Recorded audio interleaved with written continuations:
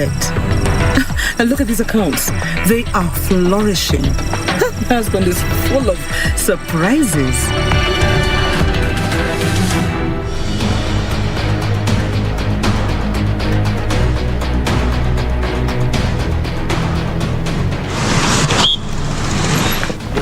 Yeah.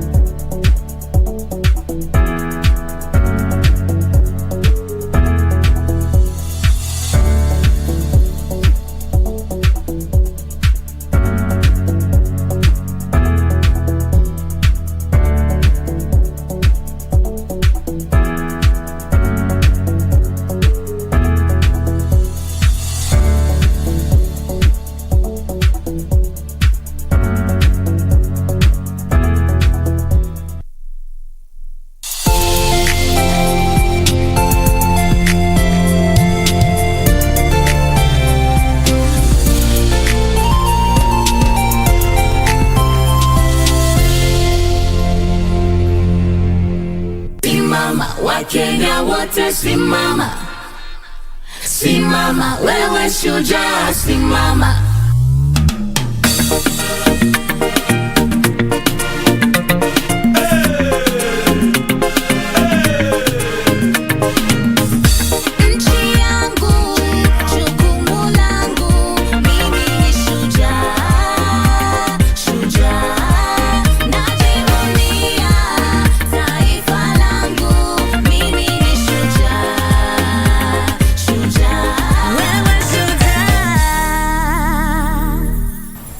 Hujambo Mkenya mwenzangu popote pale ulipo, ni matumaini yangu ubuheri wa afya na karibu sana katika sherehe za mwaka huu za Mashujaa 2021. Jina langu ni Michael Njenga. Kutoka Wanguru Kirinyaga tunasema murega Kenya. Happy Mashujaa Day. Mimi naitwa Beatrice Getonyang'etich, na kama tujuavyo tangia mwaka 2010 baada ya kuzinduliwa kwa katiba mpya, mtazamaji, sherehe za Kenyatta Day zilibadilishwa na sasa zinajulikana kama Mashujaa Day, sherehe ambayo inatumika kuwatambua watu mbalimbali. Maudhui ya sherehe za mwaka huu Njenga ni nchi yangu jukumu langu, mimi ni shujaa. Wanguru wanasemaje? Katika Wanguru tunasema vuruliwa akoa itemide akoa nie de shujaa.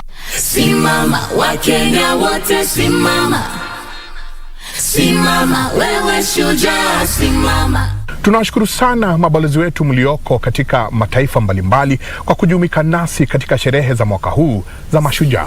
Kutoka kwa ubalozi wa Kenya, Nigeria na nchi nyingi zingine za Afrika Magharibi, tunawatakia Wakenya wote heri na baraka siku hii ya Mashujaa. Kutoka ubalozi wa Kenya Japan, tunawatakia Wakenya wote heri na baraka siku hii ya Mashujaa. Kutoka ubalozi wa Kenya Marekani, tunawatakia Wakenya wote heri na baraka siku hii ya Mashujaa. Kutoka ubalozi wa Kenya katika Jamhuri ya Afrika Kusini, tunawatakia Wakenya wote heri na baraka siku hii ya Mashujaa. Kutoka ubalozi wa Kenya, usultani wa Oman, tunawatakia Wakenya wote heri na baraka siku hii ya Mashujaa.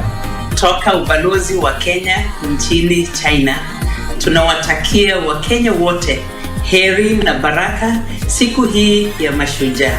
Nchi yangu, jukumu langu, mimi ni shujaa. Simama Wakenya wote simama, simama, wewe shujaa simama. Katika pitapita zetu tumekuwa tukizungumza na Wakenya mbalimbali kutoka nchi hii yetu ya Kenya, na tumekuwa tukiuliza, je, shujaa ni nani kulingana na wewe popote pale ulipo? Hebu tuwasikize. Hata mara 20 shujaa yangu ni Mheshimiwa Rais, kwa sababu ya ile kazi yote ametufanyia hapa Mwea.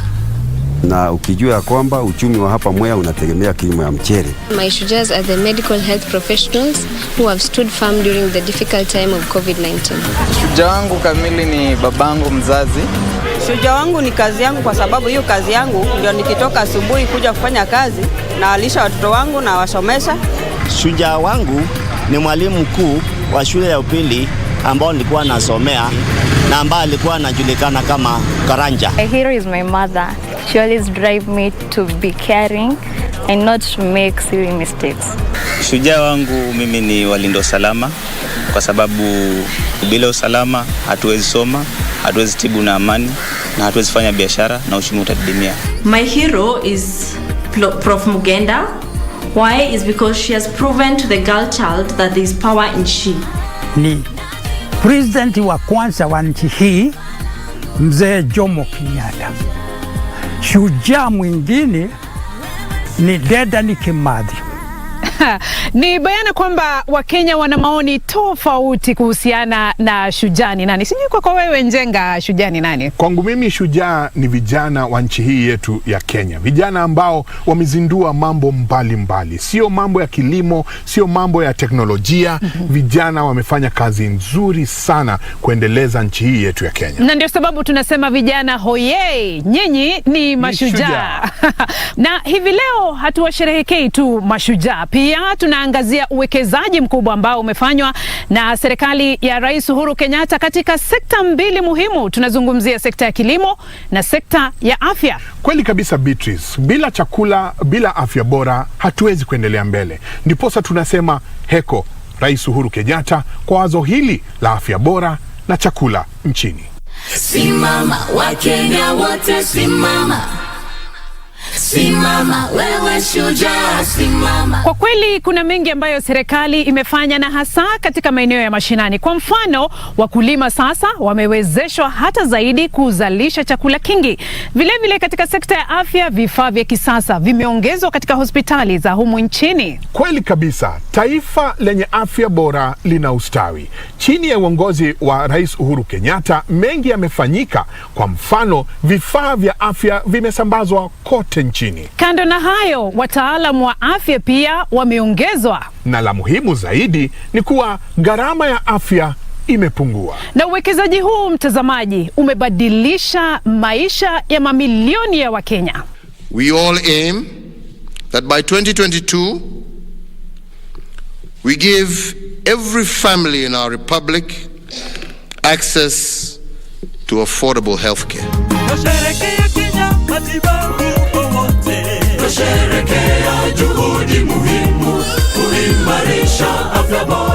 Tangu alipochukua hatamu za uongozi, Rais Uhuru Kenyatta amebadili mfumo wa afya wa taifa hili kwa kiwango kikubwa. Uhuru Kenyatta rais ulifanya mzuri sana. Tulikuwa na shida. Mungu ni mzuri kama hospitali iko hapo. Nakwambia hiyo hospitali ni kama nalala hapo. Nasikia raha kama mimi nalalia hiyo hospitali. Vile tulikuwa nateseka. Kupitia uongozi wa Rais Kenyatta, idadi ya vituo vya afya imeongezeka kutoka 4430 mnamo mwaka 2013 hadi 6342. Kufuatia ongezeko la idadi ya vituo vya afya, idadi ya hospitali za level 4 sasa zimefikia 357 ikilinganishwa na hospitali 328 za kiwango hicho mwaka wa 2013. Hospitali za level 5 sasa ni 13 ikilinganishwa na 9 mwaka wa 2013, ilhali hospitali za level 6 sasa zimefika idadi ya 6. Ikiwa kuna jambo ambalo Rais wa Jamhuri ya Kenya Uhuru Kenyatta amefanya ni kuleta afya kwa mwananchi. Hata wakati tulipata independence, hiyo ndio njia tungefuata, na hii njia itafanya hii universal health care itakuwa inasaidia sana wananchi, na sana wananchi wa kawaida. Mtoto wangu alikuwa na kansa ya ovary. Sasa nikatumwa huku, nikaambiwa sasa atafanyiwa chemotherapy, alafu akafanyiwa operation. Naona Uhuru amefanya kazi juu. Kama ningekuwa huko kwetu, najua ningeambiwa sasa niende Kenyatta ya Nairobi. Hiyo pesa singepata ya kuenda huko.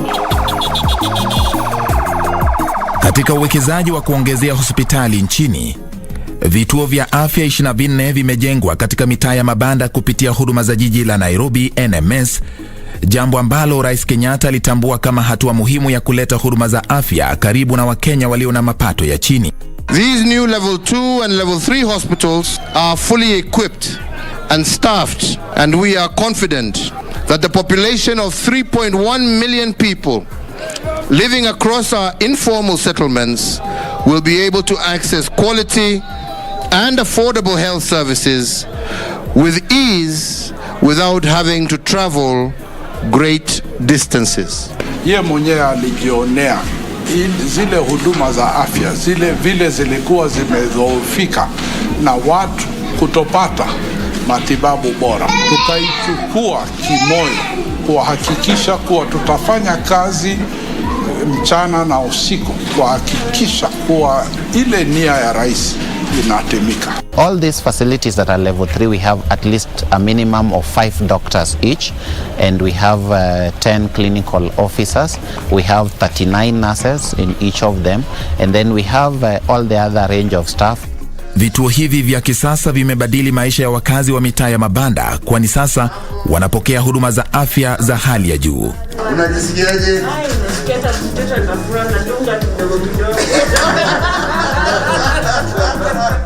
Atulipishwi dawa, tunapata free, na tena matibabu yetu yote tunapata free. Sisi miaka ambaye tumeishi tu kwa tunafikiria kama kuna jambo kama hii inaweza tendeka kwetu Mukuru kwa Ruben. Ugonjwa tu ambao unaweza tibika, walikuwa nakufa kwa manyumba, lakini kwa sasa hivi wagonjwa wote akija hapa tu muda mfupi tu anaanza madawa na anaondoka katika kifo. Tunawapatia matibabu ya hali ya juu sababu tumewezeshwa na every equipment tunahitaji kuwapatia hayo matibabu iko hapa. Equipment ziko hapa ni state of the art kama venye wanavyoona. Hakuna kitu haiko. Ujuzi mimi niko hapa, niko na nguvu. So wafilo wako karibu, tuko hapa 24/7. Because it's a community facility, there was a need to have the community health assistance within the facility. We are linking the facility to the community through the community health volunteers. Ulikuwa wakati sangine unaitwa kabla ufike kama mama mjamzito, unastukia mama amesha push na mimi nimeitwa kama mhudumu wa afya, what will I do? But na risk huyo mama na mtoto. So kuja kwa hii hospitali ni flower kwetu hapa ambao Mheshimiwa Uhuru ametuletea. Amefanya kitu kizuri, tunashukuru sana. Baadhi ya hospitali zimepigwa jeki huku huduma za afya zikiboreshwa. Hapa tuko Pumwani Maternity Lactation Center, Human Milk Bank, na inahudumia wamama kudonate ile maziwa yenye ni extra ama surplus wanapomaliza kunyonyesha watoto wao, na hii yenye imedonatiwa inasaidia mtoto mwenye mama either hayuko ama hana maziwa, na huyu mtoto hawezi pata chakula ingine. Ukiona mtoto mwenzako akilia na alijifungua akaenda au ukajifungua ukabaki, si rahisi.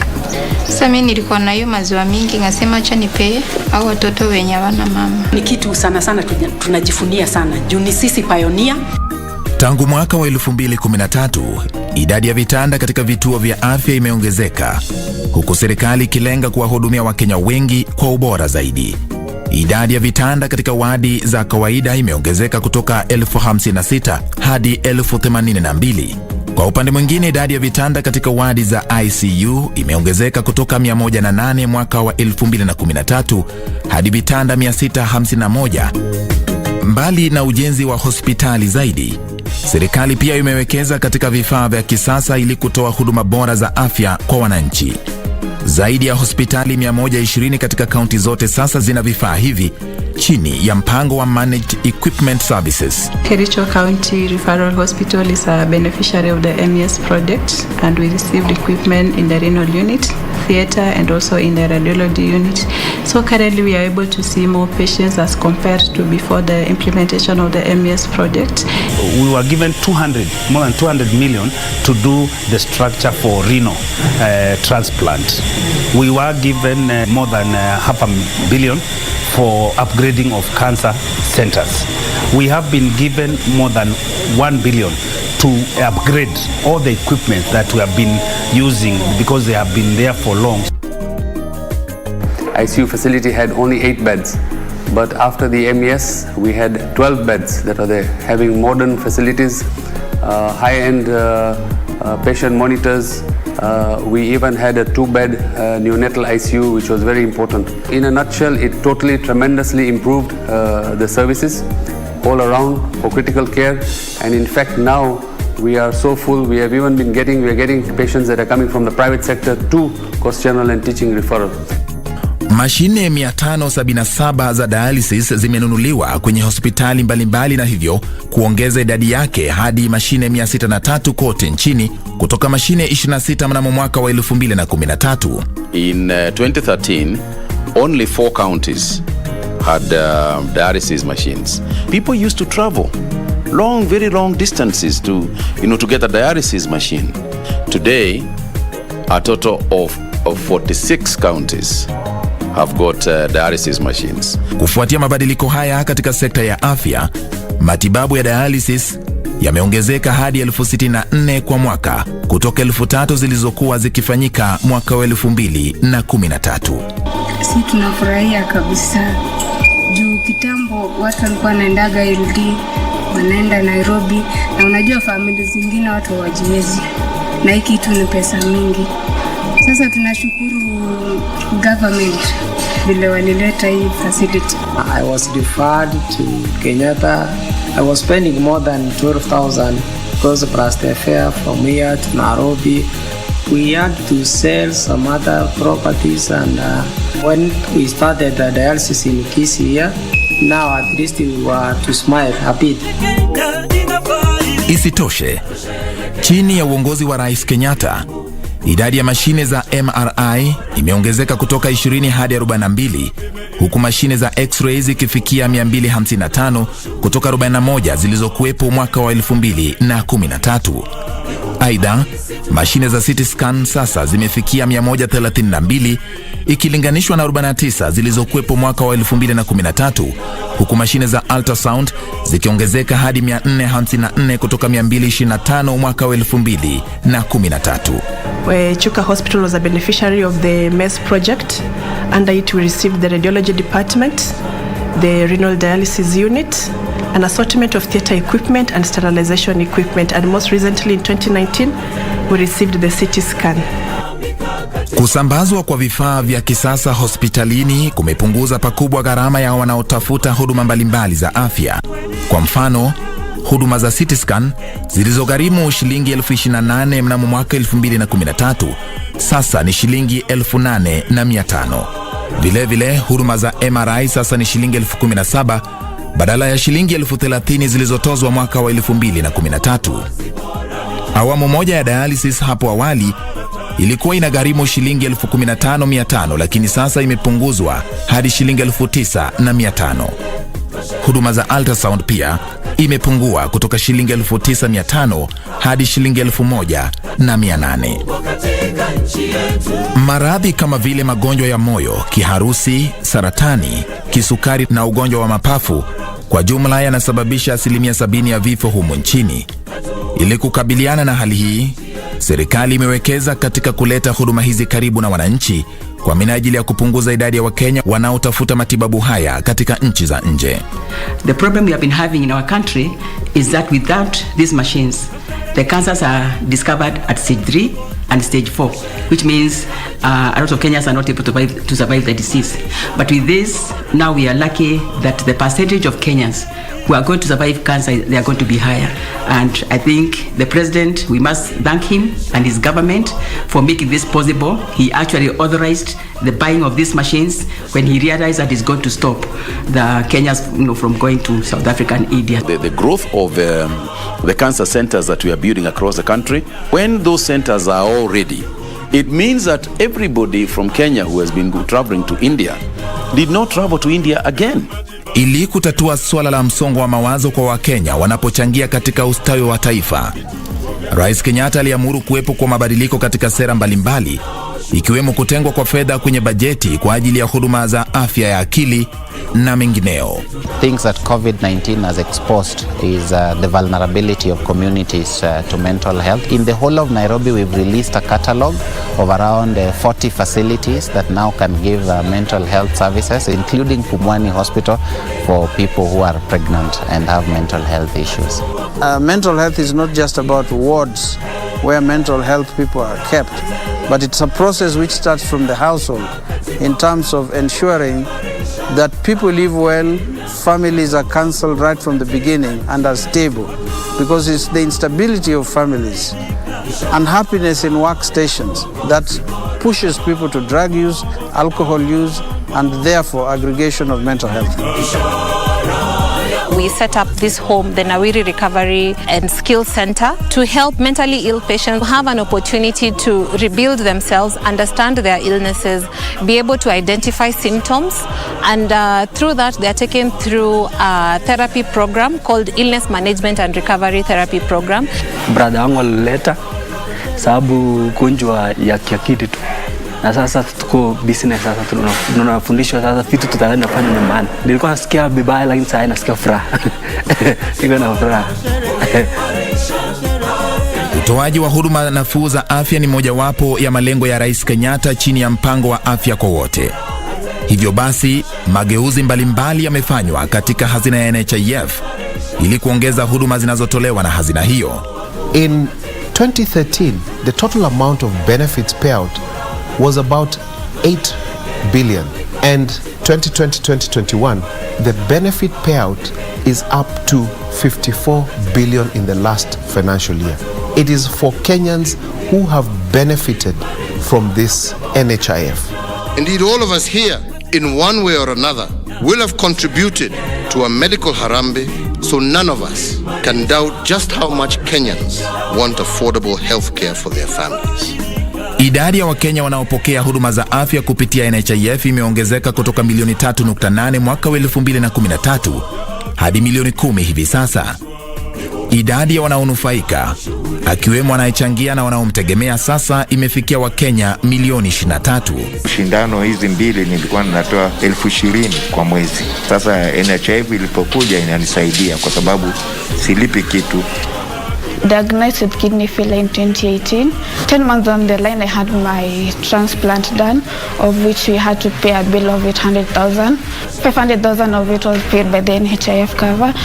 Kuna huo udhaifu kujitetea, mtu akisema labda uchumi sio mzuri, lakini ukipatwa na haya maradhi ya chronic diseases ndio utajua umuhimu wa NHIF. Radiotherapy walinilipia 20 sessions, mimi tu nikajilipia 5 sessions. Kama ni chemotherapy nilikuwa inakujaga around 9,000 ama 10,000. NHIF wananilipia 8,400, I top up 1,000. Mimi NHIF imenilipia paka siongei sana. Mimi tu nikuambia watu lipeni NHIF. Serikali ya Rais Kenyatta inazingatia sana afya ya kina mama kupitia mpango wa Linda Mama, sio tu kwa lengo la kupunguza gharama ya kujifungua, lakini pia kuhakikisha kina mama na watoto wana afya nzuri. Hakuna mtu anafaa kukosa kupata huduma ya afya akienda kwa hospitali ya serikali. Ile tu anahitaji ni kadi yenye amepewa ya kuonekana nayo, that is the mother booklet, na pia kujisajili kwa Linda Mama Services. So kwa hiyo tunahitaji ID ya mama. Hata hivyo kuna wamama wengine wenye hawajafikisha hiyo umri ya kupata kitambulisho. Hata hao tunawaona, hakuna mtu hahudumiwi hapa. Nilichukua Linda Mama wakati wa kliniki yangu ya kwanza, na kitu ilinifanya niichukue ni kwa sababu nilijua kupata mtoto inaweza nipata mahali popote, na nikiwa na Linda Mama sitachagua hospitali yoyote ile. Mathalan, huduma za kujifungua kwa njia ya kawaida na upasuaji zilikuwa zinagharimu kadi ya shilingi 12,000 na shilingi 30,000 mtawalia. Lakini sasa huduma hizo zinapatikana bila malipo chini ya mpango wa Linda Mama, ambapo zaidi ya kina mama milioni 5.9 wamenufaika. Kila mtu amefahamu kuna Linda Mama na anakuja hospitalini na anasaidika hapa.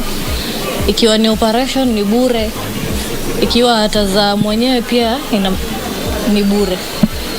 Ili kupiga jeki utoaji wa huduma bora za afya, serikali ya Rais Kenyatta pia ilitilia mkazo uajiri wa wataalamu wa matibabu 37,200 tangu mwaka 2013, na hivyo kuongeza idadi yao hadi zaidi ya wataalamu 74,000 kutoka 36,000 waliokuwepo miaka 9 iliyopita.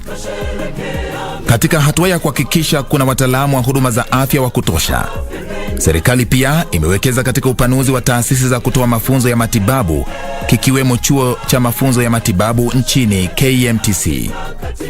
Kufikia mwaka wa 2013, KMTC ilikuwa na vyuo 28 katika kaunti 14, lakini sasa vimeongezeka hadi vyuo 71 katika kaunti 44 nchini. Our role as an institution in expanding access to healthcare services has been magnified. Within the last 10 years, our enrollment has more than doubled. It means our service delivery in terms of fulfilling the mission of UHC is widespread. Uwekezaji katika sekta ya afya umehakikisha kuwa taifa hili linaweza kushughulikia matibabu ya dharura kama ilivyodhihirika wakati maradhi ya COVID-19 yalipozuka hapa nchini. Kabla ya kutokea kwa COVID-19 mwaka uliopita, Kenya ilikuwa na uwezo wa kutayarisha lita milioni 3 za hewa ya oxygen, lakini kupitia uwekezaji mwafaka, nchi hii sasa inazalisha zaidi ya lita milioni 30 kwa siku. One other strategic investment by the government of Kenya here is the oxygen plant, which produces oxygen at the rate of 2,000 liters per minute, almost 3 tons of oxygen in a day. And it is the biggest oxygen generating plant in the East and Central African region that is based in a hospital. And the oxygen from this plant is piped to the bed of each patient from that oxygen generating plant. Nchi yetu, jukumu letu, sisi ni mashujaa. Hatua hizi za kishujaa zimeonyesha kwamba kuwepo kwa wafanyikazi wa kutosha wa huduma za afya, kuboresha ujuzi, ufadhili wa vifaa vya afya, pamoja na kupunguza gharama ya matibabu kwa walio na mapato ya chini ni muhimu sana katika utoaji wa huduma bora za afya kwa wote na kwa bei nafuu. We have covered Wanjiko, and I don't want to hear that she came to hospital and she found neither aspirin for her pain or a doctor to attend to her. Ama kwa kweli hizi ni hatua nzuri sana zilizopigwa katika sekta yetu ya afya kwa miaka 9 iliyopita. Na hatua kwa hatua sekta yetu ya afya inaendelea kuimarika. Washikadau wote katika sekta hiyo tunasema nyinyi ni mashujaa. Simama Wakenya wote, simama. Simama wewe shujaa. Kama sehemu ya ajenda ya maendeleo ya Rais Uhuru Kenyatta, mchango wa sekta ya kilimo katika uchumi wa nchi yetu unaendelea kupanuka. Hebu sasa tuangazie uwekezaji uliowekwa katika sekta ya kilimo ulivyobadilisha maisha ya Wakenya. Uzalishaji wa chakula cha kutosha ni nguzo muhimu katika ajenda kuu ya maendeleo ya Rais Uhuru Kenyatta, inayonuia kuhakikisha nchi hii inajitosheleza kwa chakula na wakulima wanaongezea mapato yao. Tangu mwaka 2013, serikali ya Rais Kenyatta imetekeleza uwekezaji mbalimbali katika sekta ya kilimo, ambao umeiweka nchi hii kwenye mkondo mufti wa kuzalisha chakula kingi, mbali na kubuni nafasi zaidi za kazi. The agricultural sector transformation and growth strategy that my administration is currently reforming the sector by increasing output and productivity, boosting incomes in agribusiness, and ensuring household resilience and food security. Uzalishaji wa chakula huanza na utafiti mwafaka ili kuhakikisha wakulima wanapata pembejeo inayofaa. Hivyo basi, chini ya uongozi wa Rais Kenyatta, serikali imewekeza zaidi katika utafiti kupitia shirika la utafiti wa kilimo na mifugo nchini KALRO. Kufikia sasa, shilingi milioni 75 zimewekezwa kwenye utafiti wa mahindi ili kupata aina bora za mbegu, shilingi milioni 30 katika aina mpya ya pamba ya BT, na zaidi ya shilingi milioni 28 katika utafiti wa mboga na matunda. In the last 7-8 years, the government through its partners and through the treasury have invested in KALRO over 1 billion shillings, both in laboratories and in equipment. If farmers bring, for example, their soils for analysis before they planted their crops, we are able to do the analysis faster and more accurately and do fertilizer recommendation for the different crops for them. Uzalishaji wa mazao mengi kunategemea kupatikana kwa pembejeo kwa bei nafuu. Kama kigezo muhimu cha uzalishaji wa chakula kwenye ajenda kuu ya maendeleo ya Rais Kenyatta, serikali ilianzisha mfumo wa kuwasajili wakulima kwa njia ya dijitali ili kuhakikisha wakulima wanapokea pembejeo mbalimbali za kilimo kwa wakati unaofaa. Mpango huo kufikia sasa umewanufaisha wakulima 74,000 na pembejeo ya jumla ya shilingi milioni 913. Kwanza tukaongea na wale washuhuzi wa mbolea wale wanatoka nje ya Kenya, kwa sababu mbolea nyingi ni ya nje ya Kenya. Tukafungua manduka ya kiserikali kama NCPB, KNTC, New KPCU, wausie huko ndio ifikie mkulima kule mashinani. Na tukaongea nao kuhusu bei, tukateremsha. If you compare the muriate of potash hapa kwa agro dealers tunanunua over 2,000 shillings, na huko kwa iko na subsidy it is halfway, tunanunua 1,300. Huku baadhi ya sehemu nyingi nchini zikipokea mvua ya kutosha na kuzalisha mazao kwa wingi, kuna sehemu ambazo ni kame. Hii ndio maana chini ya uongozi wa Rais Kenyatta, serikali imewekeza katika miradi mbalimbali ya unyunyiziaji maji mashamba kwa gharama ya shilingi bilioni 32. Hii imeongeza sehemu zilizo chini ya mradi huo kwa zaidi ya ekari 1161 hadi takriban ekari 1505, kunufaisha takriban wakulima 1110 na kubuni nafasi za kazi takriban 800 kwa njia ya moja kwa moja au isiyo ya moja kwa moja. We must accept today that rain-fed agriculture will not provide sufficient food for our country. This, ladies and gentlemen, is a challenge we must confront head-on as part of our strategy to realize our commitment to deliver on food security. Tunawezesha mkulima mdogo mdogo anapata nafasi ya kujisimamia mwenyewe. Kumbuka kila hekari tunatoa kazi kama 5. Kwa hivyo kuna mkulima analeta fertilizer anapata pia kipato hapo, analeta user pipes za maji anapata kipato hapo, anauza mbegu anapata pia kipato hapo. Kwa hivyo wakulima wa Kenya kwa jumla wale ambao wana hii miradi wamehusishwa kwa njia moja au nyingine ya kuweza kuendeleza maisha yao. Kama si maji yalikuwa hakuna, kama sisi anakaa kama nini, kama watu hakuna kitu anafanya. Lakini sisi nasema asante kwa sababu hii mtu anapatia maji ya irrigation. Sasa hiyo maji sisi kilete, unaleta tu kwa chamba. Hata ni mahali kukapu sana. Hata njua inakuanga kali, kulima inakuanga ngumu, lakini ukiwa na maji inakuanga rahisi sana, sababu mchanga ni dry kabisa. Ukiweka maji kila kitu inasaa. Hapa palikuwa pambaya sana, juu hata serikali ilikuwa inatupatia msaada, lakini wakati tuliletewa maji na tukachibiwa hizi water pans, tunaona tunasaidika sana. Hii kisima amesaidia sisi sana, kwa sababu sisi hapana jua mambo ya shamba, sisi hapana jua. Sisi najua mambo ya mafugo, ama anza shamba hii.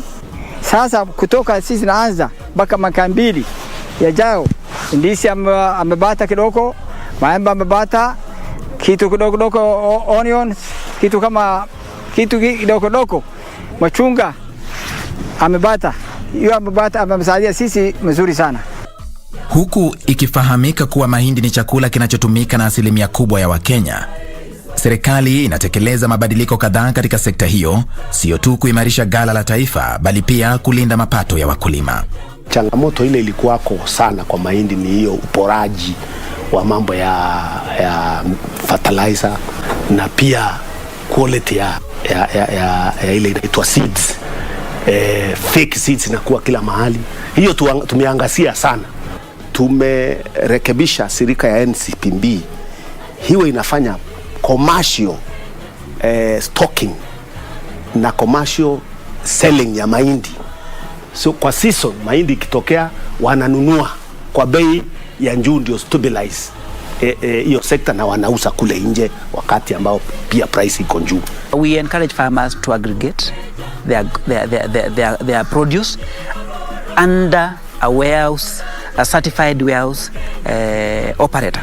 And in this, they can play around with the forces of demand and supply. And of course, when produce are aggregated, we expect the price of the produce to go up. And that's the time that the farmer can offload the maize to the market. Uzalishaji wa mpunga unaendelea kuimarishwa huku miradi ya Ahero na Mwea ikiendelea kupanuliwa. Licha ya kusaidia kukidhi mahitaji ya mchele nchini, miradi hii imebuni nafasi nyingi za kazi kwa wakazi wa sehemu hizo. Sasa siwezi tegemea mwingine. Ile kitu imetoka hapa kwa shamba yangu ndiye nanunia naye mahindi, alafu zingine ninaweka mpunga pia nakula. Tunalima mchele na inatusaidia. Tunaweza kusomesha watoto, tunaweza kukaa kama mkulima anakaa kama mfanyabiashara mwingine. Hatuna tofauti sana. Sasa maisha tunaona maisha sasa ni mepesi. Ujenzi wa bwawa la Thiba katika kaunti ya Kirinyaga unaogharimu shilingi bilioni 8.2 utatekeleza wajibu muhimu katika upanuzi wa mradi huo, ambapo kwa sasa ekari 25,000 zinazalisha mpunga. Mradi huo wa Thiba utakapokamilika utaongeza ekari hizo hadi 35,000 ambazo zinatarajiwa kupiga jeki uzalishaji wa mpunga kutoka metric tani 1114 za sasa hadi metric tani 1200 kila mwaka. Hapa kumekuwa na shida ya maji kila msimu. Na Mheshimiwa Rais wakati alichukua serikali amejenga tayari Thiba Mega Dam ambayo iko hapo pande ya Gichugu, na mwisho wa mwaka huu itamalizika. Kwa hivyo hiyo shida ya maji itaisha kabisa, na hiyo ndio shida kubwa ambayo ilikuwa inasumbua watu hapa Mwea. Simama Wakenya wote, simama. Simama wewe. Beatrice, je, unafahamu kuwa 80% ya mpunga wote ambao unazalishwa nchini Kenya unatoka hapa Kirinyaga? Ni vizuri kujua hivyo, na ni vizuri pia kutambua kwamba kaunti ya Kirinyaga Njenga ndiyo kaunti inayozalisha nyanya kwa wingi zaidi kuliko sehemu nyingine yoyote hapa nchini Kenya. Na mchele wa hapa Kirinyaga ni top. Arimi yothe a Kirinyaga gatho nyingi ni wira mwega muraruta. Tunasema kwamba wakulima wote kutoka kaunti ya Kirinyaga, asanteni sana kwa kazi nzuri mnayofanya. Tunasema nyinyi ni mashujaa. Ili kuongeza fedha wanazopata wakulima, Rais Kenyatta aliamuru kufanyika kwa mabadiliko kadhaa katika sekta za chai na kahawa, ikiwemo mabadiliko katika sheria na pia wahusisha wakulima katika shughuli za viwanda vya mazao hayo. Chini ya mpango wa Cherry Advance Payment Scheme, serikali imetoa shilingi milioni 51.7 kuwalenga wakulima wadogo takriban 6,000 katika sehemu mbalimbali nchini. Mikakati ya kuongeza mapato ya wakulima wa chai katika sehemu mbalimbali pia ni kati ya mabadiliko yanayoendelea ambayo yamewapa wakulima matumaini mengi. Hii pesa ya majani ndio inasomesa watoto. Tuseme mtu ule anachuna kilo, anakuja akiwa na mtoto, anampatia pesa in advance, anasomesa mtoto yake. Hivyo bereni kulikuwa na shida mingi sana kwa vile watu ni loans. Lakini mwaka hii nimeona serikali kama inakumbuka watu ya majani. Kahawa ilikuwa imeenda shindi kabisa mpaka ilikuwa karibu kuisha. Kuanzia siku ile wakulima walianza kusikia hayo mabadiliko ya hiyo mawazo, wakulima wamesharudi kwa shamba. Uwekezaji katika uzalishaji wa viazi, ikiwemo kuimarishwa kwa uwezo wa taasisi za umma zinazohusika na uzalishaji wa mbegu bora, na pia kuwapa wakulima mafunzo kuhusu teknolojia mpya mbalimbali, unaendelea kutekelezwa. Zaidi ya wakulima 800 nchini Kenya wanakuza viazi katika hekta takriban 1176, na hivyo kubuni nafasi za kazi takriban milioni 3 kwa njia ya moja kwa moja na isiyo ya moja kwa moja. Serikali pia imejenga vituo vya kuhifadhi mazao katika maeneo mbalimbali ya kukuza viazi ili kupunguza hasara inayotokea baada ya mavuno. Sasa hii store ambaye tunajenga sasa ya barafu itahakikisha ya kwamba wakulima wetu wako na pahali wakishavuna wanaweza kuweka, mtu akikuja Kama hakupatii ile bei unataka, wewe unajua viazi yako inaweza kukaa hapo zaidi ya miezi 6. Zamani tulikuwa tunaziweka kwa nyumba, alafu zinaanza kumea zikiwa kwa nyumba. Kwa hivyo sasa hii kiwanda inatusaidia juu ya storage, vile inakaa itakuwa kitu mzuri. Kupitia mpango wa kuendeleza sekta ya kilimo ASDSP, serikali imewasaidia wakulima kufanya kilimo biashara. Uzalishaji wa asali ni mojawapo ya miradi kama hiyo ambayo imewafaidi zaidi ya wakulima 7,700 katika maeneo ya ufugaji nyuki kupitia uwekezaji wa shilingi milioni 44. ASDSP walituita kwa seminar, wakaenda kutufunza maneno ya asali, waliita watu wa nyama, maziwa na asali. Sasa wakaenda wakatufunza, ndio wakatuambia maneno ya value addition. Tukaambiwa maneno ya kupake kwa mkebe mzuri kama hii. Nyingine tukaambiwa maneno ya KEBS, kucertify kwa KEBS. Ya tatu tukaambiwa maneno ya PACO. Kupitia uongozi wa Rais Kenyatta, serikali imeanza kujenga masoko ya kuuza mazao ya kilimo kote nchini ili kuhakikisha wateja wanapata chakula kwa urahisi na pia kuwasaidia wakulima kupunguza hasara baada ya kuvuna mazao yao na hivyo basi kuwaongezea mapato. Mahali tulikuwa tunafanyia kazi kula kwa Lewe, huko kulikuwa na matope. So huku ni kama Canaan. Hakuna matope kupaguza. Tena hata makastoma wetu wanatuambia huku ni kuzuri, mpaka wanakuja kututafuta huku. Me I'm okay. The place is good, very good, and the environment is so friendly. Tukiangalia vile the place iko, kuna maji hapo, hatutasumbuliwa tena. Alafu security pia tunaona iko sawa. Ili kuwapa motisha zaidi wafugaji wa ng'ombe wa maziwa nchini, Rais Kenyatta ameendeleza juhudi za kuzindua upya kiwanda cha New KCC, huku serikali ikiwekeza zaidi ya shilingi bilioni 2 katika shughuli hizo. Hii ni pamoja na viwanda 8 vya kutayarisha maziwa katika kaunti mbalimbali, viwanda vikuu 13 vya kuhifadhi maziwa na vingine 39 katika maeneo yaliyo karibu na wakulima. Hii imeongeza uwezo wa kiwanda hicho wa kutayarisha maziwa kutoka lita 1,300 kwa siku hadi lita 800, hivyo basi kuwanufaisha wakulima 80,000 ikilinganishwa na wakulima 40,000 hapo awali. Katika miaka 5 iliyopita, kiwanda cha New KCC kimewalipa wakulima wa maziwa jumla ya shilingi bilioni 25. Wakati kampuni ya zamani ya KCC ilianguka na pesa ya wakulima karibu 500 million, na serikali ya Uhuru tena ikakuja ikalipa hiyo 500 million ya wakulima yenye ilipotea miaka 20 iliyopita.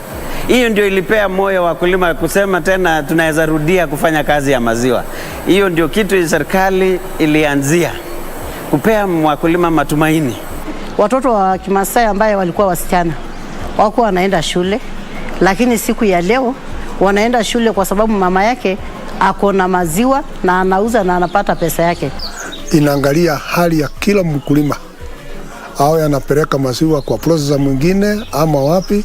Ikigia ni mambo ya training, KCC training yote inakuwa ni farmers wote bila kupagua. Katika KCC walianza modernization, ndio tukafurahi sana, tukaona tumefika nyumbani. Sasa ndio nikaweka bidii, kwa sababu pesa ambao wanatupea wakati mzuri kama between kutoka tarehe 1 mpaka tarehe 10, hapo unajua utapata pesa yako.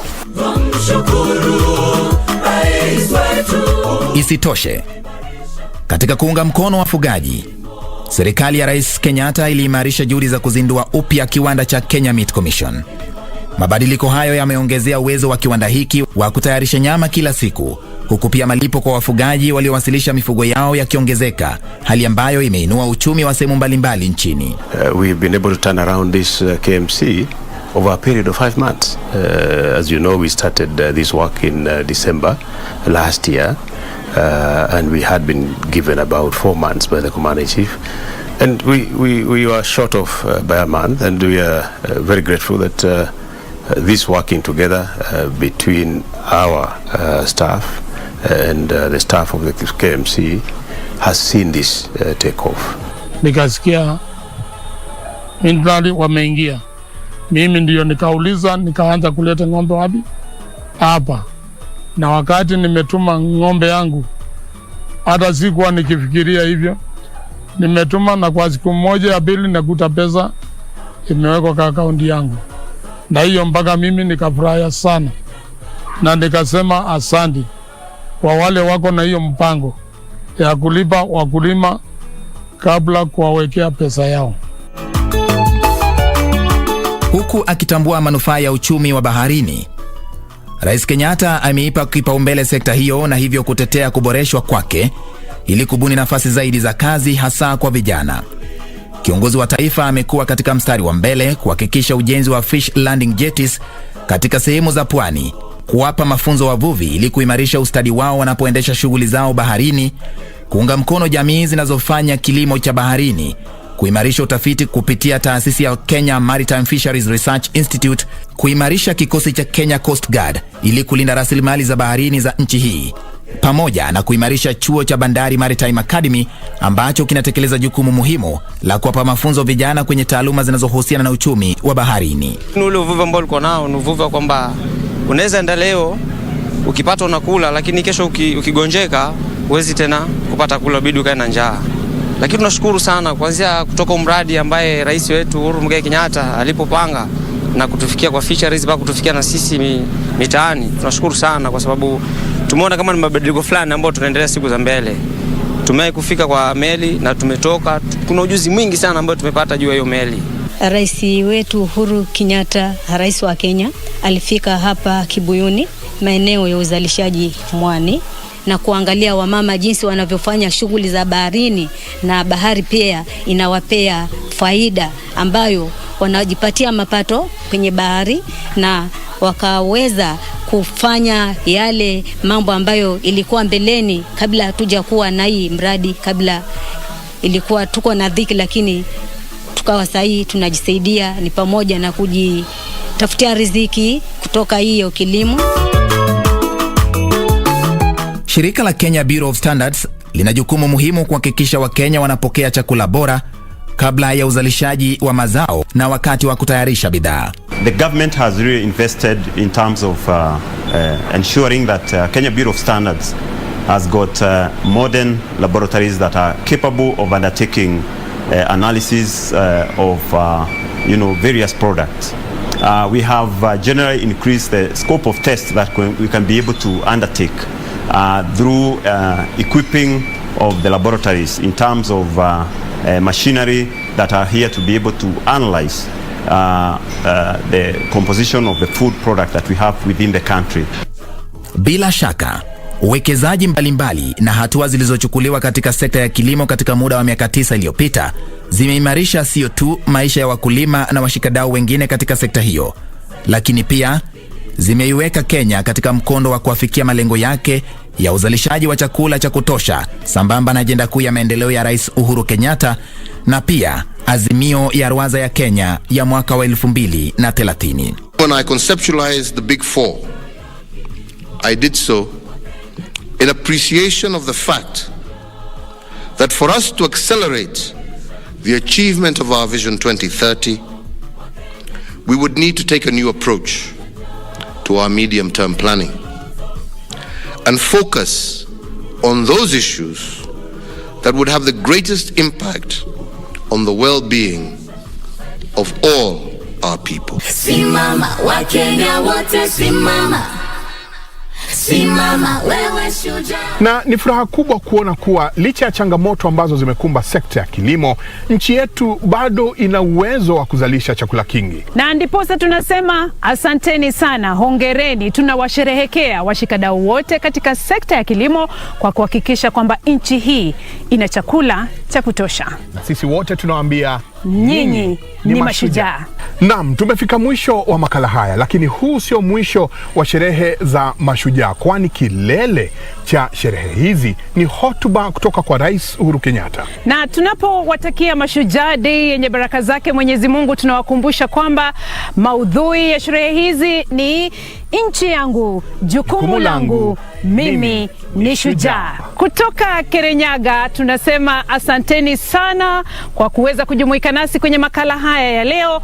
Mimi naitwa Beatrice Gatonyangetich na kutakia happy Mashujaa Day. Asante sana, jina langu ni Michael Njenga na tunashukuru. Nasikia huko Wanguru, Gai mwega we motageri waita, mwamukeri magogo na madwairo, Gayore bere tutige hotonedo, mwene nyaga twakuhoya. Simama Wakenya wote simama, simama wewe shujaa simama.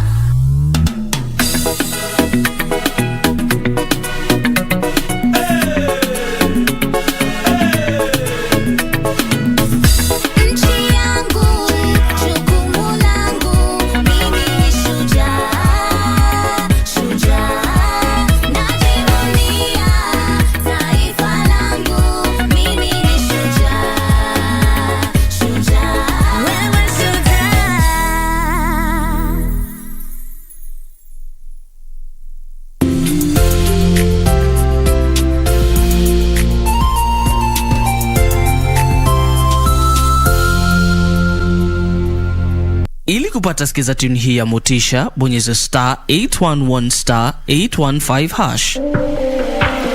Wengi wamelazimika kusitisha ndoto zao kufuatia vigezo na changamoto mbalimbali maishani. Hata hivyo, mwishowe kilicho chako huwa chako, ukitia bidii bila kupoteza kilichokupa motisha mwanzoni. Ili kupata skiza tune hiyo ya motisha, bonyeza *811 *815 *811 *815 #.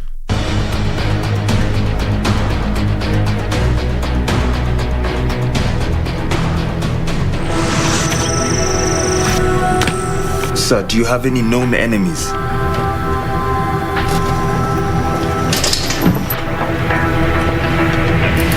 It's that girl. She's up to no good. I don't know why he keeps on saying that the business is as good as dead. And look at these accounts. They are flourishing. My husband is full of surprises.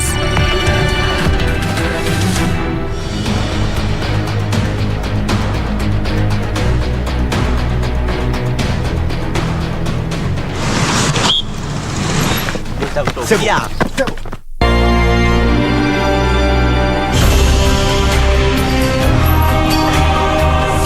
Yours was the face I saw above my cradle, the only mother I've ever known. But my feet are set upon a road that I must follow. I will teach thee. Men shall be ruled by law, not by the will of other men. Slaves are mine. My people go. I know not his God, neither will I let his people go. You have not obeyed the Lord. This night, the Lord our God will deliver us from the bondage of Egypt.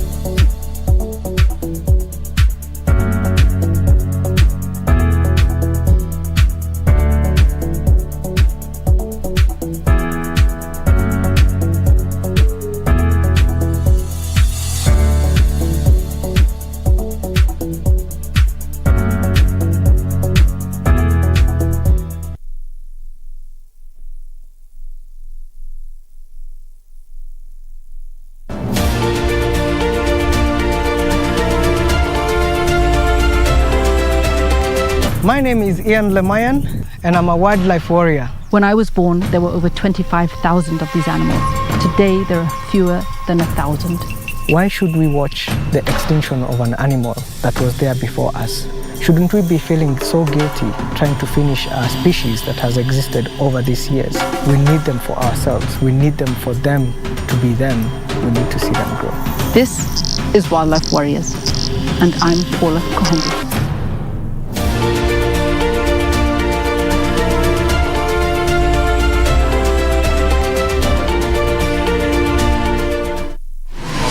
Log on to the KBC website at www.kbc.co.ke to get the latest breaking news, entertainment,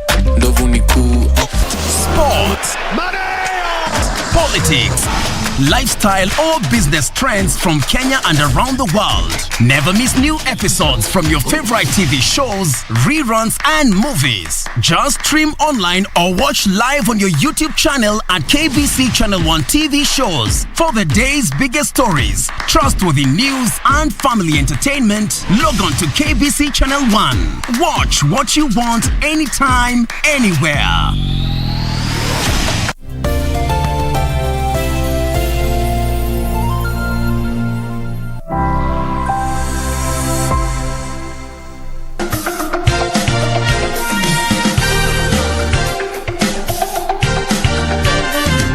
So, Nicholas, you've heard us talk about you.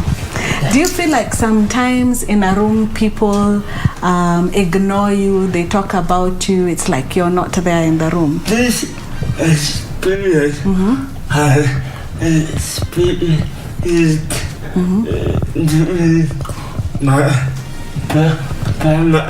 yes. Education. And do you sometimes go through that people in society reject him? Some people ignoring Nicholas, telling me, have you given your child drugs so that he can walk like this? Yeah. Then you have to take time and answer that person.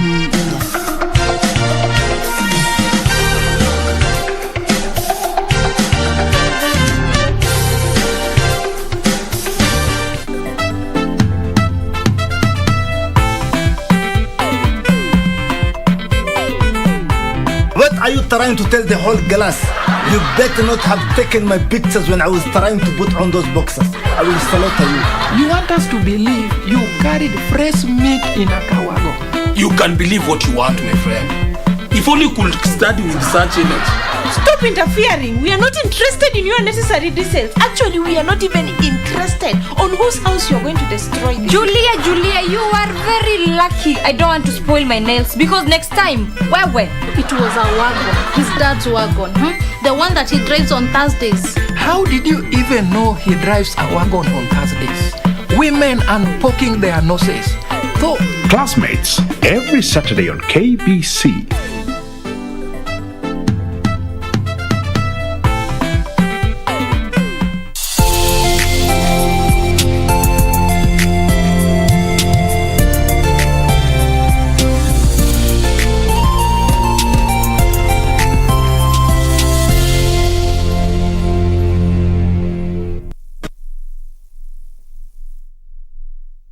Good morning. With that kind of music, that welcomes you to Mashujaa Day celebration.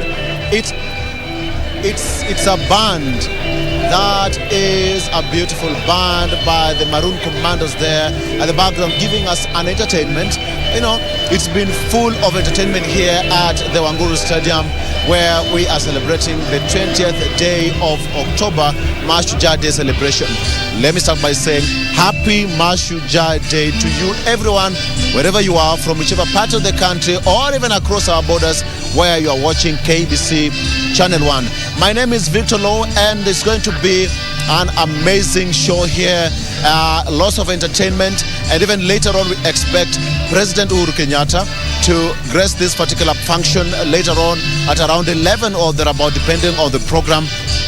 He will be flanked by a dignitary, a host of other dignitaries who are going to be visiting this particular venue at Wanguru Stadium, where this particular region, that is Kirinyaga County, is hosting this edition of Mashujaa Day celebration. It is a flurry of activity here. Later on as well, we expect the military to give us a show, and even they fly past by the Defense Forces, the Kenya Air Force, they fly past by the jets, the helicopters, having around here at the Wanguru Stadium. As well as lots of entertainment, even the speech from the president and other dignitaries, who is the visiting president, Malawi president, together with the first lady, who are the chief guests at this particular event. But right now, let me just go straight to one of the gentlemen who is with me here. He's a Mashujaa, a hero.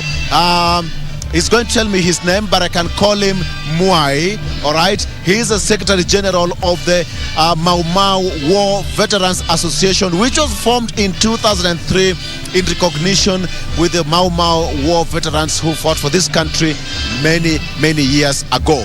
And without much further ado, allow me to introduce him and just go straight to him and bring him to you on board. Karibu sana Mwai wa Muthigi, right?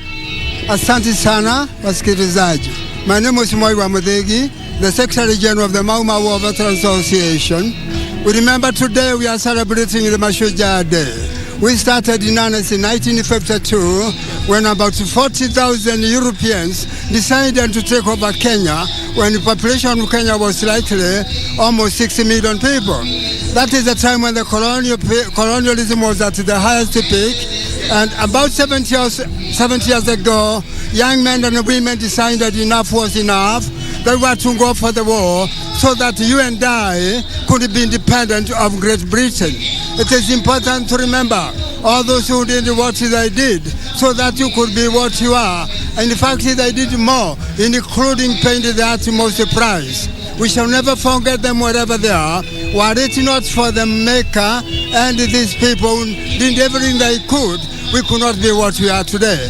Therefore today, as a Secretary General of the Association, we request all the Kenyans to celebrate this day with a lot of pride and remembering very keenly that there are people who shed their own blood so that you could be happy in the way you are. We assure you, colonialism was very bad. Everything was European. Okay. So what does this day mean to you? What's the significance of this day to you today? It is very important to see Kenyans rejoicing, doing their own things, and the entire administration is in black, which was not the case in those days, and you are free to do anything that you wanted to do as an independent and a sovereign state. Therefore, we urge everybody to support the whole thing. We used to sing the God Save the Queen. Today's a different story of the matter. We have our own government under the wise leadership of Uhuru Muigai Kenyatta, and it's very important. We embrace the cooperation. We need to support him in whatever he's trying to do in the interest of this country.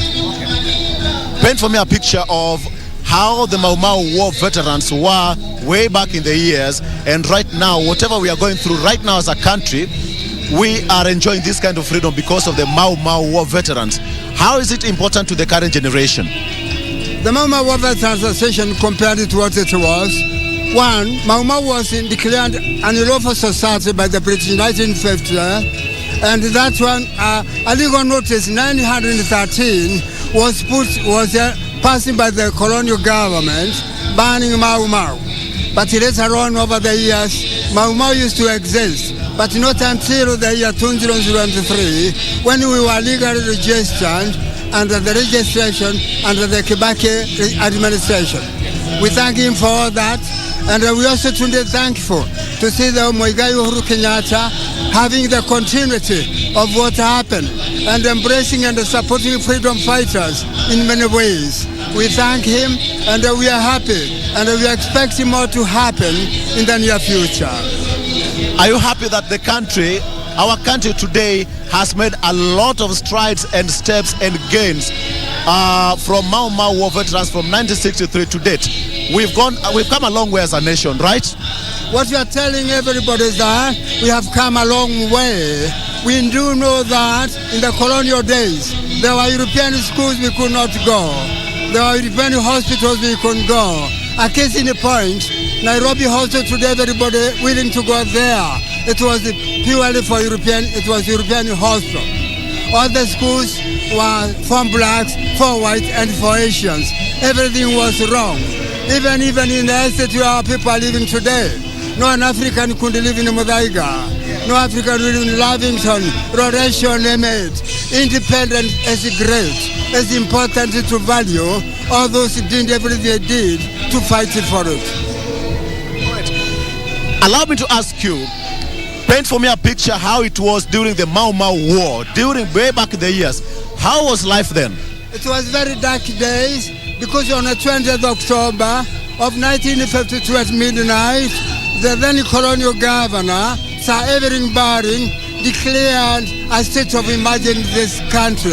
And it was so terrible for Africans. They were not allowed to move. There was a very notorious curfew, which was just imposed from 3 p.m. in the day up to the following day, 7 a.m. So we can see a lot of things. Again, I must say this. We are coming back to you live shortly. We have got Speaker of the National Assembly, Justin Muturi, who is speaking to us. So we'll come back to you shortly. All right, just stay around. We'll be right back.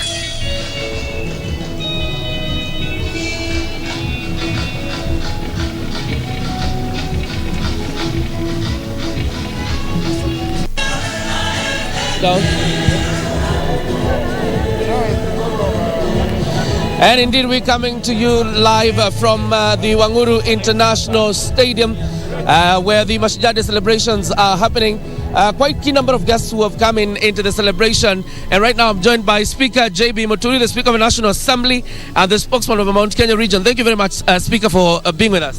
Thank you very much. First of all, the celebrations being in Mount Kenya, how does this feel? Feels great. And granted that also the weather has been very, very good. So I think the sky is also blessed. Yeah. Absolutely. In your role as spokesman in the National Assembly Speaker, I don't know what issues you probably would want the President to address himself to when he's in this region, because obviously this is one of the counties in Mount Kenya region. Well, issues to do with agriculture, food security, and generally youth unemployment. Those are areas that, even as we celebrate the milestones that we've achieved in the country, there's still those are areas that still need to be addressed. And I believe that the President will be addressing them, including issues of inclusivity, unity of the country, and generally matters to do with the attainment of the Big Four. Yeah. As a Speaker of the National Assembly, and when we talk about Mashujaa Day, do you believe we are celebrating our heroes the way we should? And that comes also from the aspect of legislation in the House that you lead. Well, as far as I'm concerned, the fact that we renamed this day as Mashujaa Day in the Constitution is a big milestone. What remains now is for specific actions to be done to acknowledge the role played by those who have gone before us and acknowledge that they really made sacrifices for us to be free as a country. But also remember heroism, which is also part of patriotism in the country, does not just end because with our history. We continue to have other Kenyans that apply themselves very, very diligently in patriotic manners to achieve glory for this country. We need to acknowledge them in big ways which can be physically manifested. Yeah. The high cost of living, Speaker, as we let you go, because this has been a major challenge and you've spoken about it several times. Is it something probably, and when the President addresses himself, obviously that's an issue he will touch on, but it appears to be an issue that has affected almost every Kenyan as we're speaking? I appreciate that the cost of living has been quite high, but of course there are myriad of factors that can be attributed to this, and among them, of course, the worldwide COVID-19 pandemic. But of course, there are other factors which I believe both the national government and the county governments are also addressing, particularly with regard to what goes to raise the cost of living, factors of production, what kind of legislation, energy sector. We all know that all these are issues that we have seen government taking action in a bid to address them. And therefore, I would want to tell Kenyans, please, it's not all gloom. there is hope. All right. We're headed towards an election. You released a statement yesterday, of course, welcoming everybody to Mount Kenya region, being the Mount Kenya spokesperson. But you talked about the message of peace for everybody who takes the microphone there to preach the message of peace. Yeah, indeed. That has been my clarion call. I am one person that believes in the unity of the country, and this has very many gains. If one wants to really, address it, to break it down, with peace, we will achieve a lot as a country. And therefore, whether we are going into elections or whatever, it is fair that everybody preaches peace, unity in diversity. It does not matter whether you believe or you agree with my point of view. Let us disagree respectively. We are all Kenyans, and we have a great country to build. Absolutely. And grow. Absolutely. Yes. Thank you, Speaker. Happy Mashujaa Day. Happy Mashujaa to you and to all Kenyans. All right. Asante sana. National Assembly Speaker Justin Muturi speaking to us right away from the Wanguru International Stadium, where the 12th Mashujaa Day celebrations are.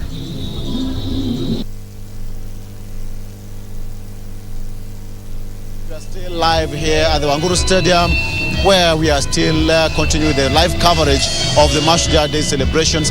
And before we went on a break, we are having a discussion here with one of the war veterans, who is actually the Secretary General of the Mau Mau War Veterans Association. He's called Mwai Wa Muthigi, right? So let me just ask you, before we went on a break, I asked a question about how life was way back then and today, the kind of suffering that the Mau Mau war veterans went through. Please just paint for me a picture of how it was. Well, to paint out the picture, I would tell everybody Kenyans we would respect our independence, because at independence, before we went to the war, colonialism was at the peak, and African was nobody, was considered just to be an object. Therefore, everything was Europeans. And our founding fathers knew too well that we were to die for this country, because if that never went, they knew that they couldn't go the Australia way, New Zealand way, Canada way, and America way. We were to lose the country. So on 20th of October, 1952, the colonial governor then, Sir Everett Barry, declared a state of emergency. And since then, it continued for almost 8 years, and things were never the same again. Africans were denied, all their human rights were taken away, and they had nothing to say. Some of them were detained in various detention camps nationwide. There are about 53 detention camps. And we are here in Mwea today, 6 of them were here, where eventually, after almost 7-8 years, everybody was released through Mwea detention camps. There were 6 of them. And we understand very well, if it were not what our Africans did, our Kenya did to liberate us from the colonial bondage, who could be in trouble.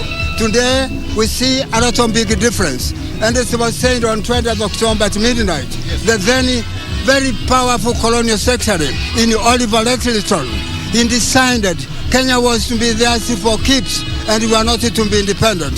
That alone promoted young women and young men and women to take up the arms so that they could liberate you. Let me ask you, how important is Kirinyaga in terms of the war veterans?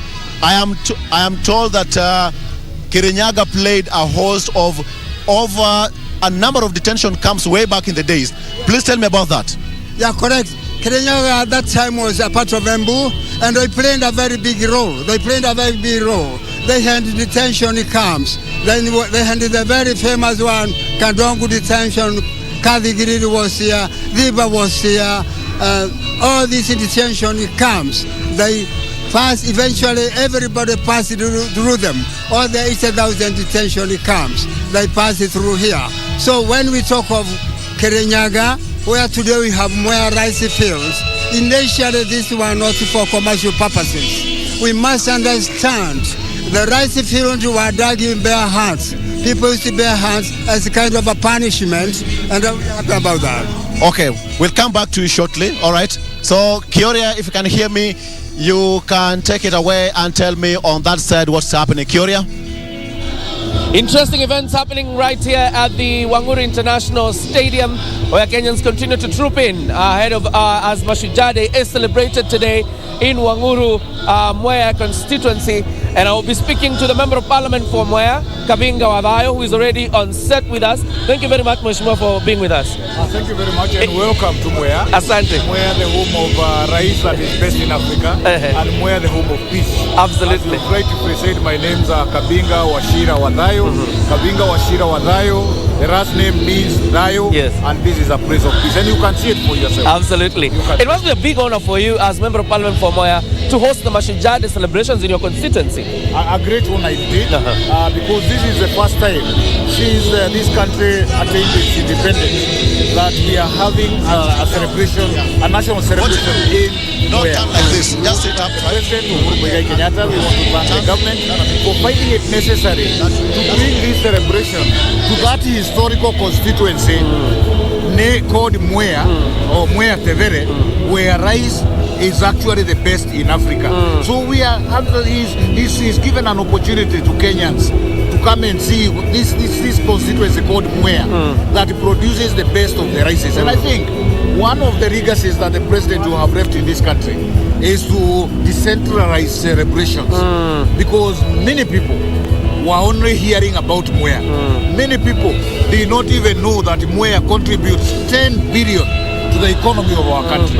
Many people did not know that after the river dam that is being constructed, Mwea will be contributing more than 20 billion to the economy. And this is very important, because when Kenyans hear that the government is spending money on some projects, people do not interpret that those projects into economic value of the country. And therefore, wherever we are explaining to people, we are telling them, take your time. This is the time to also travel to Diva Dam, see how they are doing. By November it will be complete. There will be water flowing. We will be contributing 20 billion into the country. And we'll talk about rice in a bit, but you talked about legacy.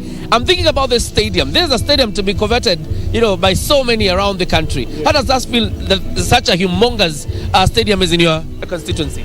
My friend, as they always say, if you see a tortoise on the table, somebody must have praised it. It didn't just cry because it cannot cry. As a people of Kirinyaga, as a people of Mwea, we have persistently talked about the potential of Mwea. And it's not until this historic moment of the presidency of Uhuru Kenyatta that we have been heard. This constituency has a history.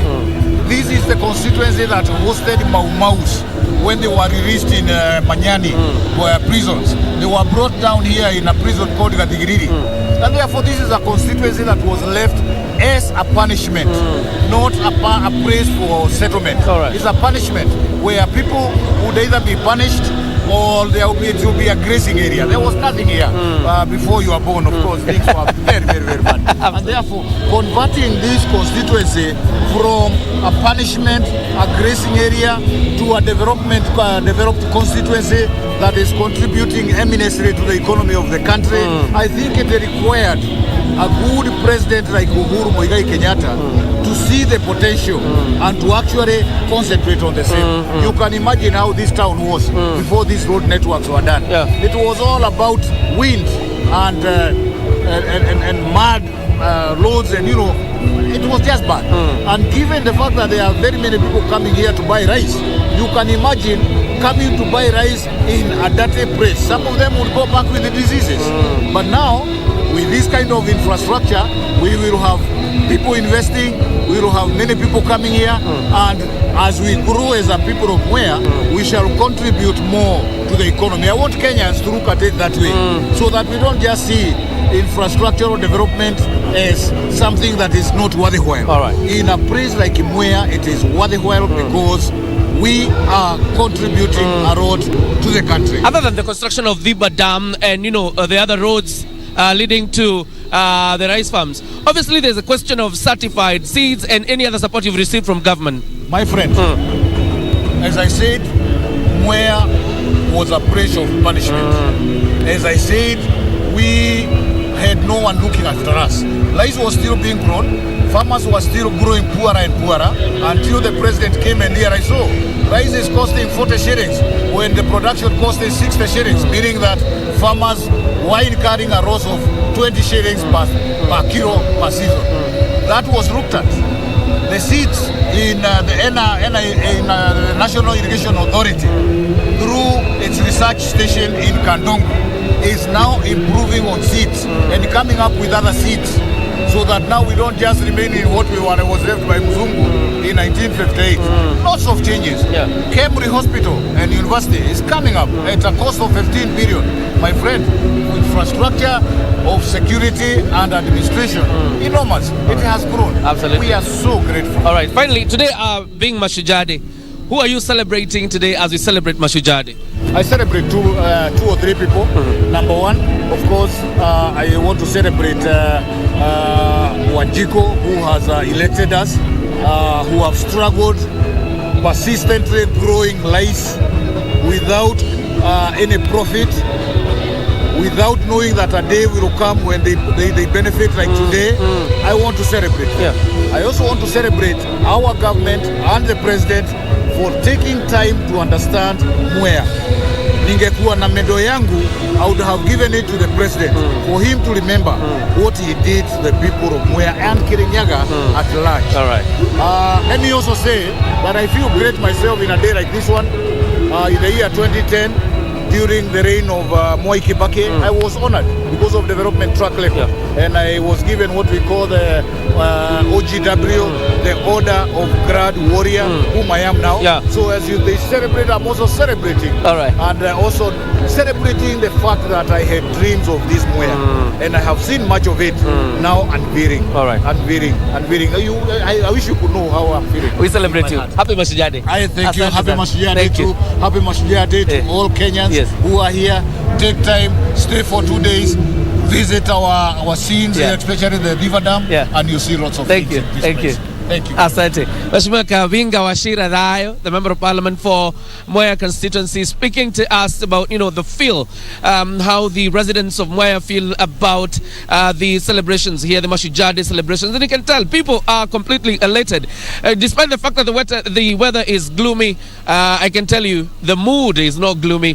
And definitely members of public continue trooping in. There's a 10,000 capacity stadium, except that it can only hold 3,000 because of a COVID-19 restrictions. And as you can see, quite a number of dignitaries have already arrived into the dais. We have Speaker J.B. Muturi, who's been with us, and we also have the Chief Justice of the Republic of Kenya, Martha Koome, and we also have the Deputy Governor, Kirinyaga County, and the leadership of this country continues to troop in and will be notifying you who is seated in the dais. For now, I'll hand you back to Victor Olo, who is on the other side of this stadium to continue with his interview. Victor.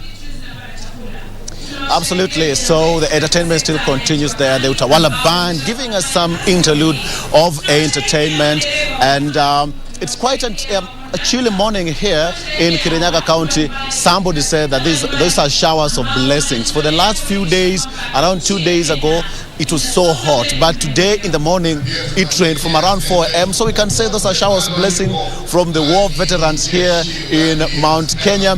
And talk of war veterans, I'm still with Mr. Mwai Wamuthegi, who is the Secretary General of the Mau Mau War Veterans Associations, talking to us, taking us way back into the time just to understand what happened for us to attain the self-rule that we attained in 1963. Mr. Mwai, there's one question I want to ask you. We are in Kirinyaga County, and Mwea as a region played a very key role during the detention days of the Mau Mau War veterans. Please tell me more about that. You are very right, because about 16 detention camps out of 53 detention camps nationwide were in Mwea. And we should all understand that about 80,000 Mau Mau detainees who had been illegally detained by the colonial government, eventually they were all released in the late 1950s. They all went through Mwea after they had started planting rice as a result, as a punishment, so that they could not be what they were. We should let everybody know. They never used any machinery when they planted the Rafasi rice. It was part of punishment. So all the detention camps, including the most notorious, which is Kadongo, everybody went through these 6 detention camps. Therefore, Kirinyaga people played a very big role in housing all these detainees under heavy beatings. There was many people died here. So it's important today we are celebrating Mashujaa Day in Moya, and we are very Mau fraternity are very thankful. And we could also, as Mau veterans, we would say, because the national government, and we are very happy about it, they are constructing what we are calling Mau Road. It's only very fitting and very important. The newly constructed Wanguru National Stadium should be called Mau Stadium in memory of those who shed blood so that we could be what you are. Do you think that the Mau veterans who are still alive today are getting that recognition from the government? We should say for sure, one, we needed sovereignty. Our people died in the hundreds of thousands when the British troops, about 60,000 British troops, came to Kenya and attacked and killed Mau Mau, and they started to deny them all their human rights. We should remember Uganda, Kenya, then King's African Rifles, they were brought in Kenya to fight Mau Mau. We should remember in Tanzania the same thing. 1,000 battalion, 1,000 KAR, King's African Rifles were brought here, including Mauritius. This does not include the 10,000 troops, white, who came here to fight Mau Mau. And the regime, very brutal leader who was then, and we should understand that Mau today are thankful because they are not what they are. Wow. They needed independence. They needed their children to have independence, to be in a position of trust. And no doubt today they can see everybody is black in a position of trust. Or what we should ask everybody, those who have been given the responsibility in those positions of trust, they should not abuse them. When you talk of Mau Mau, one gentleman we can never run away from, it's on everybody's lips, history, Dedan Wakimathi. Did you ever meet him? And if you happen to meet him, paint for me a picture of who Dedan Kimathi was. Honestly, I did not meet Dedan Kimathi. But the war was fought. He was a brave warrior. When we were growing up, remember Dedan Kimathi was born when the colonialism was at the high speed. He was lucky to have experienced war tactics in World War II. So when he came after World War II, a decision was made by our founding fathers. That time has come now. You have fought in favor of British when they were fighting the Germans, World War II.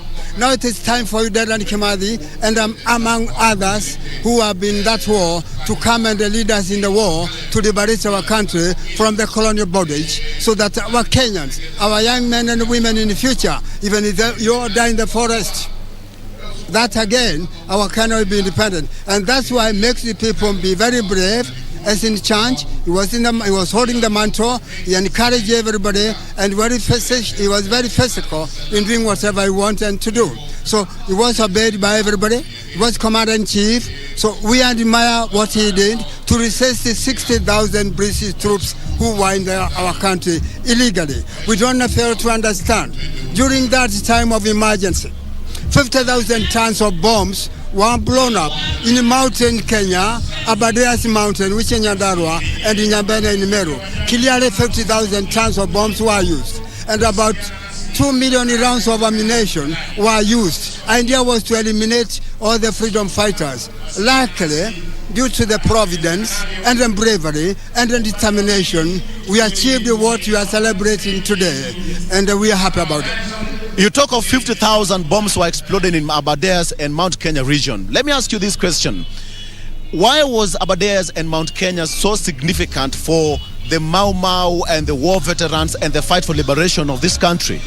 All over the world, I would tell everybody, all over the world, guerrilla wars are fought in mountains. And the reason why Mau Mau, our founding fathers who founded Mau Mau, they decided to use the Abadeas because these young men, they were used to the terrain. Europeans were not.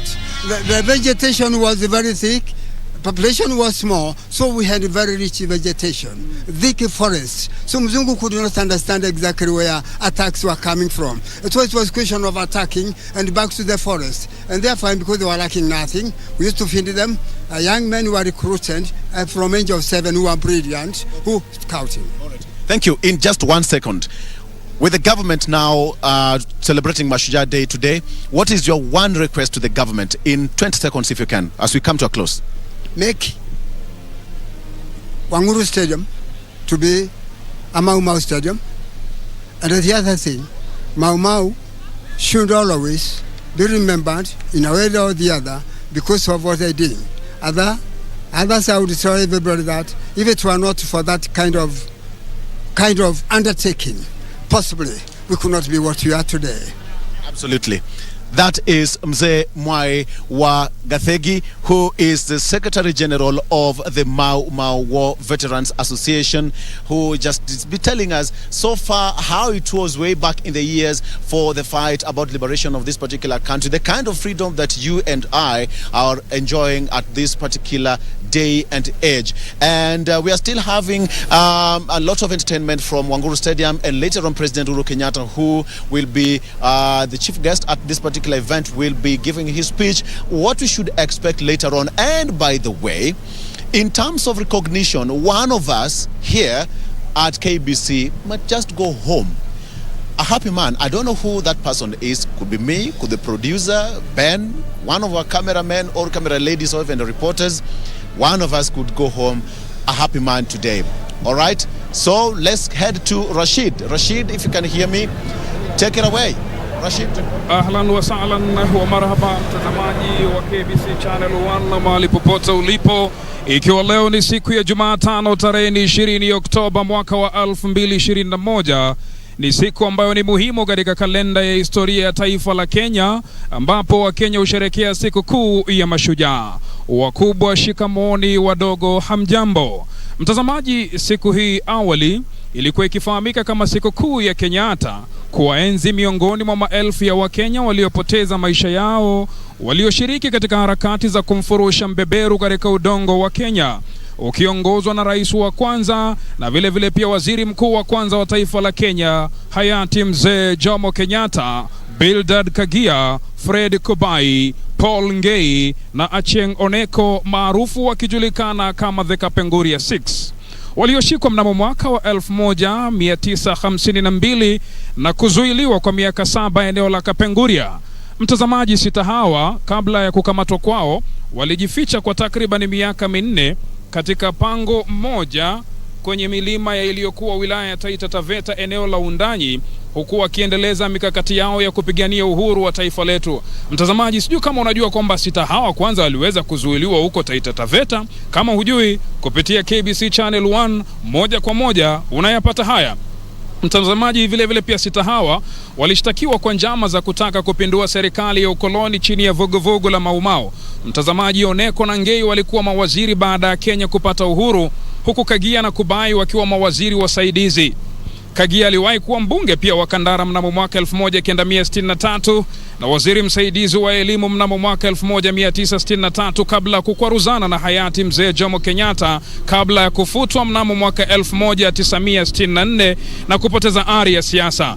Mtazamaji, ni historia ndefu ambayo haiwezi kuisha kwa sasa wala sasa hivi, ila siku hii kufuatia kupitishwa kwa katiba mpya mnamo Agosti mwaka wa 2010 ilibadilishwa jina na kuitwa siku kuu ya Mashujaa, kuwaenzi wa Kenya wengi ambao kwa njia moja ama nyingine wamechangia katika sekta na fani mbalimbali kama vile michezo, wanahabari, siasa, jamii, ambapo tumeshuhudia Wakenya wengi wakitunukiwa hadhi hii. Popote ulipo mtazamaji, karibu katika matangazo ya moja kwa moja ya sherehe za 12 makala ya Mashujaa kutoka uwanja wa Wanguru National Stadium hapa kaunti ya Kirinyaga.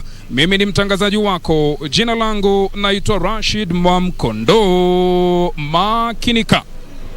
Mtazamaji, sherehe hii ya Mashujaa ni ya 12 tangu kuasisiwa kwa katiba mpya na ni ya 9 chini ya Rais Uhuru Kenyatta, na itakuwa yake ya mwisho kama rais katika awamu yake tangu alipochaguliwa mnamo mwaka wa 2013. Sherehe hizi mwaka wa 2013 2014 na 2015 zilifanyika katika uwanja wa kitaifa wa Nyayo. Aghalabu miaka yote zimekuwa zikifanyika katika uwanja huo. Na vile vile pia mtazamaji, kufuatia agizo la Rais Uhuru Kenyatta, kufuatia mkutano wake na magavana 47 katika ikulu ya Nairobi, sherehe za kitaifa zimekuwa zikifanyika kwa mzunguko katika kila kaunti, huku kaunti ya Machakos ikiwa kaunti ya kwanza kuandaa sherehe hizi mnamo mwaka wa 2016. Mnamo mwaka wa 2017 sherehe hizi zilifanyika katika bustani ya Uhuru. Mwaka wa 2018 zilifanyika katika gatuzi la Kakamega. Mwaka wa 2019 zilifanyika katika kaunti ya Mombasa kwenye bustani ya Mama Ngina.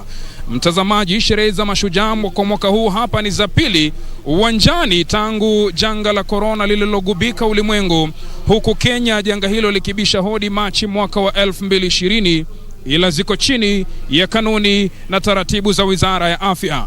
Taratibu ambazo tumezipata hapa mtazamaji ni kwamba Rais Uhuru Kenyatta anatazamiwa kuwasili katika uwanja huu wa Wanguru mwendo wa saa 5 bado dakika 5, na kabla kuwasili kwake atawasili naibu rais wa Jamhuri ya Kenya. Na kama tulivyokuwa tukikwambia na wenzangu umeona wakifanya tayari, maspika wa mabunge yote mawili, ikiwa ni bunge la kitaifa na lile bunge la seneti, tayari wamekwisha fika hapa. Jaji mkuu Bi Martha Koome tayari yuko hapa, wabunge mbalimbali, maseneta mbalimbali, magavana mbalimbali, viongozi wa tabaka mbalimbali mtazamaji vile vile pia wako hapa.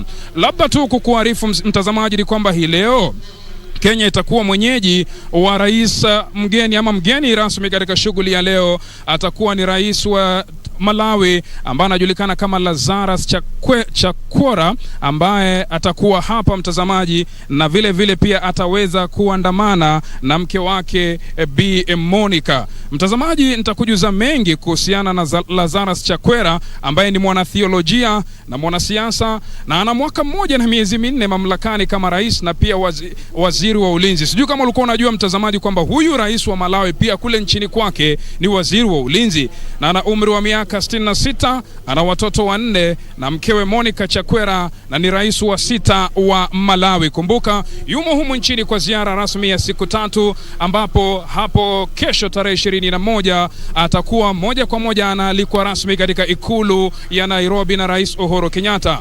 Mtazamaji, ni kwamba urafiki wa Kenya na Malawi haukuanza leo, ulianza mnamo mwaka wa 1963, na utakumbuka kwamba mwaka wa 2013 aliyekuwa rais Mwai Kibaki alizuru Malawi na kukutana na mwenzake Joyce Banda, ambapo walikubaliana kuimarisha biashara na diplomasia na pia kuimarisha amani na usalama.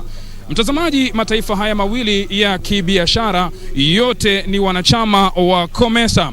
Kenya msikilizaji hupeleka au kuuza mafuta, baking powder, vifaa vya kuunda, vyombo vya jikoni na meza, mashiti mazito yani blanketi, bidhaa za urembo, pipe za kunyunyiza. Na moja kwa moja hapa naona tuko naye speaker wa bunge la tuko naye speaker wa bunge la seneti Mheshimiwa Lusaka.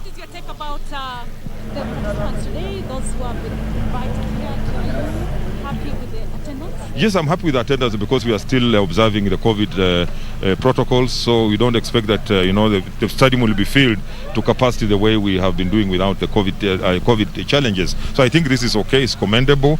We want to thank the people of Kirinyaga for this warm reception, and I'm sure that everything will be fine. Hapa tu kwa Kiswahili, Mheshimiwa Spika, una ujumbe gani kwa Wakenya ambao siku hii wanaadhimisha sikukuu ya Mashujaa, na mchango wenu kama bunge la seneti mnajivunia vipi kama Mashujaa? Sisi kama Mashujaa tumeunda sheria ambazo, kama mimi nikiwa spika wa seneti, sheria nyingi ambazo tunaunda ni za kutunza ugatuzi, kwa sababu ugatuzi ndio jambo moja ambalo tunajivunia kama Wakenya, kama ile constitution ambayo ilikuja. Na kushukuru Wakenya, kwangu mimi Wakenya wote ni mashujaa. Licha ya challenges ambazo tumekuwa nazo, wamestahimili na kuweza kuona kwamba nchi yetu inabakia kuwa kitu kimoja. Wewe ni bunge wa spika la seneti, lakini mara nyingi sana imeonekana kwamba bwana spika huwa unaegemea upande mmoja katika maamuzi ya bunge lile la kitaifa. Sijui hoja hiyo isemaje? Mimi huyu spika yuko upande mmoja. Mimi nimekuwa nakaa katikati kabisa. Hakuna hata siku moja nimeegemea upande wote. Mimi nafuata sheria, nikiwa pale na kuwa guided na standing orders na katiba. Na vile katiba na standing orders zinasema nifanye, ndio mimi huwa nafanya. Na unajua ukitoa uamuzi sio kila mtu atafurahia. Usipotoa uamuzi hakuna mtu atakasirika, lakini mahali ya kutoa uamuzi lazima upande moja ukasirike. Kama bunge la Seneti, mnatetea vipi ugatuzi? Tunatetea ugatuzi kwa kuweka sheria na kutunza sheria, kuhakikisha kwamba zile sheria ambazo zinaweza kurudisha yale yote ambayo tumepata kama nchi na kwa ugatuzi atukubali. Pia tumehakikisha kwamba kwa wakati huu mara ya kwanza shilingi zaidi ya 370 bilioni zinaenda kwenye counties zetu. Kumbuka kwamba ile formula ambayo tumetumia mwaka huu ilichukua iliangushwa mara 11 ndio ikapita, na ingechukua miaka 7 ndio counties ziweze kupata ile pesa ambazo wanaenda kupata wakati huu. Kwa hivyo mimi najivunia nikiwa speaker kwamba pesa nyingi wakati huu tumeweza kuzipeleka kule kwenye counties zetu. Asante sana kwa nafasi yako. Asante sana. Naam, bila shaka mtazamaji, kama ulivyoweza kusikia, huyo alikuwa ni spika wa bunge la Seneti Bwana Ken Lusaka akiweza kuzungumza nasi. Haya ni matangazo ya moja kwa moja kutoka uwanja wa Wanguru International Stadium, na wakati wowote kuanzia sasa mtazamaji, gwaride la heshima litakuwa linaingia hapa. Na mtazamaji, ni kwamba tuko moja kwa moja katika uwanja huu wa Wanguru National Stadium, na kama alivyokuwa tunakuarifu kabla kuweza kumpokeza mwenzangu hapa John Jacob Kieria, ni kwamba mataifa ya Kenya na Malawi yana urafiki wa kiasi cha haja ambacho nimekuambia bidhaa ambazo Kenya hupeleka na kuuza kule Malawi ni pamoja na bidhaa mbalimbali kama vile vyombo vya jikoni, mashiti mazito, bidhaa za urembo, pipe za kunyunyiza maji, magurudumu, vifaa vya kutengeneza vyoo, bidhaa za kutengeneza nguo, siagi, sabuni na mengi mengine. Na kwa upande wake Malawi, hapa nchini huleta mbegu za mahindi, mawe ya vito na tumbako. Sijui tumbako mtazamaji unaielewa. Na moja kwa moja basi, kabla kuendelea na matangazo haya, niko na mwenzangu hapa John Jacob Kierie. Tuko hapa kuhakikisha kwamba runinga ya Channel 1 inakupeperushia matangazo haya mubashara kutoka uwanja wa Wanguru gatuzi la Kirinyaga. Asante sana mwenzangu Mamkondo. Kiswahili kisafu hicho. Asante tena sana. We continue with the coverage of the Mashujaa Day celebrations here at the Wanguru International Stadium. Guests continue to troop in. We expect by 10 o'clock the event should have started, and then the arrival of the president about 30 minutes later. Whether that program will drag obviously is subject to how time goes. The weather is still gloomy. That means that it could have delayed a few things because for the military to prepare to fly the planes that they fly normally in national celebrations, the weather must be good. Obviously in the morning there was a bit of contemplation whether they would continue with the exercise of flying planes above the stadium, and obviously it was a matter of wait and see how this weather goes. It's clearing up a bit, but it's still gloomy, and therefore we're waiting to see what happens and whether this program will have a little bit of delays because of how the weather is. Now, Mashujaa Day celebrations is quite a historic event, and from the pictures you see, Kenyans are elated about this day. President Uhuru Kenyatta initiated this process of ensuring that national celebrations are taken to counties as a way of decentralizing the celebrations, to remove the concentration of celebration from Nairobi County or Nairobi, which is the seat of power if you were to argue that way, and then take them to counties. Now Mashujaa Day celebrations right here in Wanguru International Stadium in Kirinyaga County, and residents are elated. One of the things you will notice in this town, I would say, I would be hesitant to call it sleepy, but it was a sleepy town before President Uhuru Kenyatta announced that the Mashujaa Day celebrations would actually be in this county. And therefore, once that announcement was made, obviously the preparations began to make sure that Wanguru and Kirinyaga is ready to host the Mashujaa Day celebrations. PS Kibicho leading the efforts to ensure that this county is ready. And you can see the magnificence of the roads that are, coming into Wanguru and Ngurubani. When you see the magnificence of course, a testament that the announcement by President Uhuru Kenyatta that Mashujaa Day celebrations will be held here was quite something you would say that woke up this sleepy town that is called Wanguru or Gurubani, if you like it. We continue waiting for the arrival of guests that are coming into the celebrations. President Uhuru Kenyatta will lead the nation. And in the order of entry, obviously, like I told you, Speaker J.B. Muturi is here. The Speaker of the Senate, Ken Lusaka, is also here. The Chief Justice, Martha Koome, is here. Those are, the leaders of the other two arms of government. So what we are waiting for now is the arrival of the third arm of government, that is the executive, led by cabinet secretaries, the deputy president, and then the president, and then the chief guest of President Uhuru Kenyatta, who is Lazarus Chakwera of Malawi. So we're going to hand you to Timothy Kipnusu, who is on another corner of his stadium, to update you on what is happening on his end. I'm seated close to the dais, so I'll be seeing who comes in, and I will be telling you who is not in. Obviously, the former Prime Minister Raila Odinga has been campaigning in Meru and Embu with his Azimio La Umoja campaign. So you expect him here on that dais, as well as the other One Kenya Alliance leaders, Deputy President William Ruto, the serious contenders in the presidential election coming in the 2022 general election, and any other national leaders will be notifying you who is in. For now, Kipnusu. Moja hapa kutoka katika uwanja wa kimataifa wa Wanguru, gatuzi la Kirinyaga, gatuzi namba 20 ndio imeandaa 20 hii. Sawa.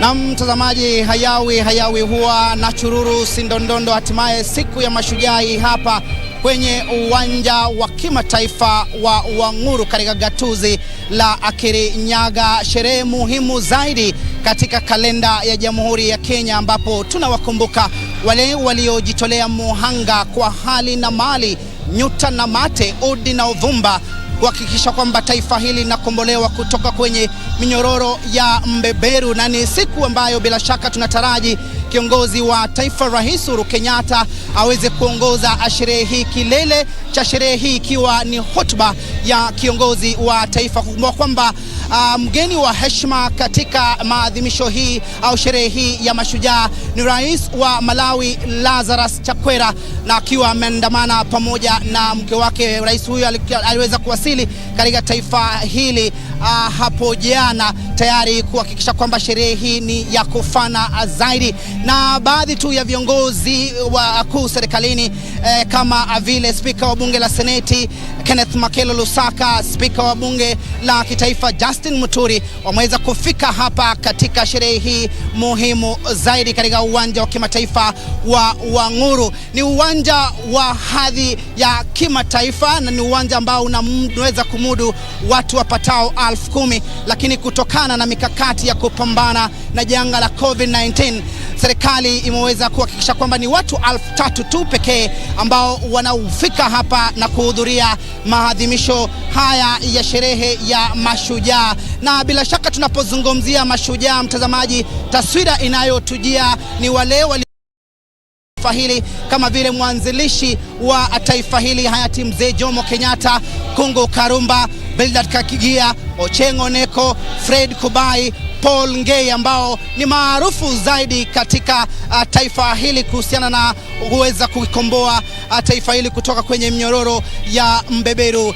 Maudhui katika sherehe hizi ni inji yangu, jukumu langu. Mimi ni Mkenya, ambaye inadhihirisha kwamba ni lazima tuweze kujivunia sisi kama Wakenya, tukuze demokrasia ya taifa hili tunapoishi katika taifa hili. Na vile vile ni muhimu zaidi kufahamu kwamba Rais Uhuru Kenyatta ameweza kuhakikisha kwamba sherehe hizi zinakuja mashinani ili kuwapa fursa wale wakaaji kutoka gatuzi mbalimbali au magatuzi mbalimbali kuweza kutagusana na viongozi wakuu serikalini. Kumbuka kwamba sherehe hizi zimekuwa zikifanyika katika jiji la Nairobi, katika uga wa Nyayo au pengine katika bustani ya Uhuru, lakini Rais Uhuru Kenyatta alihakikisha kwamba sherehe hizi zinakuja mashinani. Kumbuka kwamba mwaka jana sherehe hizi zilifanyika katika gatuzi la Kisii, mwaka 2019 katika gatuzi la Kakamega, 2018 kwenye gatuzi la Mombasa. Vile vile ni muhimu uweze kufahamu mtazamaji, hii ni maadhimisho au sherehe ya mwisho chini ya utawala wa Rais Uhuru Kenyatta. Kwa hivyo tunataraji kwamba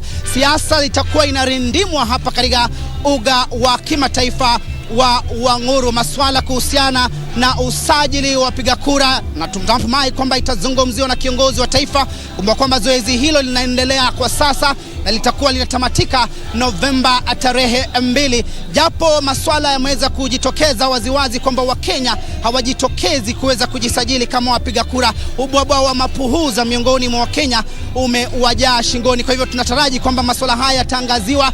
Vile vile tunataraji kwamba Rais Uhuru Kenyatta ambaye ndiye amri jeshi mkuu wa majeshi yote humu nchini atazungumzia swala hili nyeti alilozungumzia alipokuwa katika taifa la Marekani kwenye mkutano wa Baraza Kuu la Umoja wa Mataifa.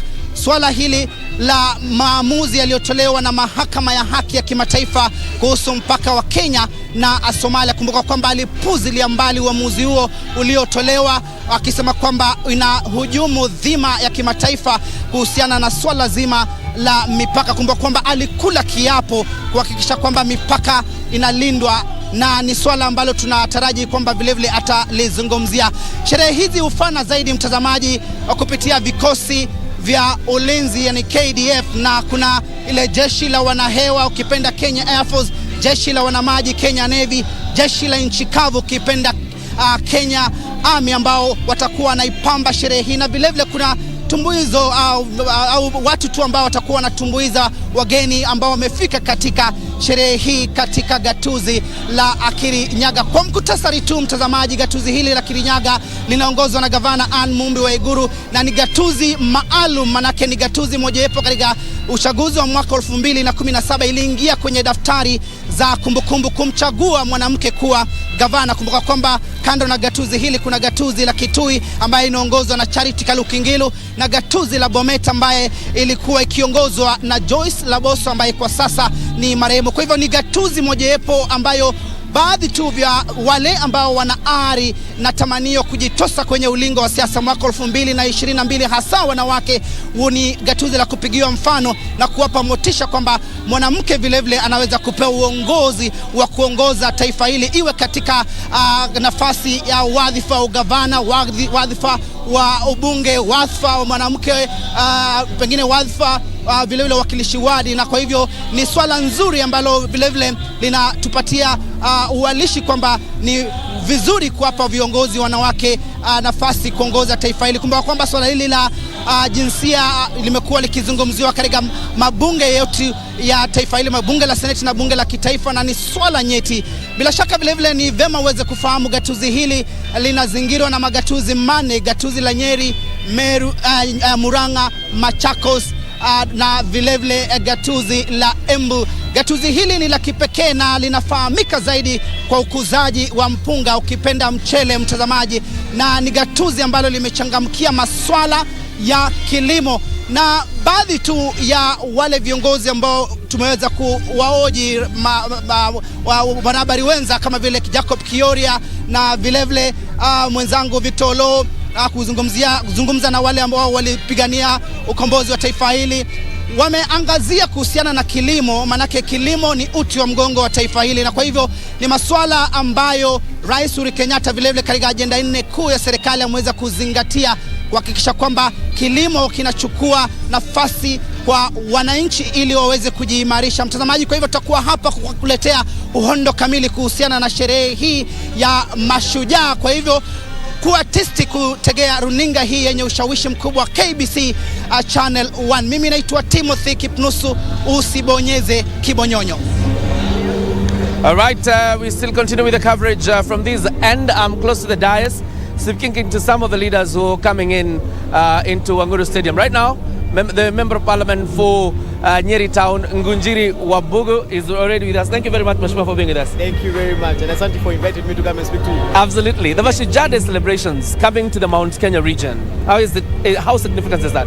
First and foremost, I think as leaders of our region, we are very, very grateful that the President has decided to do his last Mashujaa Day in office in our region. I think it's in recognition of the fact that it's a region of heroes. We have historical heroes, the Mau Mau.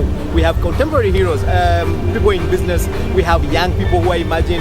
And I think it's a message, and personally, and I hope we're going to hear it from the President, as a country, we need to get into the habit of defining heroes be able to celebrate them, because that's how we give hope. Part of the reason we keep saying our youth are hopeless is because we haven't figured out how to define heroism. And we need to be able to define heroism, keep celebrating it, and this is a very good way of doing it. And we are glad as leaders of this region, where we own the president as much as it belongs to the whole nation. We own him, and we consider him one of our sons, one of our fathers. We are happy that he has decided to come here. And we are happy to see Wanguru Stadium. I did not know there's a stadium like this. And sometimes it's good to travel. This kind of activities are able to show the rest of the nation what is happening, because we talk about national development, but really when you think about it, there's no national development. Every development happens somewhere, and in that place it is local. The rest of the country might call it national, like here we're talking about Wanguru International Stadium, but the people of Kirinyaga know they have a stadium.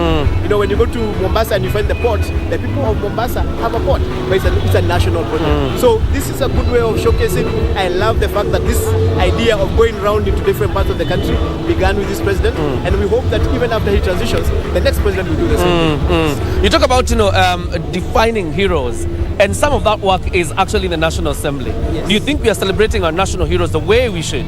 I think part of the problem of contemporary conversations is that heroes tend to be in retrospect. You look at, for example, the president is going to be judged in retrospect. We are going to look at his legacy after he leaves office, and that is how you define whether somebody was a hero or not. But then also, as you define heroism, you learn what you can do to also be a hero when your time comes. How about whether it is in parliament to do legislation, to do representation, to be able to stand for something, to have principled positions. And for example, for me in parliament, I hope to see a lot more principled conversations about our politics. The reason our politics is looked at negatively is because the people playing it tend not to have principles. We need to have a situation where our politicians have principles. That becomes a definitive characteristic of what a hero looks like in parliament. Because being a hero, you can be a hero anywhere. You can be a hero in sports, you can be a hero in academia, you can be a hero in business, you can be a hero in politics, you can be a hero in media. So the thing is, what is it that calls you a hero? And this, comes when Kenyans are really wailing over the high cost of living, Mashujaa. Just the other day we see a report, very few members stand up to debate, the reduction of, costs of fuel prices. What is happening? First, I was in parliament. You were in parliament yourself, yes. Myself. And I think the whole idea of the seasons, we are now getting into a political season. And we're going to have some members of parliament who are going to define their own interests ahead of the national interest. And that's just how it is. So, again, this is where you as a voter make a decision on who you want to vote for. This is how you judge whether the person you voted for is a hero in terms of politics. Yes. As we wind up, I'm thinking about the cash crop here obviously being tea, coffee, and there's rice where we are in the constituency called Mwea. A lot of rice. But when you listen to farmers, particularly tea farmers and coffee farmers, there's one question obviously. What will President Uhuru Kenyatta's legacy be when it comes to issues of guaranteeing farmers wonderful returns? I think one of the things that we are going to thank this president for in regard of coffee and tea and cash crops is that he has created the market. He has opened up the market. Now, I have a problem with guaranteed returns because you need to be able to harvest and to benefit from markets. You need to be able to identify a good market and sell your product, just like you do any other product, whether it's maize and other things. We have people who are making money from coffee.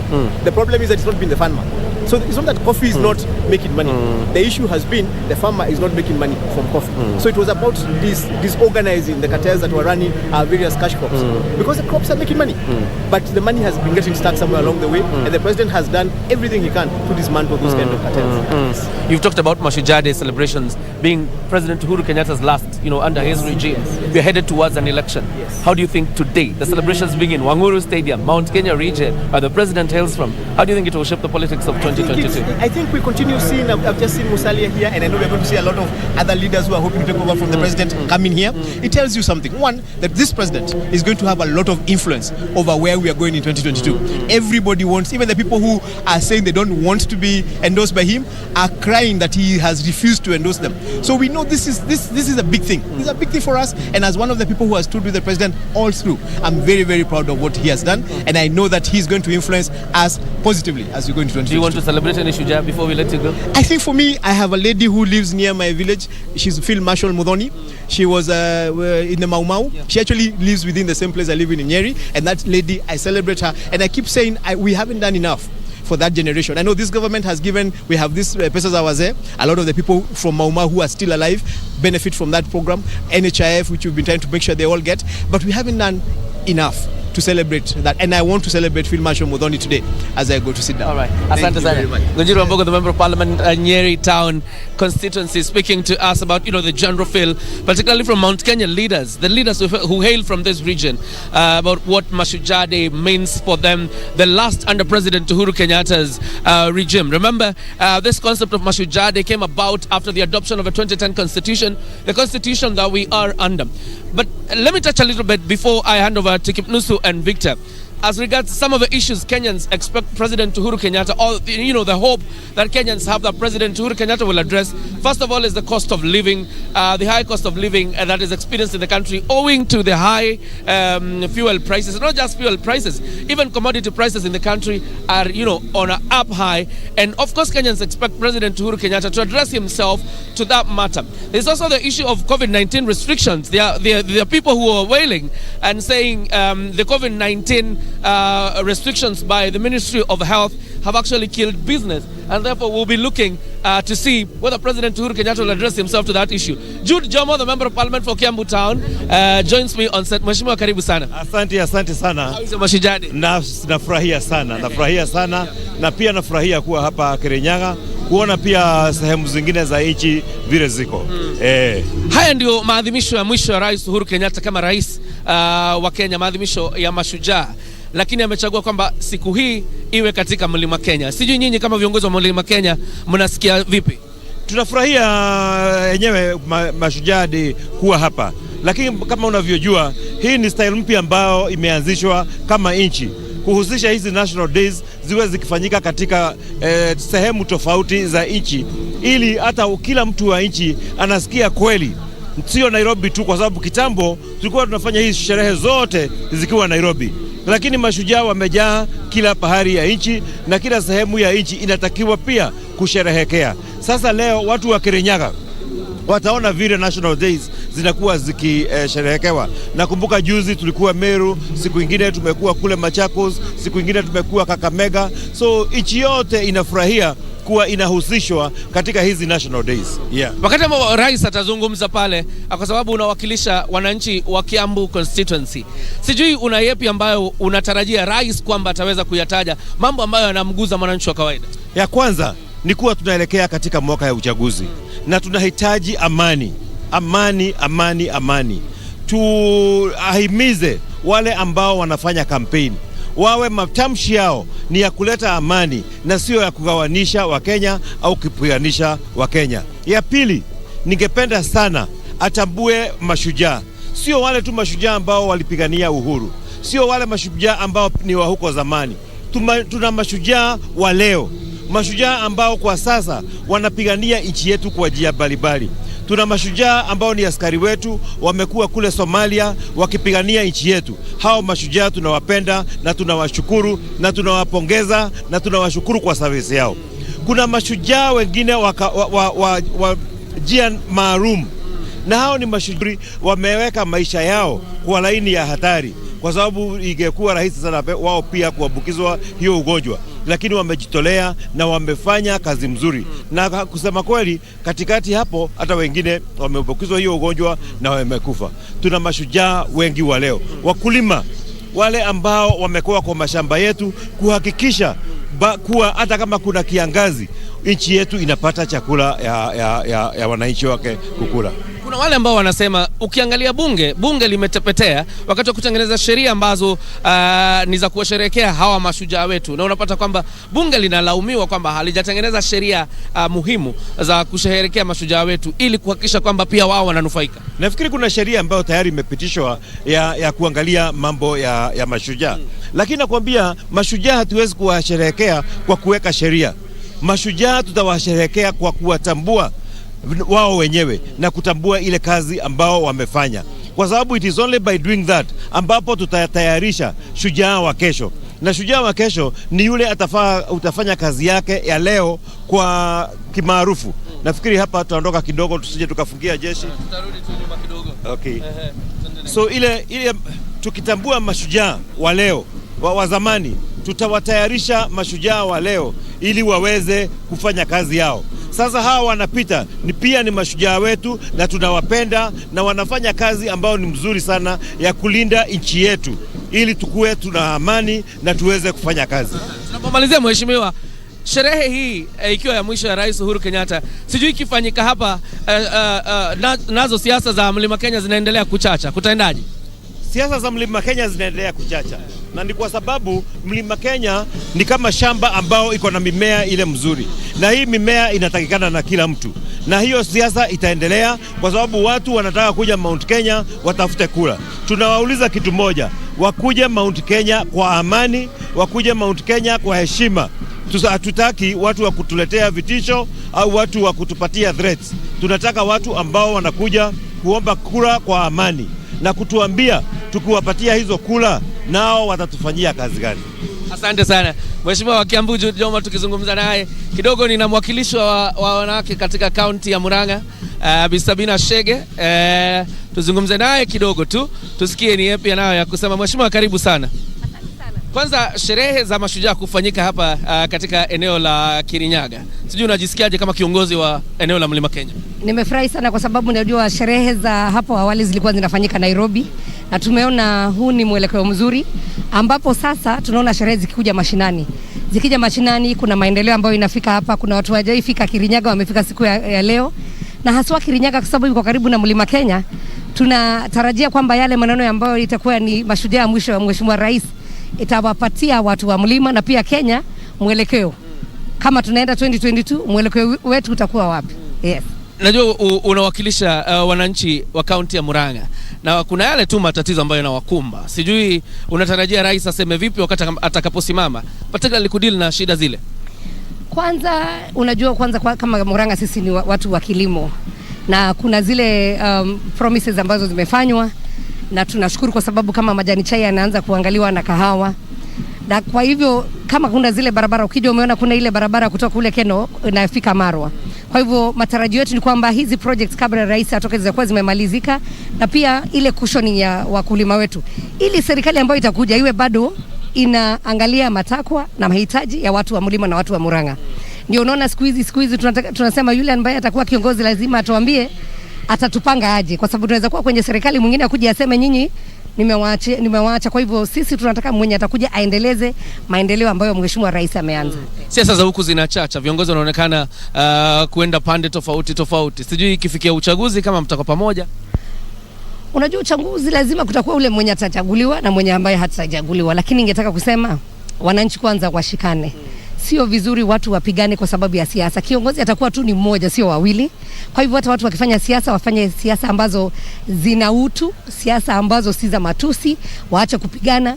Tunaweza kuwa hatukubaliani ni nani mnataka kusupport, lakini watu wasipigane, kwa sababu baada ya kufanya uchaguzi watu wataishi hapa. Hakuna mtu anahama Kenya. Kwa hivyo watu waache kufanya siasa ni kama Kenya wanahama kesho. Yes. Asante sana Mama County wa Murang'a Sabina Shege, tukizungumza naye moja kwa moja kutoka uwanja wa Wanguru Stadium. I now want to hand you over to the formal ceremony. Of course you can see the trooping of our military that is to ensure this process now is beginning officially. The celebration of the Mashujaa Day. Keep watching KBC Channel 1.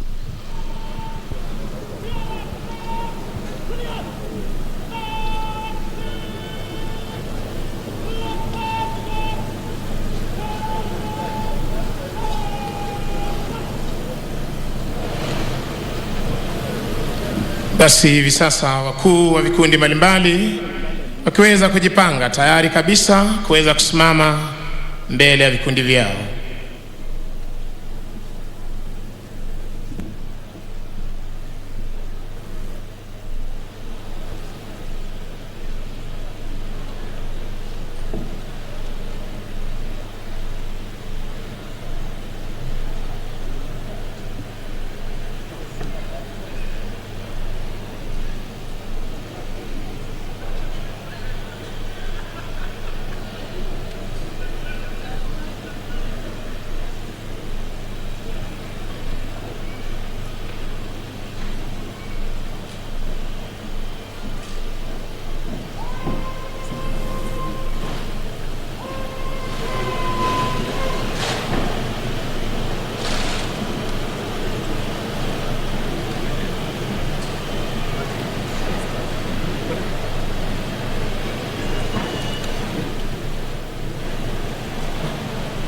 Basi baada ya kuhakikisha kwamba gwaride liko tayari siku ya leo, ni zamu ya mkuu wa gwaride hii kuweza kuchukua usukani kutoka kwake parade adjutant.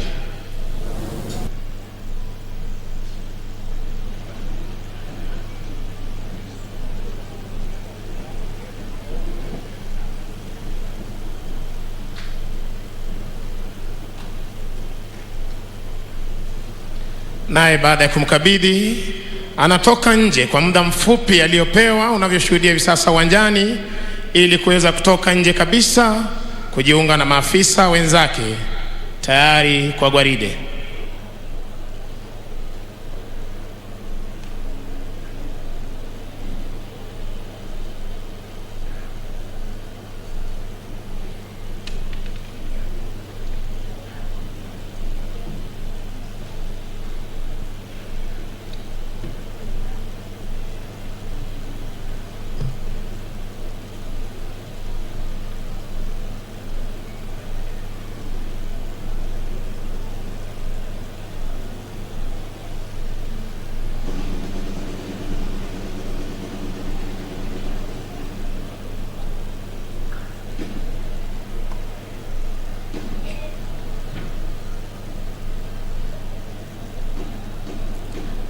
Basi kwa ishara ya ngoma ndogo hiyo, wakuu wa vikundi mbalimbali, kikundi cha kwanza, cha pili, cha tatu, cha nne pamoja na parade adjutant wanachukua nafasi zao ndani ya gwaride hii.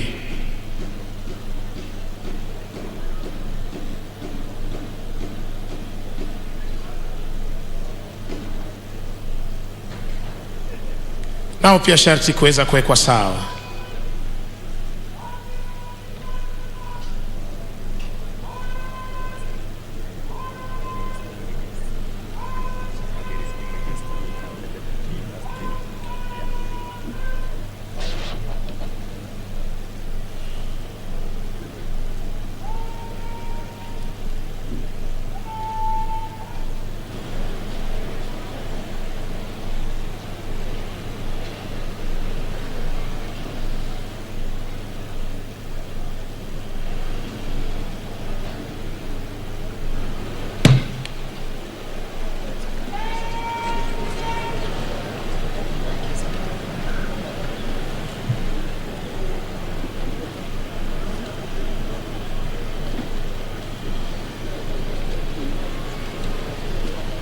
Spika wa mabunge yote mawili, katibu wa wizara mbalimbali, waheshimiwa viongozi, wageni waalikwa, karibuni leo tarehe 20 mwezi huu wa Oktoba mwaka 2021 katika sherehe za Mashujaa katika gatuzi hili nambari 20 ya magatuzi 47 ya taifa letu la Kenya. Wema uwanjani ni majeshi ya ulinzi ya Kenya, mavazi mekundu jeshi letu la nchi kavu, mavazi ya samawati jeshi la wanaanga, na mavazi meupe jeshi la wanamaji. Mkuu wa gwaride hii ni Luteni Kanali Andrew Ng'ang'a. Kikundi cha kwanza cha jeshi letu la nchi kavu kiko chini yake Meja Fred Lokada. Kikundi cha pili cha jeshi letu la wanaanga, la jeshi letu la nchi kavu kiko chini yake Captain Isaac Shebo. Kikundi cha tatu cha jeshi letu la wanaanga kiko chini yake Meja Evans Masaba. Kikundi cha nne cha jeshi letu la wanamaji na cha mwisho kiko chini yake Meja Cliff Richard Apio. Parade Adjutant Captain Alex Kiprop Kipkogei. Parade RSM Warrant Officer 1 Joseph Langas.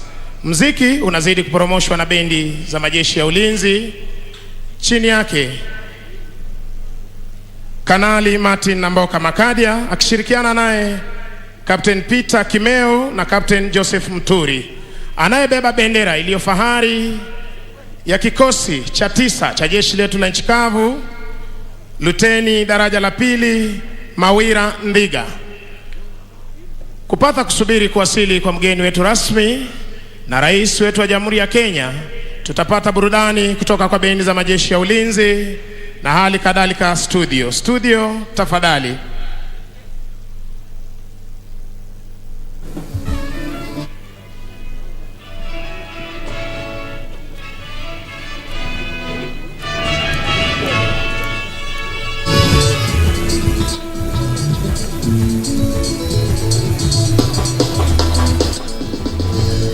Ujivunie mkubwa wa ujenzi wa taifa, kwani hicho kiini hasa kisababisha shujaa.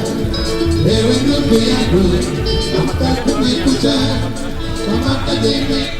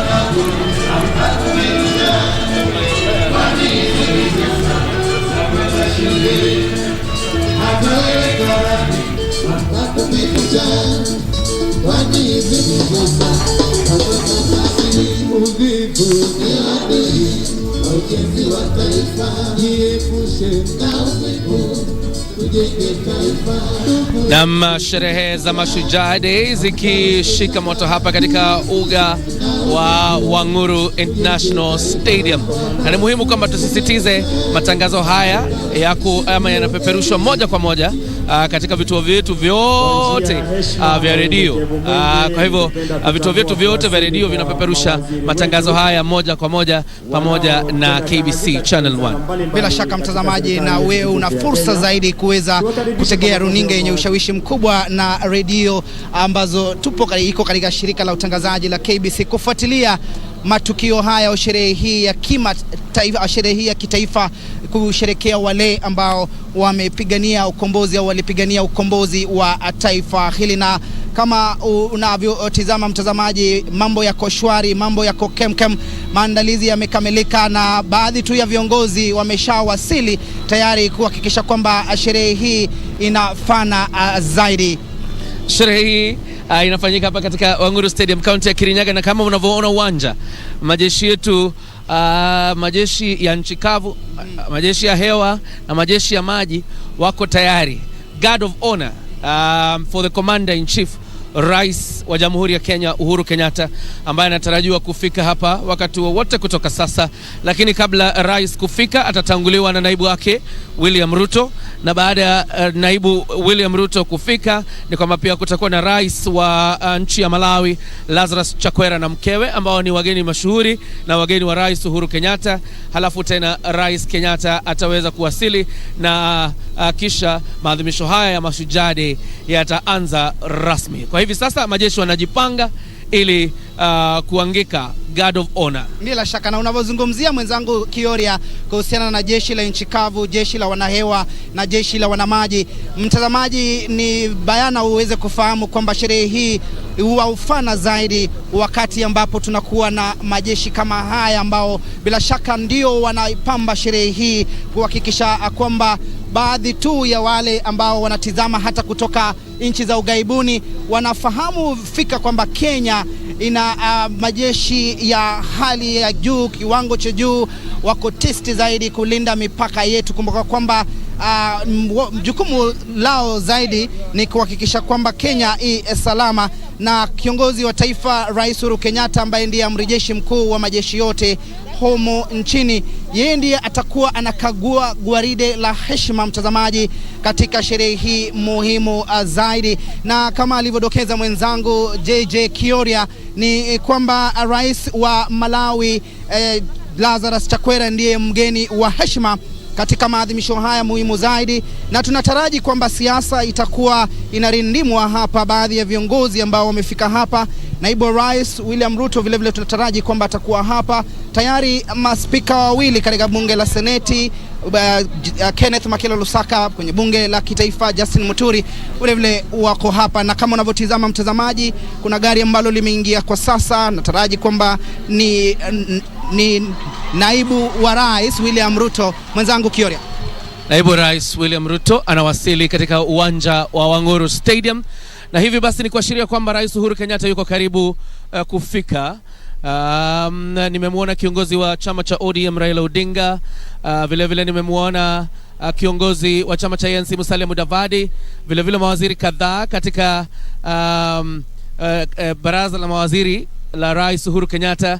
Na basi naibu wa rais kufika ni kuashiria kwamba maadhimisho haya yataanza muda mfupi ujao.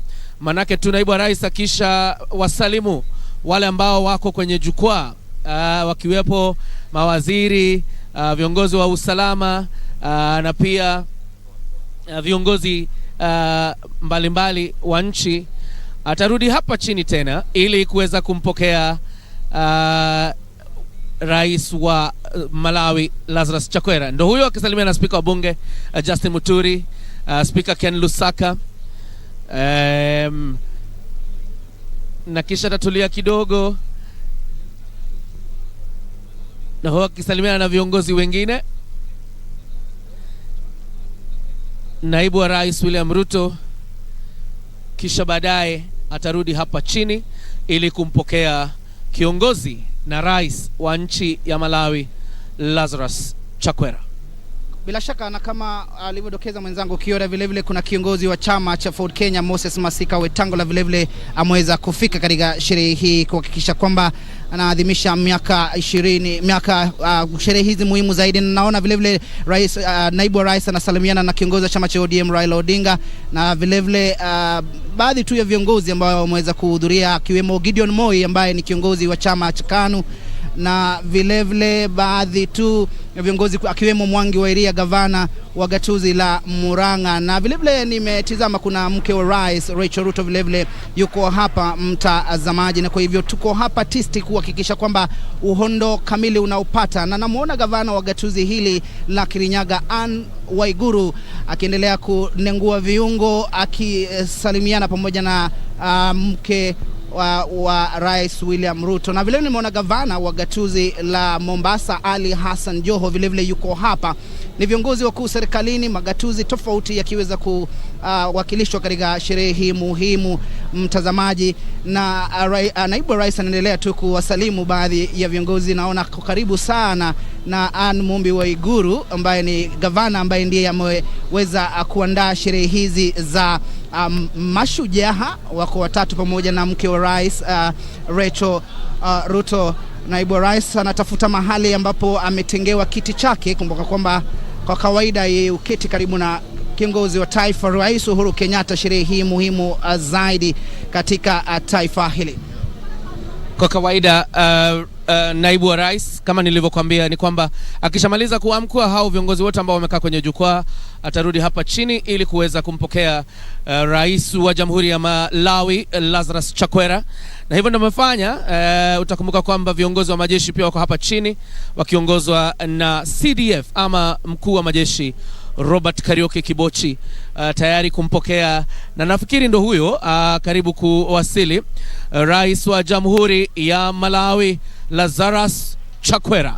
Wageni wetu wa siku ya leo, tuwapongeze kwa makofi kwa heshima kuu wanapojiunga. Tunamngoja siku ya leo aweze kuondoka hapo ya Mashujaa, na kisha atapokelewa na naibu wa rais kwa makofi William Ruto. Daktari Lazarus Chakwera, Rais wa Jamhuri ya Malawi na Mheshimiwa Bi Monica Chagwera. Tuwapongeze kwa makofi wanapoingia jukwani. Wanapokelewa na Mheshimiwa Naibu wa Rais. Karibuni. Tuwapongeze tena mabibi na mabwana, mgeni wetu ajihisi kwamba yuko katika taifa linalompenda kama jirani yetu. Karibu sana Mheshimiwa Rais. Katika uga wa Wanguru ili maadhimisho haya yaanze rasmi. Matangazo haya yanapeperushwa moja kwa moja kutoka KBC Channel 1 na radio zote zetu. Vituo vyetu vyote vya radio vinapeperusha matangazo haya moja kwa moja, na vile vile mitandao yetu ya kijamii pale YouTube, Twitter, Facebook.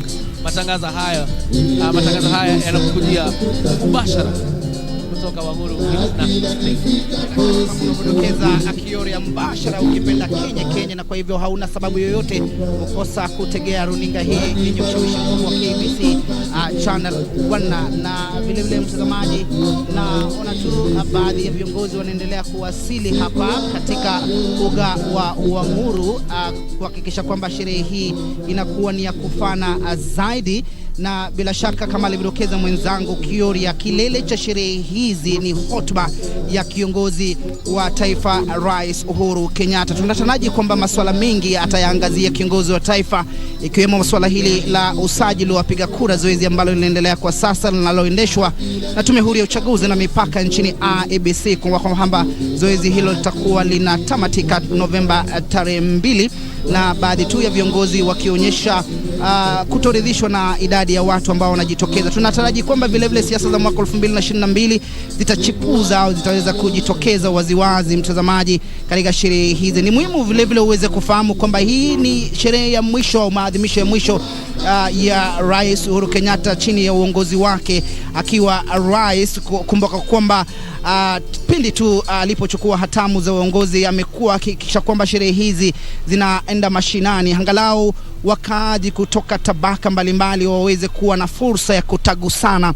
na viongozi wakuu serikalini. Awali sherehe hizi zimekuwa zikifanyika katika jiji la Nairobi, iwe katika bustani ya Uhuru au pengine katika uga wa Nyayo, lakini kiongozi wa taifa akahakikisha kwamba ugatuzi unakwenda mashinani, watu waweze kupata fursa ya kuweza kuandaa sherehe hizi. Na kama alivyodokeza mwenzangu Kioria, maadhimisho haya yanafanyika katika gatuzi la Kirinyaga, na gatuzi la Kirinyaga yenyewe imepambwa na kupambika, hasa uwanja huu wa kimataifa wa Wanguru, na tumeona kwamba muundo msingi umeweza kuimarishwa na biashara kunoga, na hivyo basi kuwapa fursa wakaaji katika gatuzi hili kunufaika na sherehe kama hizi. Mwenzangu Kioria. Bwana Kipnusu, unaona wana Maroon Commandos bila wanaendelea kucharaza ngoma.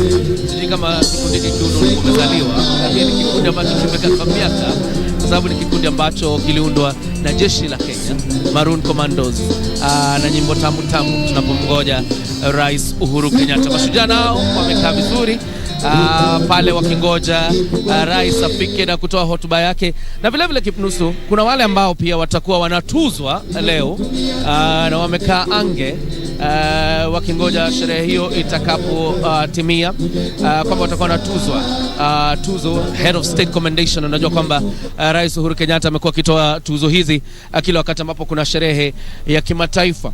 Kule ugani wanajeshi wetu wako chonjo, wako gangari, wako tayari kuangika Guard of Honor ili kusherehekea Rais Uhuru Kenyatta ambaye ni Commander in Chief ama amiri jeshi mkuu wa majeshi yote ya ulinzi. Wakenya nao wanaendelea kumngoja Rais Uhuru Kenyatta, ikiwa kwamba masuala ambayo yanatarajiwa kuyagusia, mojawapo ikiwa ni hali ya maisha kuwa ngumu, hasa ukizingatia kwamba bei ya mafuta bado ipo juu. Hata kama iliangushwa kwa shilingi ama ilishuka kwa shilingi 5, bado bei ya mafuta ipo juu, na kwa hivyo gharama ya maisha pia iko juu. Tena kuna masuala kadhaa kuhusu vita vya kupambana na ugonjwa wa COVID-19, na Wakenya wengi wamekuwa wakilia kwamba sheria ya Curfew inaendelea kudidimiza biashara na maisha ya watu. Je, Rais Uhuru Kenyatta leo atasema curfew imeisha kipunusu? Na ni swala ambalo wengi wanalisubiria, manake limewakera wengi. Hata kiongozi wa chama cha ANC Musalia Mudavadi alilizungumzia na kusema kwamba rais anastahili kuondoa hii curfew, manake wengi wamelalamikia. Na ni muhimu zaidi vile vile mwenzangu Kioria ulivyodokeza kwamba wale ambao wanatuzwa tu ni wengi zaidi, na kama unavyotizama pale mtazamaji, wamevalia nadhifu zaidi, na namuona producer Shama yuko hapo amekaa artisti ange kabisa kusubiria wakati ambapo atakuwa anatunukiwa tuzo na Rais Uhuru Kenyatta, ukipenda ni HSC, Head of State Commendation mtazamaji. Na bila shaka ni muhimu zaidi kuweza kuwafurahia na kuweza kuwapa kongole, sifa kedekede, sifa sufufu mtazamaji. Na kama unavyotizama hapo kwenye kiwambo chako, na ona kwamba kuna mtu ambaye anawasili, mama wa taifa. Naona ni mama wa taifa bila shaka Margaret Kenyatta akitembea kwa madaha, amevalia nadhifu zaidi kuhakikisha kwamba sherehe hizi zinakuwa ni za kufana zaidi. Kama alivyodokeza mwenzangu Kioria, matarajio ya Wakenya ni wengi, mojawapo swala la curfew, swala la kupanda kwa gharama ya maisha. Wakenya wakilalama kwamba maisha yamekuwa ghali mno, masuala kama ya kupanda kwa bei ya mafuta na petroli, masuala kama hayo. Wakenya wanataraji kwamba huenda kutakuwa na afueni wakati ambapo kiongozi wa taifa Rais Uhuru Kenyatta atakuwa anatoa hotuba yake. Mama wa taifa anachukua jukwaa lake pale katika uwanja huu wa kimataifa wa Nguru Gatuzi la Kirinyaga mtazamaji, kuhakikisha kwamba vile vile anafuatilia matukio na kusherehekea na Wakenya kutoka tabaka mbalimbali sherehe hii muhimu zaidi katika kalenda ya Jamhuri ya Kenya mwenzangu Kioria. Na sasa ni dhahiri kwamba Rais Uhuru Kenyatta yuko kwenye uga wa Nguru Stadium. Linalobaki sasa ni yeye kulipanda lile gari la Commander in Chief ama Amiri Jeshi Mkuu, na kisha panda ni kwamba ataingia kwenye uwanja, pia atafanya mzunguko akiwasalimia wananchi ambao wamekaa katika uwanja huu, na baadaye maadhimisho yataanza, shughuli za jeshi zitafanyika. Kwa sasa Rais wa Jamhuri ya Kenya nitampisha mwenzangu anaingia Moses Wafula aweze kuendelea. Na sasa kwa heshima na vigelegele, mabibi na mabwana, tumkaribishe Mheshimiwa Uhuru Kenyatta, Kenya kufika. Ndo huyo Rais wa Jamhuri ya Kenya, kwa makofi moja wa Jamhuri ya Kenya, Rais Uhuru Kenyatta. Mheshimiwa Rais. Kumbuka tunapomalizia ni kwamba Mashujaa inaadhimishwa na inapeperushwa moja kwa moja kutoka pale kituo cha KBC Channel 1, na vile vile katika vituo vyetu vyote vya redio vinapeperusha matangazo haya moja kwa moja. Mitandao yetu ya kijamii YouTube, Twitter na Facebook wanapeperusha matangazo haya moja kwa moja. #Mashujaa Day, Mashujaa 2021 hashtag yetu. Sherehekea Mashujaa Day, jipambe utakavyo. Rais Uhuru Kenyatta ya Mashujaa, peperusha bendera ya taifa la Kenya. Makofi, makofi, vigelegele, vigelegele, peperusha bendera kwa Mheshimiwa Rais. Makofi tena, makofi. Karibu, karibu Mheshimiwa Rais, utuongoze kwa sherehe ya Mashujaa. Peperusha bendera, peperusha. Karibu, karibu Mheshimiwa Rais Uhuru Kenyatta, utuongoze kwa sherehe ya Mashujaa gatuzi hili la Kirinyaga, uga huu wa Nguru. Makofi, makofi, shangwe, shangwe. Karibu baba wa taifa, karibu utuongoze kwa sherehe za Mashujaa. Makofi, makofi tena, peperusha bendera zetu, peperusha vigelegele kina mama, shangwe, shangwe. Karibu baba wa taifa, karibu, karibu, shangwe, vigelegele, tumkaribishe baba wa taifa, vigelegele. Karibu Mheshimiwa Rais, utuongoze kwa sherehe ya Mashujaa. Karibu, karibu baba wa taifa, karibu Mheshimiwa Rais, karibu utuongoze kwa sherehe ya Mashujaa. Makofi, makofi, makofi. Karibu, karibu, fungua. Basi asante sana mwenzangu, asante sana.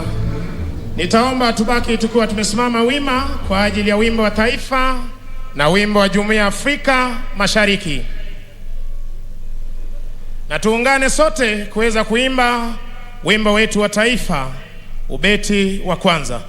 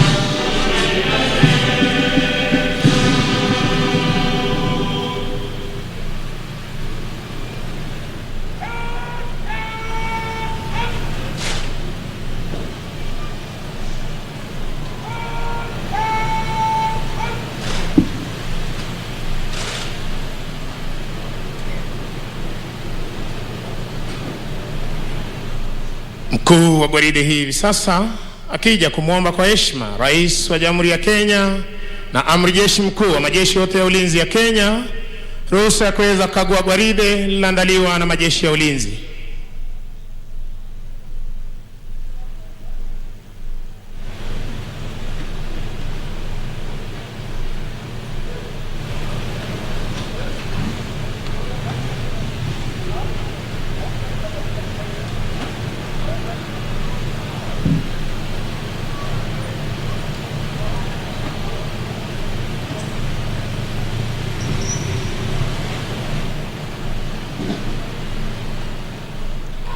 Asanteni, kwa heshima tunaweza kuketi tafadhali. Anayemsindikiza Rais wa Jamhuri ya Kenya ni Mkuu wa majeshi ya ulinzi Jenerali Robert Kibochi.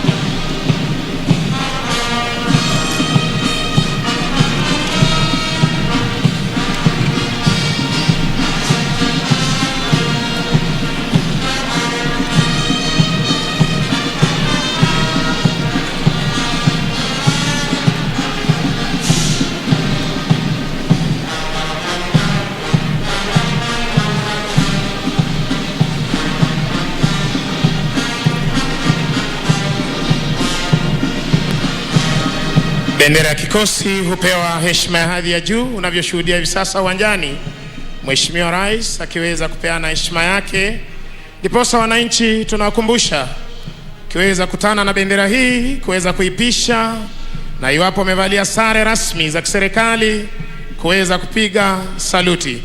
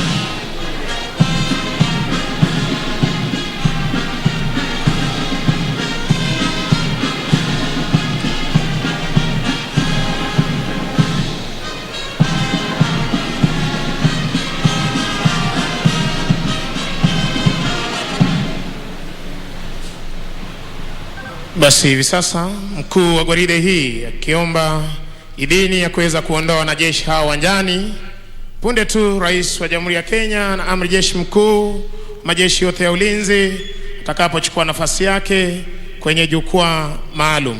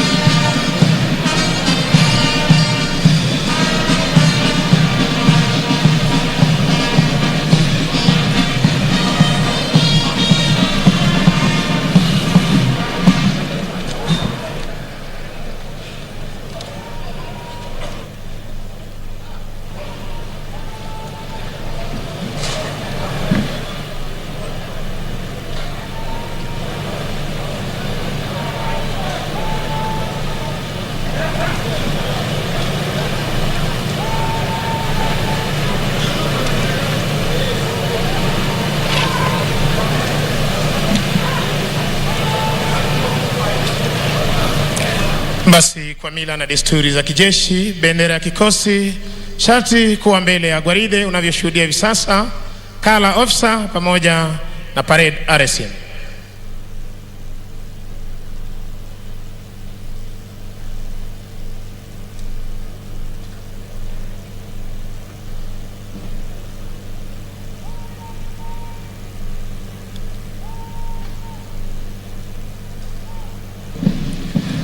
Mheshimiwa Rais, kwa amri hiyo, to your duties by the left quick march.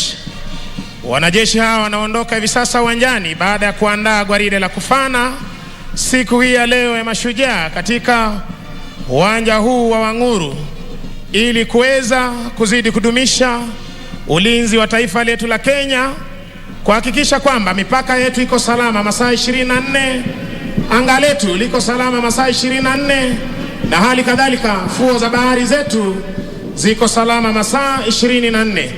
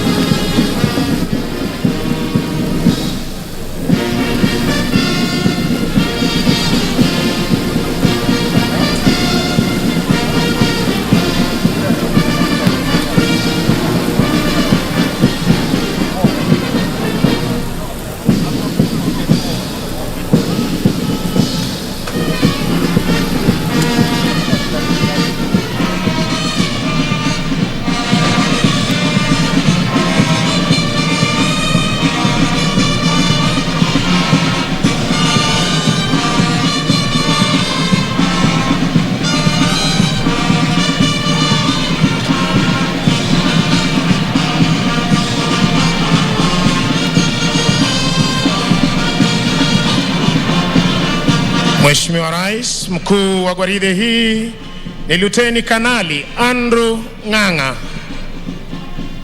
anayebeba bendera iliyo fahari ya kikosi cha 9 cha jeshi letu la nchi kavu. Luteni daraja la 2 Mawira Ndiga, kikundi cha kwanza cha jeshi letu la nchi kavu, wakiwa katika mavazi yao rasmi ya sherehe.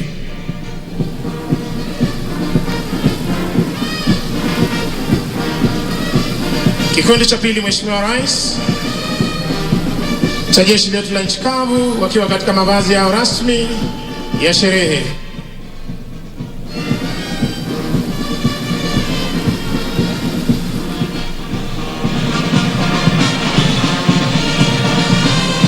Kikundi cha 3 cha jeshi letu la wanaanga, wakiwa katika mavazi yao rasmi ya sherehe.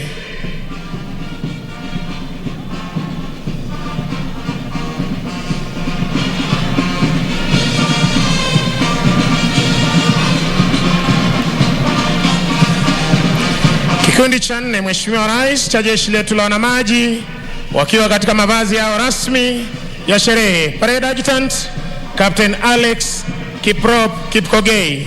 Weka alama jeshi letu la nchi kavu. Mziki umekuwa ukiporomoshwa na bendi za majeshi ya ulinzi. Chini yake Kanali Martin Namboka Makadia, Senior Major Warrant Officer 1 Lucas Okoth, akishirikiana naye Warrant Officer 2 Ben Murray, Sergeant Mwai Gatama na Sergeant Hassan Mohamed, wakiondoka hivi sasa uwanjani baada ya kutuletea muziki uliopangwa ukapangika siku hii ya leo katika sherehe hizi za Mashujaa, gatuzi likiwa gatuzi nambari 20, moja hapa ya magatuzi 47 ya jeshi letu, taifa letu la Kenya.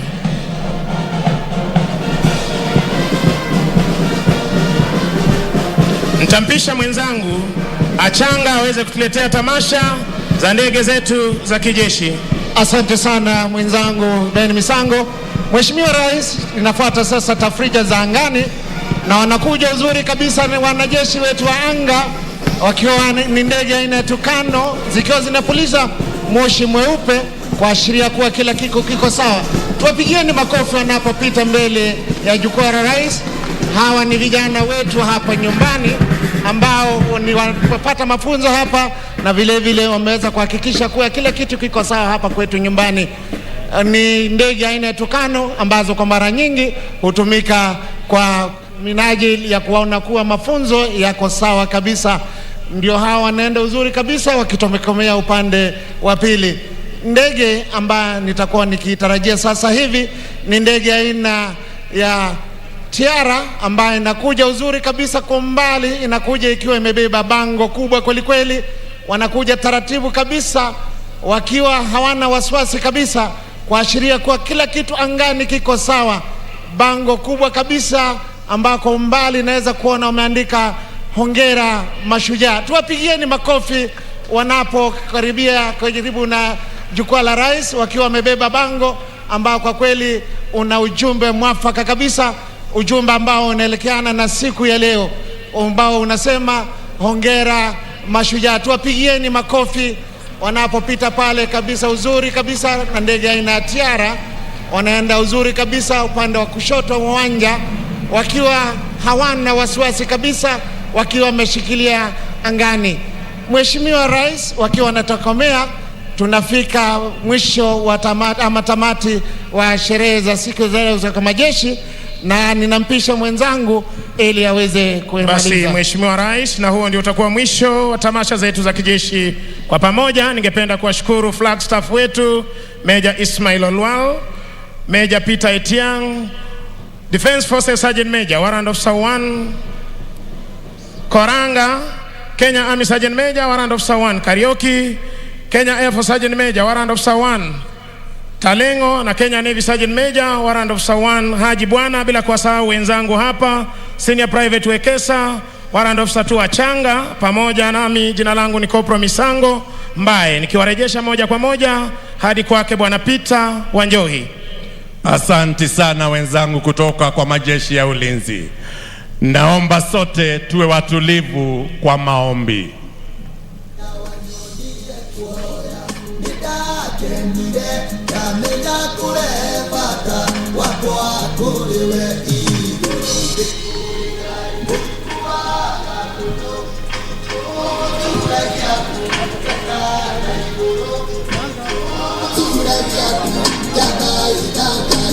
Tutaongozwa kwa maombi ya kimila na mzee Njeru Rubeni akiwa pamoja na wazee wa baraza la wazee wa Agikuyu na wazee wa Kiama kutoka kaunti ya Kirinyaga.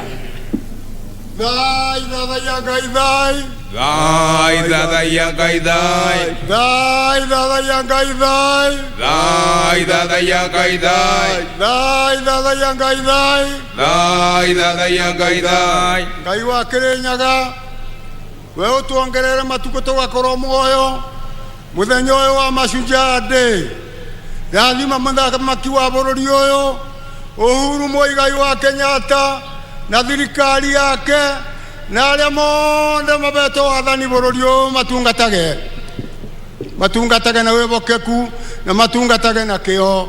Thai thathaia Ngai thai, thai thathaia Ngai thai. Ngai mwene Nyaga twaguthaitha ũrathime andũ a Kenya arĩa marenda mbura ũtũbe nĩgetha mabiũ maitũ na mĩmera ĩrĩa tũkũbanda ĩbue kũbua nĩgetha ng'aragu tũgĩe na mbũna. Thai thathaia Ngai thai, thai thathaia Ngai thai. Ngai mũmbi watũbere ciana imwe colleges, iria ingĩ university, iria ingĩ secondary na iria ingĩ primary na iria ingĩ nĩ ironga irathime tondu nĩcio Kenya ya mũthenya ũcio ũngĩ. Thai thathaia Ngai thai, thai thathaia Ngai thai, thai thathaia Ngai thai, thai thathaia Ngai thai. Rathima mũgeni witũ president wa Malawi ũrĩa ũcerere bũrũri wa Kenya akiumagara na agĩcoka umutungagie munyaka waku. Thai thathaia Ngai thai, thai thathaia Ngai thai. Turi Agikuyu na Mumbi thai thathaia Ngai thai, thai thathaia Ngai thai. Turi Agikuyu na Mumbi thai thathaia Ngai thai, thai thathaia Ngai thai. Turi Agikuyu na Mumbi thai thathaia Ngai thai, thai thathaia Ngai thai. Kuroagira. Asante. Sauti kwa heshima, sauti. Atafuata sasa Mheshimiwa Rais Imam Idi Abdurrahman ambaye ni mwenyekiti wa baraza la maimam hapa kaunti ya Kirinyaga. Imam, karibu. A'udhu billahi minash shaitani rajim. Bismillahir rahmanir rahim. Allahumma salli ala Sayyidina Muhammadin wa ala ali Muhammad. Kwa jina la Mwenyezi Mungu mwingi wa rehema na mwenye kurehemu. Mwenyezi Mungu Mola wetu mtakatifu, tunakushukuru kwa kutuleta mahali hapa kutoka sehemu mbalimbali ili kusherehekea sikukuu hii tukufu ya Mashujaa. Mola mtakatifu, tunakuomba uwe pamoja nasi kuanzia sasa hadi mwisho wa sherehe. Mwenyezi Mungu, tunamwombea rais wetu wa Jamhuri ya Kenya, Rais Uhuru Muigai Kenyatta, na viongozi wote katika nchi hii, pia tukiwakumbuka na wageni wetu waliotutembelea. Uzidi kuwapa hekima, busara na subira wanapoendelea katika kazi yao kuwahudumia wananchi wa Kenya. Mola wetu, ibariki nchi hii yetu ya Kenya kwa mvua yenye baraka, tuondolee magonjwa za kila aina, hasa wakati huu mgumu wa magonjwa kuambukiza. Tunanyenyekea kwako Mola wetu, tukitubu dhambi zetu. Utusamehe, utubariki, mahali kuna dhiki utufanyie wepesi, walio wagonjwa pia waponya Mola wetu. Utukinge kutokamana na mabalaa na mipango yote ibilisi mwovu, na utuletee amani katika nchi yetu ya Kenya. Mola mtakatifu, Mwenyezi Mungu, tunakuomba tukiikabidhi na tukiiweka sherehe hii mkononi mwako, tunakuomba kwa unyenyekevu utuendelee kutubariki, utulinde, utuongoze, na mahali utakapokosea ama kuteleza Mola wetu, usiwe mwenye kutuadhibu. Utusamehe na ulete rehema yako, na tukiomba rehema na amani zimshukie mtume wetu Muhammad sallallahu alaihi wasallam. Wa sallallahu ala Sayyidina Muhammadin wa ala alihi wa sahbihi wasallam. Amin, amin, amin.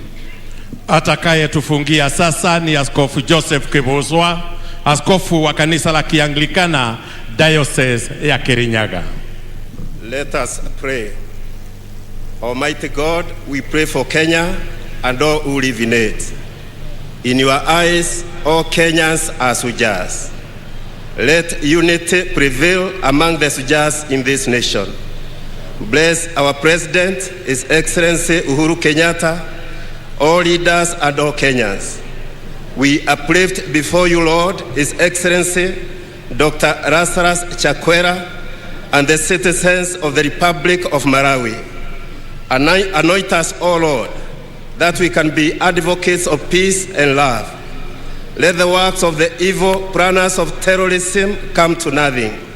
May satanic schemes against our president and the Kenyans be defeated in Jesus' name. May our transport system be safe. Bless this nation so that all may have access to affordable health care, including vaccines for coronavirus. God, may you restore our economy. Broken souls, drug addicts, broken families and communities. Deliver us from enslaving cycles of poverty, exploitation, gender violence and destruction of nature. Mwathani we uturaga tene na tene. Twina ngatho ni tondu wa gutuve muthenya uyu tukunguire guku Kirinyaga. Tukuboya ati ageni itu ni mekwamukira irathimo ciothe cia kaunti ino itu ya Kirinyaga.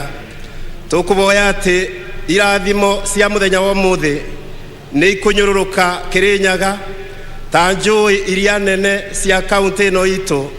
Twambiririe na rui rwa Thagana, rwa Muthambi, Rodo, Rotue, Mokengeria, Kiringa, Viva, Kamwana, Nyamindi, na Rubingase. Tukuboya ati utugi wa Ngai ni ugutugumbira o ta uria miti ikoragwo igumbeire mutito karima ka muruana na karima ka murindoko.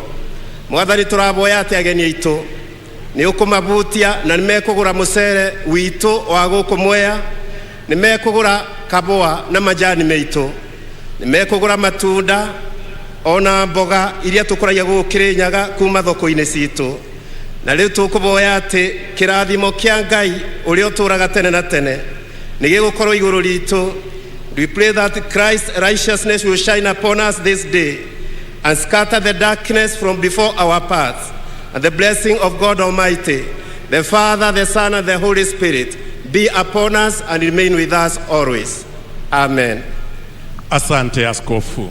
Mheshimiwa Uhuru Kenyatta, Rais wa Jamhuri ya Kenya na Amiri Jeshi Mkuu wa Majeshi ya Ulinzi, na Mheshimiwa Mama wa Taifa Bi Margaret Kenyatta, Mheshimiwa Lazarus Chakwera, Rais wa Jamhuri ya Malawi, na Mheshimiwa Bi Monica Chakwera, Naibu wa Rais Mheshimiwa Daktari William Ruto na Mheshimiwa Bi Rachel Ruto, maspika wa Bunge la Kitaifa na spika la Bunge la Seneti, Jaji Mkuu na Rais wa Mahakama ya Juu, mabalozi na maafisa wakuu wa kidiplomasia, gavana, viongozi na wananchi wote wa kaunti ya Kirinyaga, wananchi wa Jamhuri tuipendayo ya Kenya, mabibi na mabwana.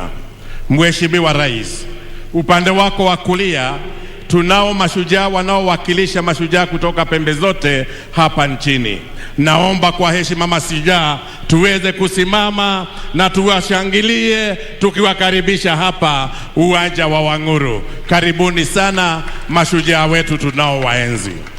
Na kabla Mheshimiwa Rais, ni mwalike mwenzangu Kennedy Kimani atuongoze kwa kipindi kifupi cha burudani.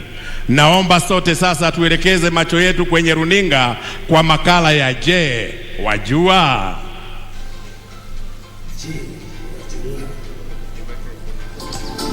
Wajua kuwa Rais Uhuru Kenyatta ametilia maanani suala la kuwapa wananchi vyeti vya kumiliki ardhi.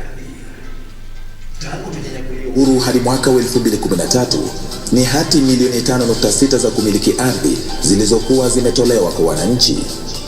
Lakini katika miaka 9 ambayo Rais Uhuru Kenyatta amekuwa uongozini, jumla ya hati milioni 5.3 zimetolewa kwa wananchi.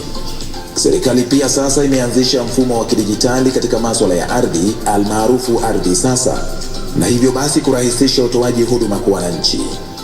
Juhudi hizi za Rais Kenyatta zinanuia kuhakikisha wananchi wanachangia vilivyo katika ujenzi wa taifa bila wasiwasi ya kupoteza mashamba yao. Je, wajua? Wajua kuwa mradi wa Mwea Irrigation Scheme unazalisha 70% ya mchele nchini Kenya? Mradi huu unazalisha mchele aina ya basmati almaarufu aromatic pishori metric tani 1114 kila mwaka, ulio na thamani ya shilingi bilioni 9.6. Mradi wa Mwea ni ekari 25,000 na umeunda nafasi nyingi za kazi, kwani takriban wakulima 11,000 wanajishughulisha na kilimo hapa. Ujenzi wa bwawa la Thiba ulioanzishwa na Rais Uhuru Kenyatta utaongezea kilimo katika ekari 10,000 hapa Mwea na kufikisha ekari zitakazozalisha chakula hadi jumla ya 35,000. Ekari hizo 35,000 zitaongezea mavuno ya mchele kutoka metric tani 1114 za sasa hadi takriban metric tani 1200 kila mwaka. Sasa wajua. Na mimi hapa pia sasa najua. Mheshimiwa Rais, sasa nitamwalika mwenzangu Kennedy Kimani atuongoze kwenye kipindi cha burudani. Asante. Abai mbona wanja obini ndagucokeria ngatho cia mwanya nikumbe binda riri ndongorie mutaratara uyu wa gucanjamura ageni monde na andu monde ma Kenya. Asanti. Kwa heshima naomba niwakaribishe kwa kipindi kifupi cha burudani ambacho kitahusisha wasanii kutoka kaunti ya Kirinyaga na pia kutoka kaunti zingine jirani ambazo zinatuzingira. Tuko nao wacheza ngoma tamaduni ya Mwomboko, wasanii wa Mugithi, wasanii wa Kigosho, wasanii wa benga na wasanii wa nyimbo za Injili. Lakini kabla ya hayo, hii ni sauti ya mwananchi. Sauti ya mwananchi. Wewe shujaa simama. Uru akikuja hapa, sisi tabeba na mkono hivi. Sitaki anyange chini kwa sababu hiyo mtu anapatia sisi maadili mingi. Alikuwa sisi na njaa, lakini wakati Uru alikuja, alipatia sisi shamba. Sisi alitupa hii njaa. Mimi nasema Rais President Muigai Uhuru Kenyatta ametufanyia mambo hii Kisumu ikakuwa Kisumu City. Tunataka kushukuru president wetu sana ambaye ameshikilia hii mradi sana na akaingililia mpaka Wakamba wapate maji. Namshukuru sana. Nakushukuru sana rais wetu Uhuru Kenyatta, ulipofika hapa Kibuyuni 2019 ukatusaidia kilimo chetu cha mwani. Nashukuru sana Kenyatta. Ameleta maendeleo sana. Ameleta kazi ya stima. Nimeshukuru sana kabisa. Nimesema asante Uhuru. Amuni yeye bwana ameleta maendeleo. Sisi watu wa Kirinyaga tunasema ni asante sana kwa kuwa umetuundia barabara, umetupea maji, security iko sawa, matibabu na pia umejenga mahospitali. Your Excellency, umefunuliwa mambo hayo na Mungu na tunashukuru sana kwamba utatuongezea. Wacha hii uweze iendelee. Ujumbe wangu kwa Rais Kenyatta ni kwamba pongezi sana kwa kazi nzuri uliyoifanya. Infrastructure ni the most and the best thing to do in the country. Na hivi ulivyotufanyia sasa hatuna la kusema isipokuwa asante sana. Mtu hana macho ndio haoni, lakini rais ametuletea maendeleo. Hapa hatungekuwa tunafikiria siku moja tutaona hospitali. Wewe rais wetu, ninakushukuru kwa ajili ya kukumbuka ukulima wa maziwa. Kwa hivyo ashole wa rais lang migiramaya nenkai. Na sasa tupate burudani. PPMC Productions.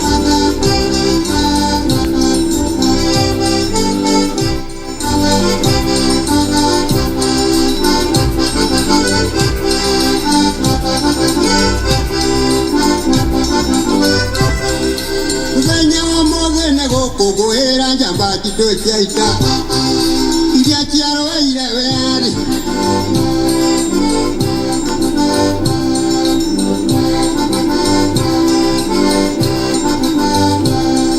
Netokongoera njamba ciawe athiciaroire mbara niguo tiri witu ndukore makenyarire kamageitwo thakame niguo tukorwo haha muthi.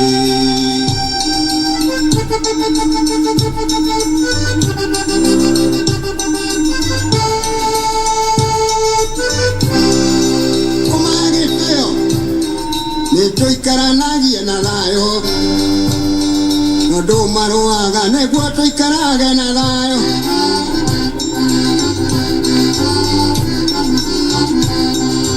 bururi wa Kenya ni witu tuiothe mundu mutongu na muthini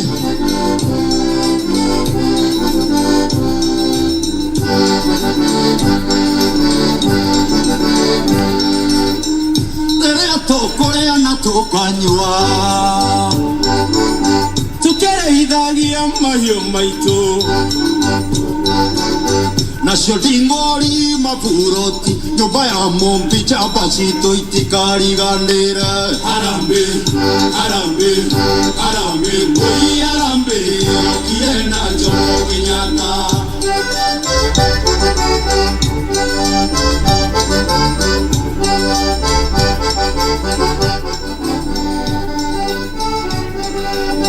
Waigua kĩahera nĩ Mashujaa nĩtũkenere mũthenya ũyũ twĩna wĩyathi ona thayũ mũthenya mũnene na tũinũka tũinũke thayũ. Waigua kĩahera nĩ Mashujaa nĩtũkenere mũthenya ũyũ twĩna wĩyathi ona thayũ mũthenya mũnene na tũinũka tũinũke thayũ.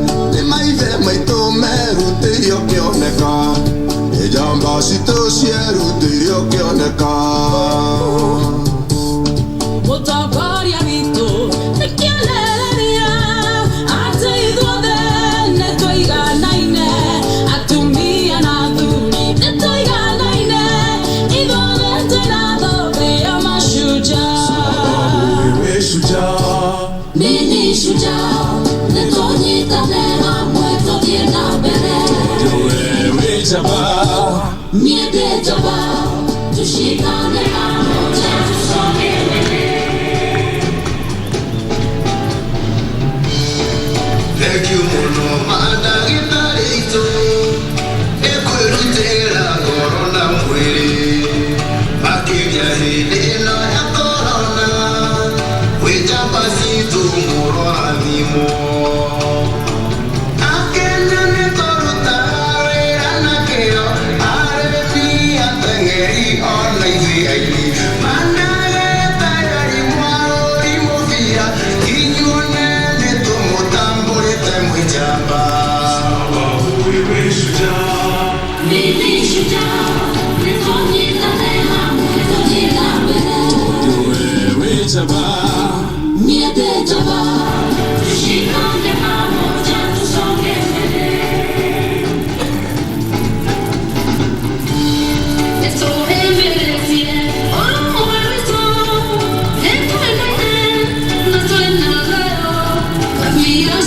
Kenya tukendo kimwe nitoturio rumusio ta mashujaa inyuĩ mũgitagĩra bũrũri witũ kaingĩ mũikagia mĩoyo yanyu ũgwati-inĩ iaro citũ na borithi Ngai aromũteithia mwĩjamba citũ mũtingĩriganĩra.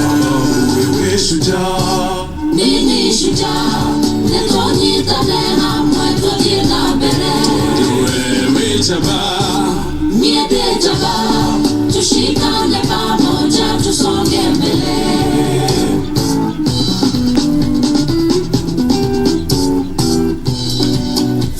fara ciothe cinywe thitima nĩnginyu guothe macukuru twagĩirwo guothe na no wĩra wa njamba citũ ũcio nĩ wĩra wa njamba citũ.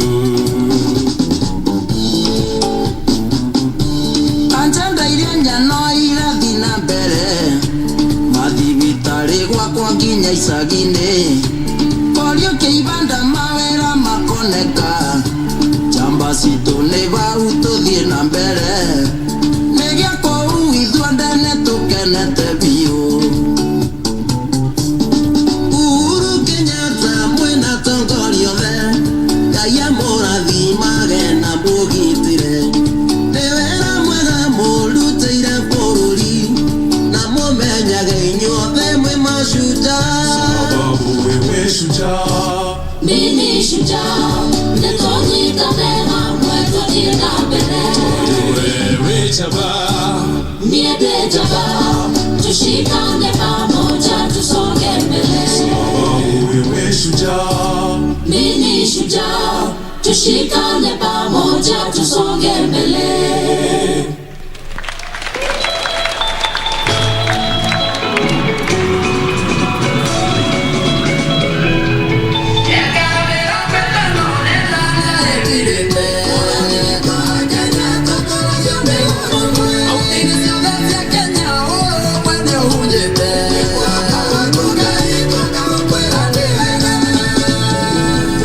Wabaya moto igoro twara bũrũri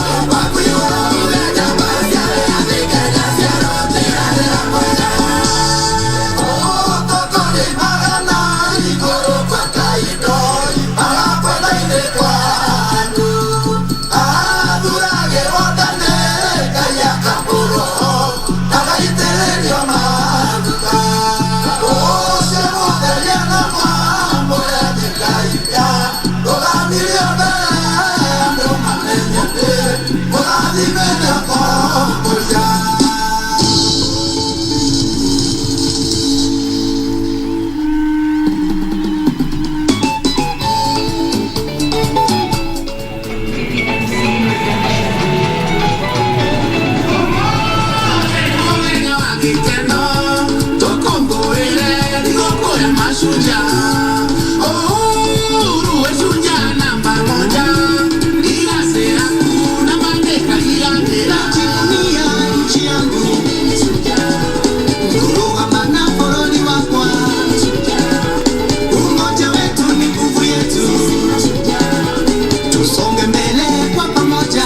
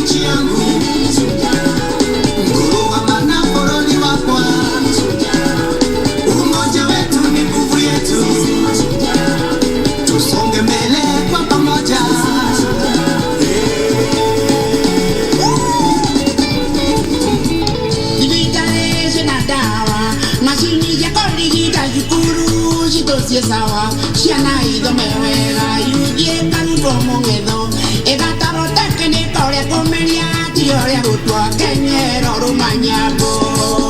Ikuyu kiugirete igana were iria kwa, Uhuru wa Kenyatta tugoko anore ogiteini.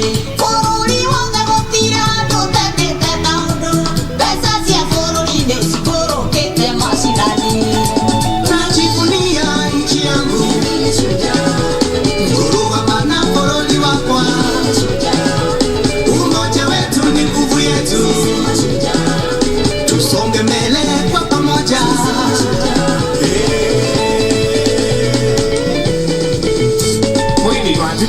Mugire, abejukia me aidiro, na moko ino aidiro, tunge ke menandira ke, maedere opena mo, niasia ke ito magurire, manieto andira idege, te moigage roro ke. Oyo ni mudenya, mudenya wa chorwe sia bururi, masisi wa Kenya pamoja tusonge mbele, ngoja nuwa maitudo, mode chorwe sia rwimoni sio kile, masisi wa Kenya pamoja tusonge mbele, alige misie na kukuri uwe anye mute, masisi wa Kenya pamoja tusonge mbele, maendeleo ni tuonete aluko amwe na huru, masisi wa Kenya pamoja tusonge mbele, najivunia nchi yangu, mkuru wa manakoroli wakwa, umoja wetu ni nguvu yetu, tusonge mbele kwa pamoja.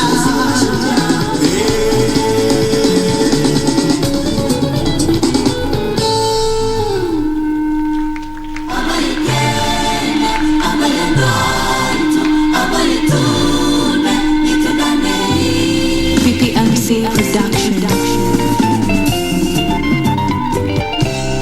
Kenya yangu, jukumu la mimi ni shujaa, mimi mzalendo, nchi yangu, jukumu langu, mimi ni shujaa, mimi mzalendo, jukumu langu, mimi ni shujaa, mimi mzalendo, jukumu langu, napenda Kenya, mimi mzalendo.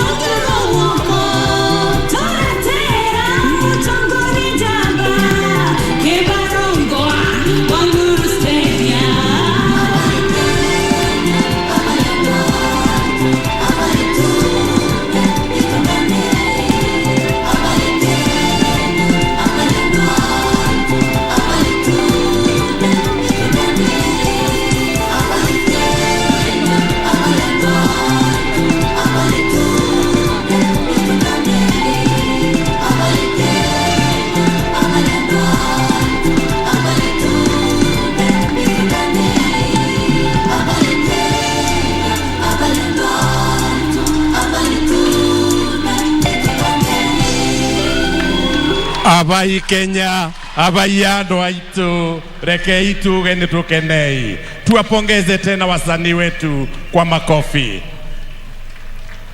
Kwa heshima Mheshimiwa Rais, naomba sasa uniruhusu nimwalike gavana wa kaunti ya Kirinyaga, Mheshimiwa Anne Waiguru, atukaribishe kirasmi na kwa kifupi, halafu amwalike Mheshimiwa naibu wa rais.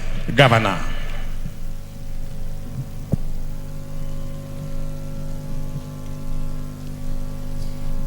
Your Excellency, the President of the Republic of Kenya, Commander-in-Chief of the Defense Forces, Uhuru Muigai Kenyatta, and Her Excellency, the First Lady, Her Excellency Margaret Kenyatta. Your Excellency, the President of the Republic of Malawi, Lazarus Chakwera, and Her Excellency, the First Lady of Malawi, Monica Chakwera. Your Excellency, the Deputy President of the Republic of Kenya, Your Excellency William Samoei Ruto, Your Excellency Mama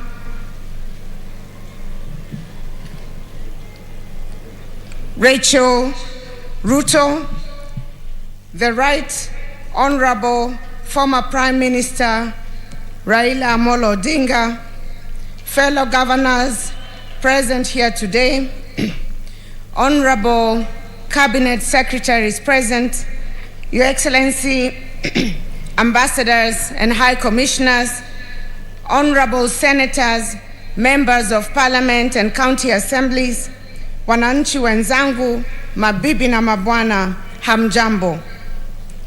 It is my great pleasure to welcome you all to Kirinyaga County on this auspicious Mashujaa Day. I know some of you may have been to our county before. Some are visiting us for the very first time. I'm also told that some came just to see what it is about this small county that makes headlines so often. Whichever the case may be, I'm sure by now you have experienced the warmth and love of Kirinyaga people. Today we get to celebrate Kenya's Shujaas, the men and women without whom Kenya we love would not exist. We meet to celebrate those who make it possible for us to know peace and experience unity. We meet to celebrate the millions of ordinary Kenyans whose labor continues to build this nation's economy. We meet to celebrate our mothers and the unsung heroes who take care of their families through thick and thin. We meet to celebrate the youth, our Jeshi, on whose back much of this country is carried. We celebrate our healthcare workers and our security services for keeping us healthy and safe. We celebrate the myriad essential service providers, including the media, who have kept watch during the trying months of the COVID-19 pandemic. And of course, we celebrate our artists for their amazing show today. All around us are Shujaas who deserve to be honored and recognized, and to each one we say, Asanteni sana. Your Excellency, allow me to share with you and the nation a brief snapshot of what the Shujaas of Kirinyaga have been able to do in the last 4 years since we were elected towards the achievement of the Big Four agenda. In order to attain food security and nutrition goal, we have been supporting our farmers to increase productivity through diversification of agricultural activities. So far, we have supported more than 500 farmers groups and close to 50,000 households to undertake various projects under our Wezesha Economic Empowerment Program. Each of the supported households are able to make an extra 1,000 per day under various value chains, which include production of 1 million eggs a month under poultry keeping, tomato, avocado, dairy and fish farming, beekeeping, as well as pig rearing.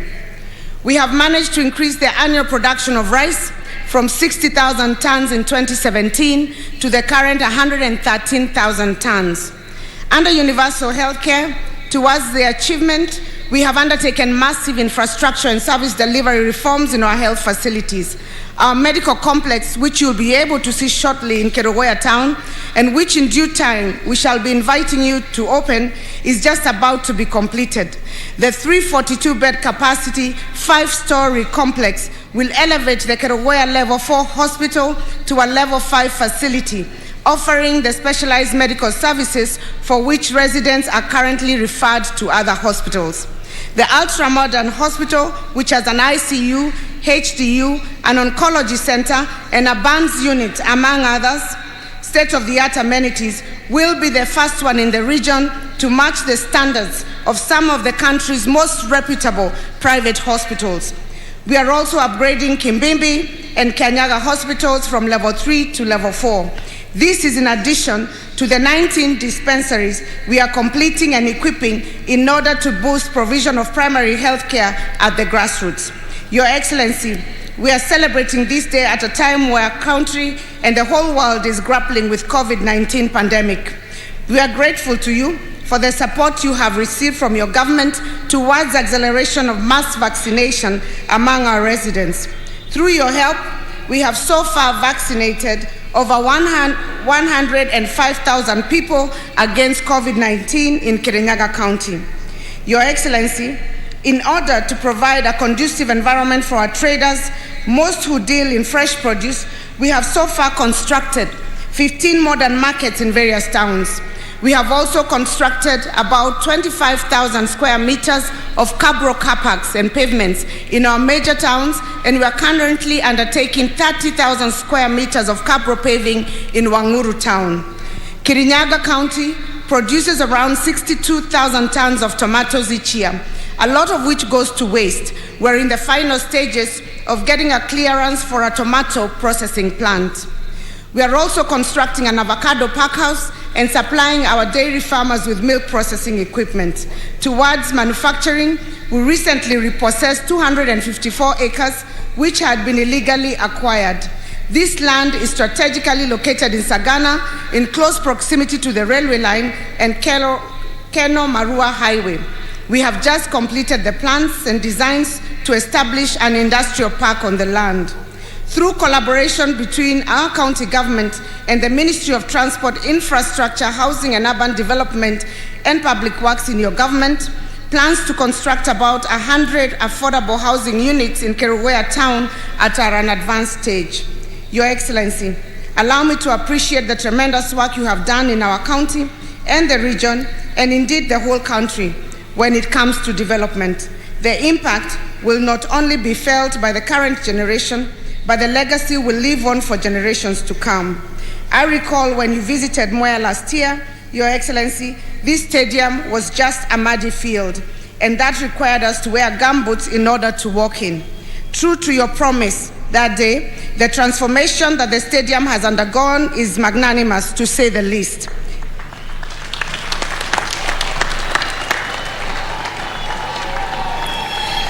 Among other impacts, it will greatly enhance sports talent, development, as well as the country's economic growth.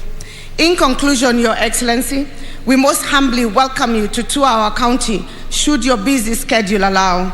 We invite you to witness a people in whom you have invested renewed hope, whose spirits and recognition of your love for them is palpable. Kirinyaga is your home. We treasure your leadership. We assure you of our unreserved support to your government. On behalf of Kirinyaga residents, I also invite all our guests to sample some of our rich heritage and the hospitality of the Kirinyaga people.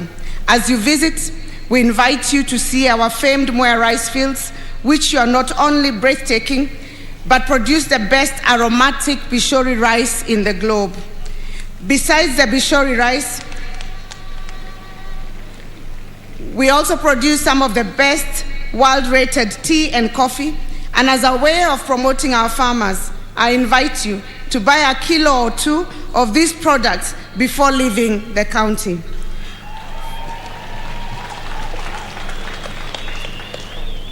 For those who do not suffer hydrophobia, you are invited to try out kayaking, canoeing, and water rafting, which are offered in many of our resorts located along Sagana River. The river is recognized for hosting national and international water sports, and I'm sure you'll get an experience of a lifetime. For those who do not love water sporting, exploring other adventures such as zip lining, canopy walking, and archery will be just as good. I would like to once again thank you all on behalf of Kirinyaga people for bestowing upon us the privilege of hosting this auspicious occasion. God bless you, God bless Kirinyaga, and God bless Kenya.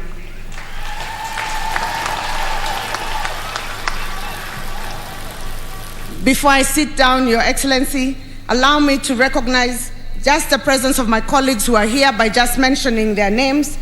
I'd like to recognize the Chair of the Council of Governors, His Excellency Martin Wambora from Embu, Deputy Vice Chair of the Council of Governors, Your Excellency James Ongwai from Kisii, Excellency Francis Kememia from Nyandarua, Excellency Governor Nderitu Mureithi from Laikipia, Excellency Mwangi Wairia from Murang'a, Excellency James Nyoro from Kiambu, Excellency Professor Anyang' Nyong'o from Kisumu, Excellency Colonel Rasanga from Siaya, Excellency Mtahi Kahiga from Nyeri, and Excellency Ali Hassan Joho 001 from Mombasa. And also Her Excellency Anne Kananu from Nairobi. Deputy Governors present is Deputy Governor Peter Ndamberi from Kirinyaga and Deputy Governor Caroline Karugu from Nyeri. Before I welcome His Excellency the Deputy President to speak, Your Excellency, allow me to invite the Right Honorable former Prime Minister Raila Amolo Odinga to greet the Kirinyaga people.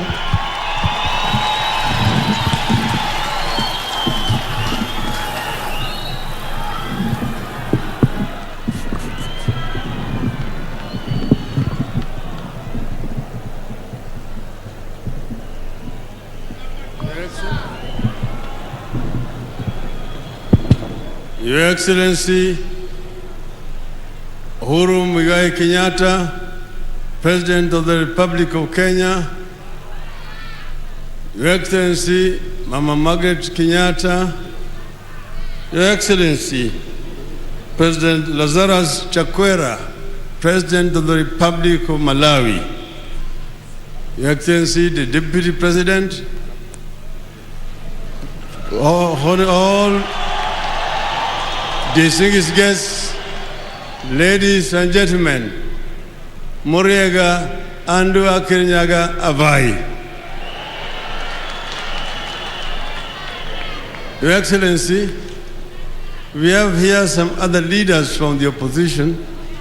We have here Honorable Musalia Mudavadi, the party leader of ANC, Honorable Gideon Moi, Senator, the leader of KANU, Honorable Moses Wetangula, for Kenya. I would like to have my brother Musalia Mudavadi just say jambo. Karibu.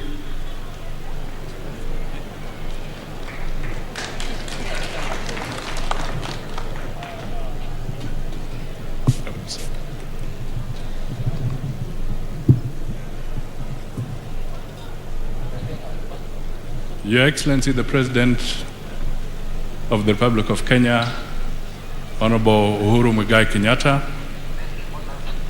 Madam Margaret Kenyatta, Your Excellency, the President of Malawi, and your better half, the Deputy President, William Ruto.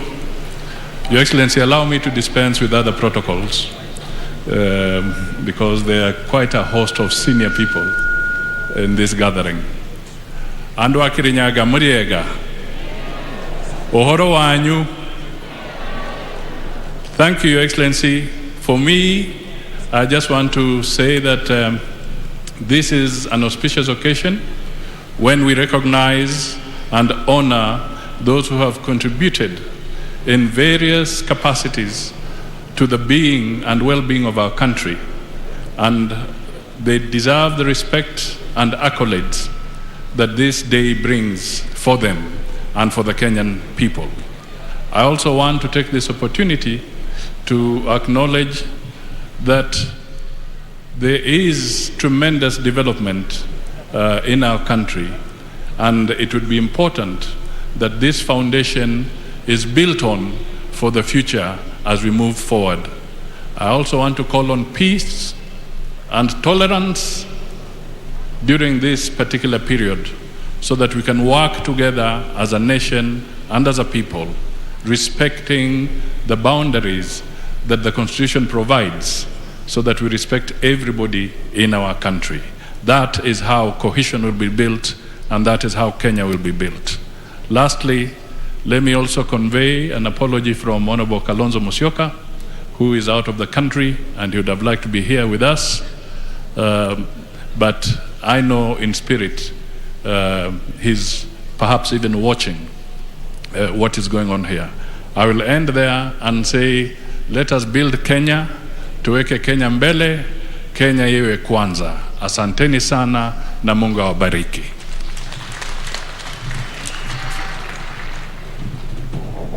Your Excellency, Mashujaa Day gives us an opportunity to remember where we are coming from and where we are going. It used to be called Kenyatta Day, but during the new constitution it was converted to Mashujaa Day to celebrate all the heroes who have contributed in one way or the other for the betterment of life of our country. Today we remember heroes like Wayaki Wahinga, who was buried alive by the colonialists. We remember people like Hari Dhuku, who was banished by the colonialists and detained in Kismayu. We also remember those Mao generals, Your Excellency. People like General Madenge, Kang'ethe, Kimathi, Kasam Jogu, Mware Mariama, na Baimungu, just to say a few, were not madmen to take up arms and go into the bush to fight the mighty British army. They were truly Kenyan patriots. Neither were the Kapenguria Six, led by Jomo Kenyatta, Fred Kubai, Kungu Karumba, Billard Kagia, Paul Ngei, Achengo Neko. These were true Kenyan heroes of that time. Your Excellency, recently I visited Maito Mukami Kimathi, and she's sending her greetings to this audience today. And she says she's unable to come and join in this celebration because she's ailing. Some of the wounds inflicted during her detention in those days in committee, where she was also a guest together with Mama Ngina Kenyatta. Not many people know that Mama Ngina Kenyatta was also a political detainee in those days. So we celebrate these people. Your Excellency, this region of our country contributed immensely to the struggle for independence of our country. When the state of emergency was declared, people from this area had to carry passbooks to move around and get movement permits. Your Excellency, I'm carrying here a passbook that is called Kikuyu Embu Meru Passbook. And it reads that this gentleman His registration number was 1621. Simon Warorwa, son of Ngugi, tribe Kikuyu, district Fort Hall, location Gatanga, Chief Ndungu, and sublocation Rugedha, and occupation clerk. It says permit to move from one place to the other. This is what inspired the people to rise up against the colonial regime because of the humiliation. Your Excellency, we celebrate heroes like Bishop Gitari from this region, Ngugi wa Thiong'o, Michere Mugo, Wangari Maathai, Ken Matiba, Charles Rubia, Reverend Timothy Njoya. We have here, Your Excellency, two ladies. One, the first woman to become a Chief Justice, Madam Martha Kiomkome. She is a hero and how right she was in trenches with us during the second liberation.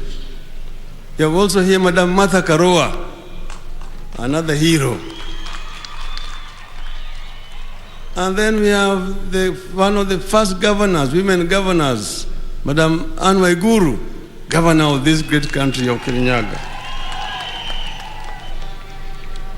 But Your Excellency, we have also other heroes in the field of music like Joseph Kamaru, the late, John de Matthew, Gatorora de Samido, who are also great heroes from this region. Finally, Your Excellency, my hero, the former president, your predecessor, Mwai Kibaki. Mwai Kibaki must be celebrated as a hero in this country. When I said Kibaki Tosha, they said no Luo, they said Raila is finished politically. No Luo can vote for a Kikuyu because of what happened to Tom Mboya and Jaramogi. I went and told the Luos that there has never been a war between Kikuyus and Luos. That Kikuyus and Luos have been partners in the struggle for independence of this country. That Jaramogi, who said that Kenyatta must be the leader of this country, and Kibaki was a son of Jaramogi, who took him from Makerere and brought him to Kenya and made him the chief of executive officer of KANU. Your Excellency, the Luos voted to make Kibaki 98.5%, showing that this tribalism thing is very skin thin. But then, Your Excellency, Honorable Kibaki got an accident and could not campaign. You campaigned for Mwai Kibaki. We saw him on a wheelchair in Nairobi.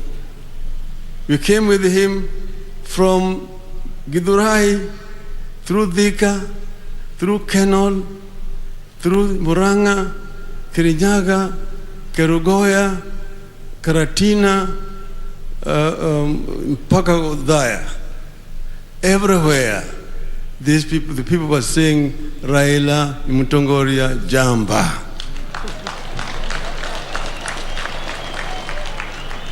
So Raila Odinga is a friend of the mountain and has been able to climb the mountain. I thank you.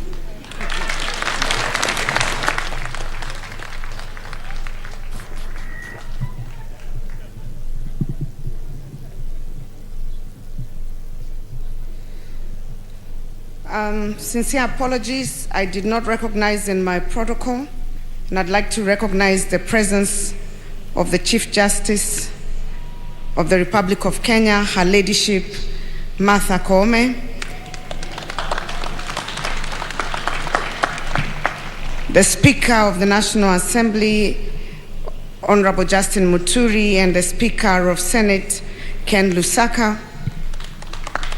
Allow me to also recognize County Assembly members from Kirinyaga County who are present, and the County Executive of Kirinyaga. It is now my singular duty and honor to invite His Excellency, the Deputy President of the Republic of Kenya, Your Excellency, Honorable William Samoei Ruto, to speak and invite the President.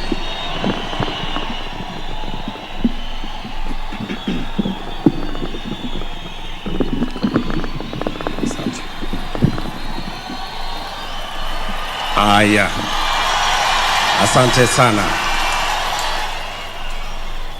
Mheshimiwa Rais wa Jamhuri yetu ya Kenya, Your Excellency Uhuru Muigai Kenyatta, Mama wetu wa taifa, Your Excellency Margaret Kenyatta,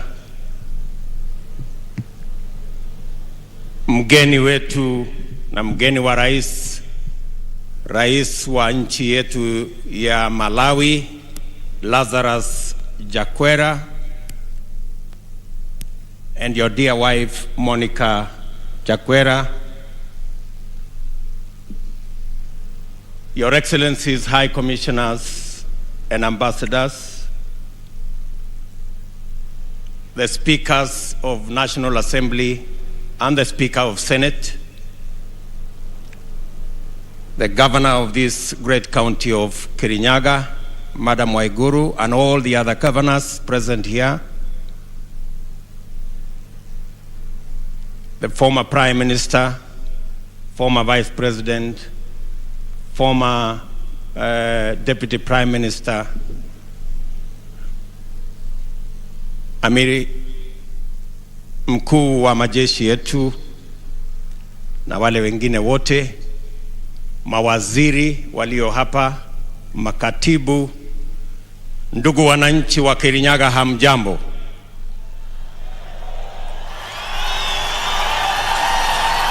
Kirinyaga moriega, mwathani agosho, Ngai no mwega, endesho de Bwana Yesu asifiwe. Asanteni sana.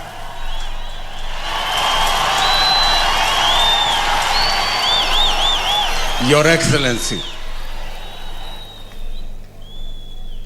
I want to take this very opportunity to thank you for making the decision that national celebrations will not only be held in Nairobi, but it will be held in our counties. And thank the people of Kirinyaga for this beautiful ceremony. They have hosted you in this Kirinyaga Stadium. We came here, Your Excellency, you remember, 4 years ago, and this place was very muddy. Today, we have a world-class stadium because of your commitment to the development of our country. This Mashujaa Day, we celebrate the many people who worked so hard, paid a huge price for us to be the nation that we are today. We celebrate them for their selfless sacrifice that today makes us a nation. Your Excellency, we celebrate the heroes of now, our men and women in uniform, who keep our borders, our families, and our children safe. We celebrate our farmers who wake up early and sleep late to make sure that we have a meal on our tables. We celebrate every Kenyan who wakes up early, get to work, pay their taxes, so that Kenya can continue to be a sovereign nation. Your Excellency, we celebrate you as our leader.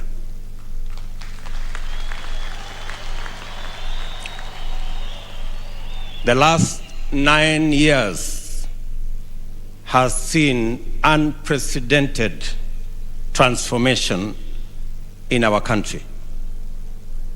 From the SGR to the almost 11,000 kilometers of new tarmac in Kenya, to the almost 8 million people connected to electricity, to all the transformation in our education sector. Your Excellency, your place in the history of Kenya is not only secure, but it is prominent. Your legacy as a transformational leader in Kenya will set the standard for the leaders that will come after you. Your Excellency, I want to give you our assurance, myself and my competitors here, that we will build on the legacy that you have set, and we will ensure that nothing that you will leave behind is left incomplete. We will build on it and make sure that Kenya goes to the next level.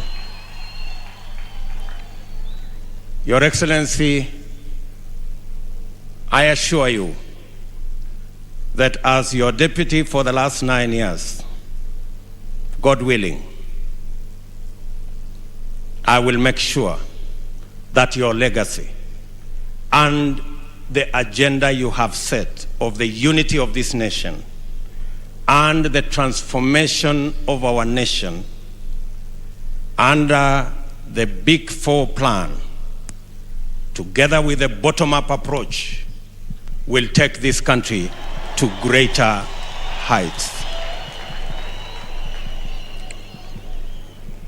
Your Excellency, this is a very important day for us as a nation, and you have set the standard for us. We will work together as a people in a peaceful manner, respecting everybody's right, being tolerant and peaceful, because we do not have another nation. This is the only Kenya we have, and it is our duty to protect it. With those many remarks, Your Excellency, sir, it's now my very humble duty to request you, Mr. President, to make your remarks and lead the nation on this Mashujaa Day. Sote tusimame, tumkaribishe Rais wa Jamhuri ya Kenya aweze kutuongoza kwa ghafla hii. Mheshimiwa Rais. Asante sana.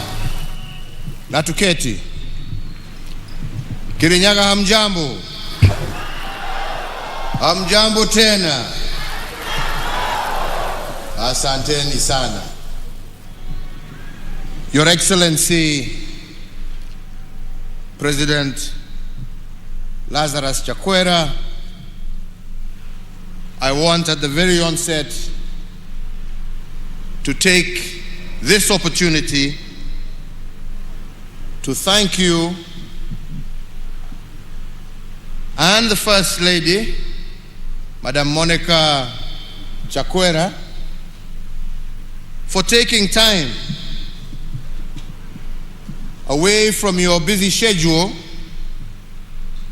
to join us here today in Kirinyaga County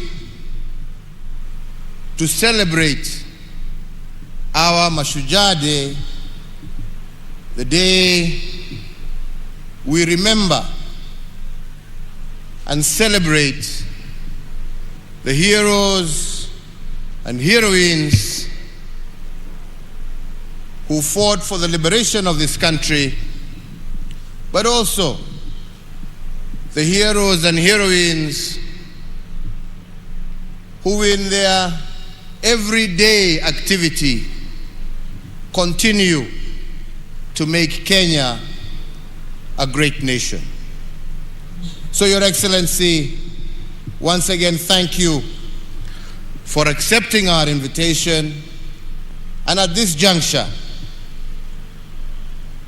ningewauliza sisi wote tusimame, tumkaribishe mgeni wetu, Rais wa Jamhuri ya Malawi, aweze pia kunena nasi na kulete salamu zake kutoka wananchi wa Malawi. Welcome, Your Excellency.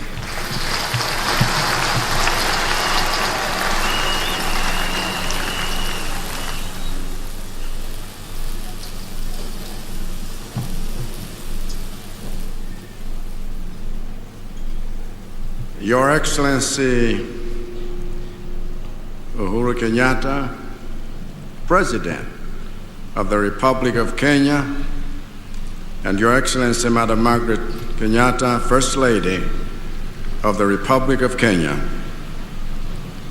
Your Excellency Madam Monica Chakwera, First Lady of the Republic of Malawi, Your Excellency William Ruto, Deputy President of the Republic of Kenya, and Madam Rachel Ruto, Your Honor Raila Odinga, former Prime Minister of the Republic of Kenya, Her Excellency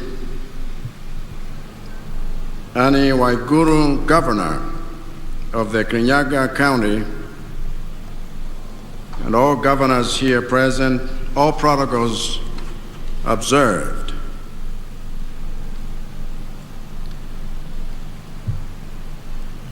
Ladies and gentlemen, Muriega andu Kirinyaga wai. Habari zenu mwenzangu, saseni ni aje?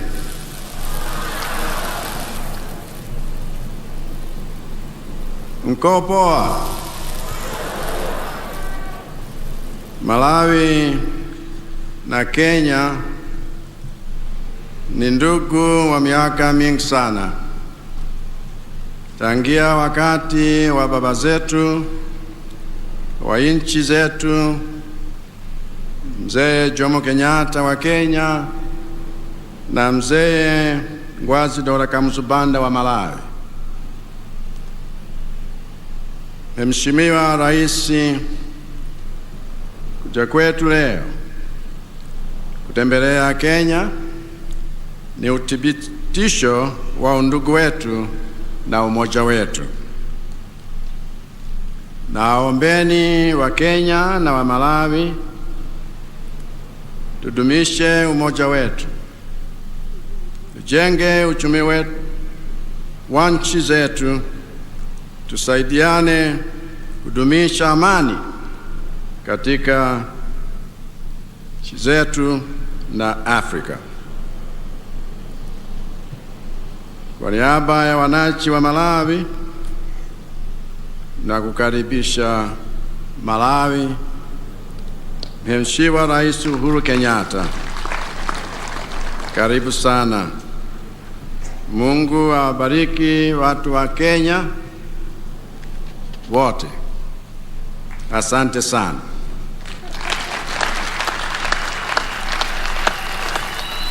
Your Excellency, this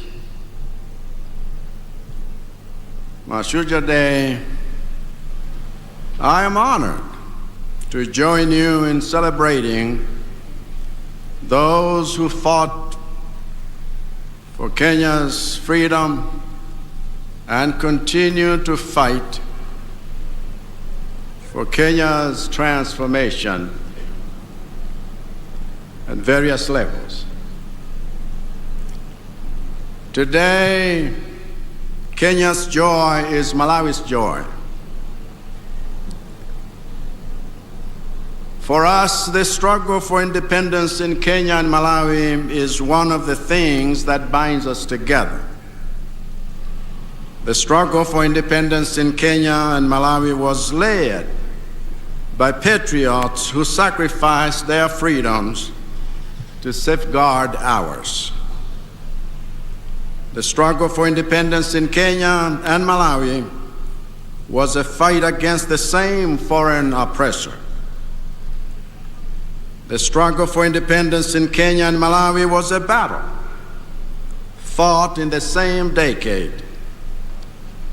It is therefore no accident that after the founding father of Malawi became its prime minister in February of 1963, the founding father of Kenya became its prime minister less than 6 months later. It is no accident that after Kenya gained her independence in December 1963, Malawi gained her independence less than 7 months later. It is no accident that within less than 5 years of Kenya and Malawi gaining their independence, the founding father of Kenya hosted the founding father of Malawi here in Kenya in a joyous October like this one today.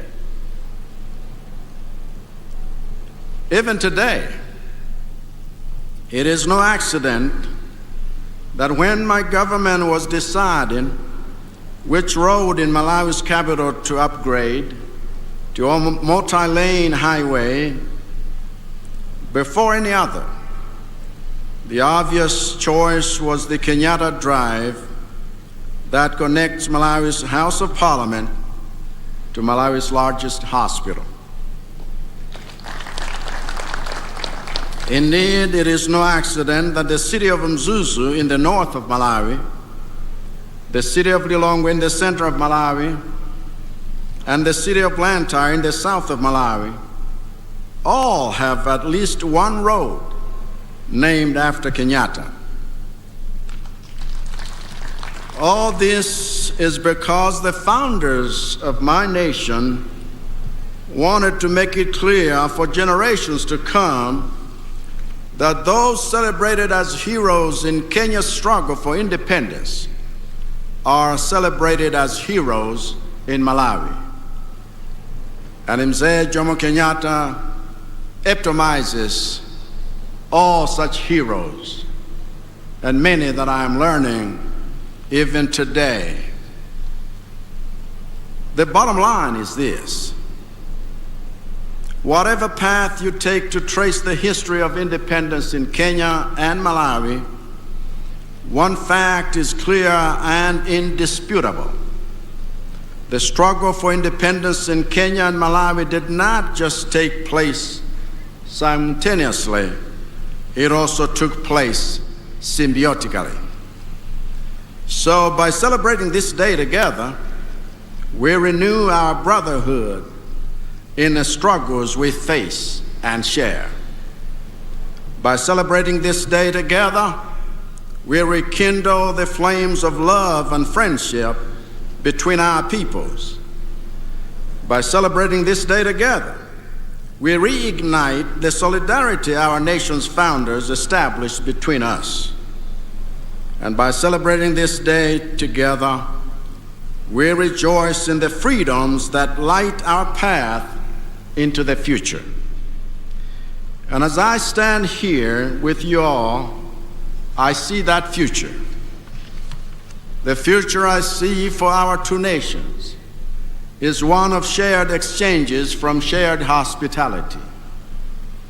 The future I see for our two nations is one of shared prosperity from our shared opportunities.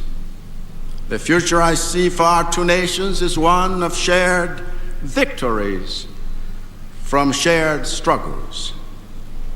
The future I see for our two nations is one of shared celebrations of shared heroes past, heroes present, and heroes future.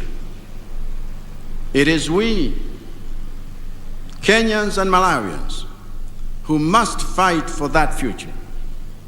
It is we, Kenyans and Malawians, who must pursue that future. So let us create that future, a future of peace, a future of transformation, a future of genuine love amongst ourselves, because Africans, this is the future we desire. Let us build that future. Let us birth it, if we please. Let us become that future. And God bless Kenya and God bless Malawi. Asanteni sana, mabibi na mabwana. Nashukuru sana. Your Excellency.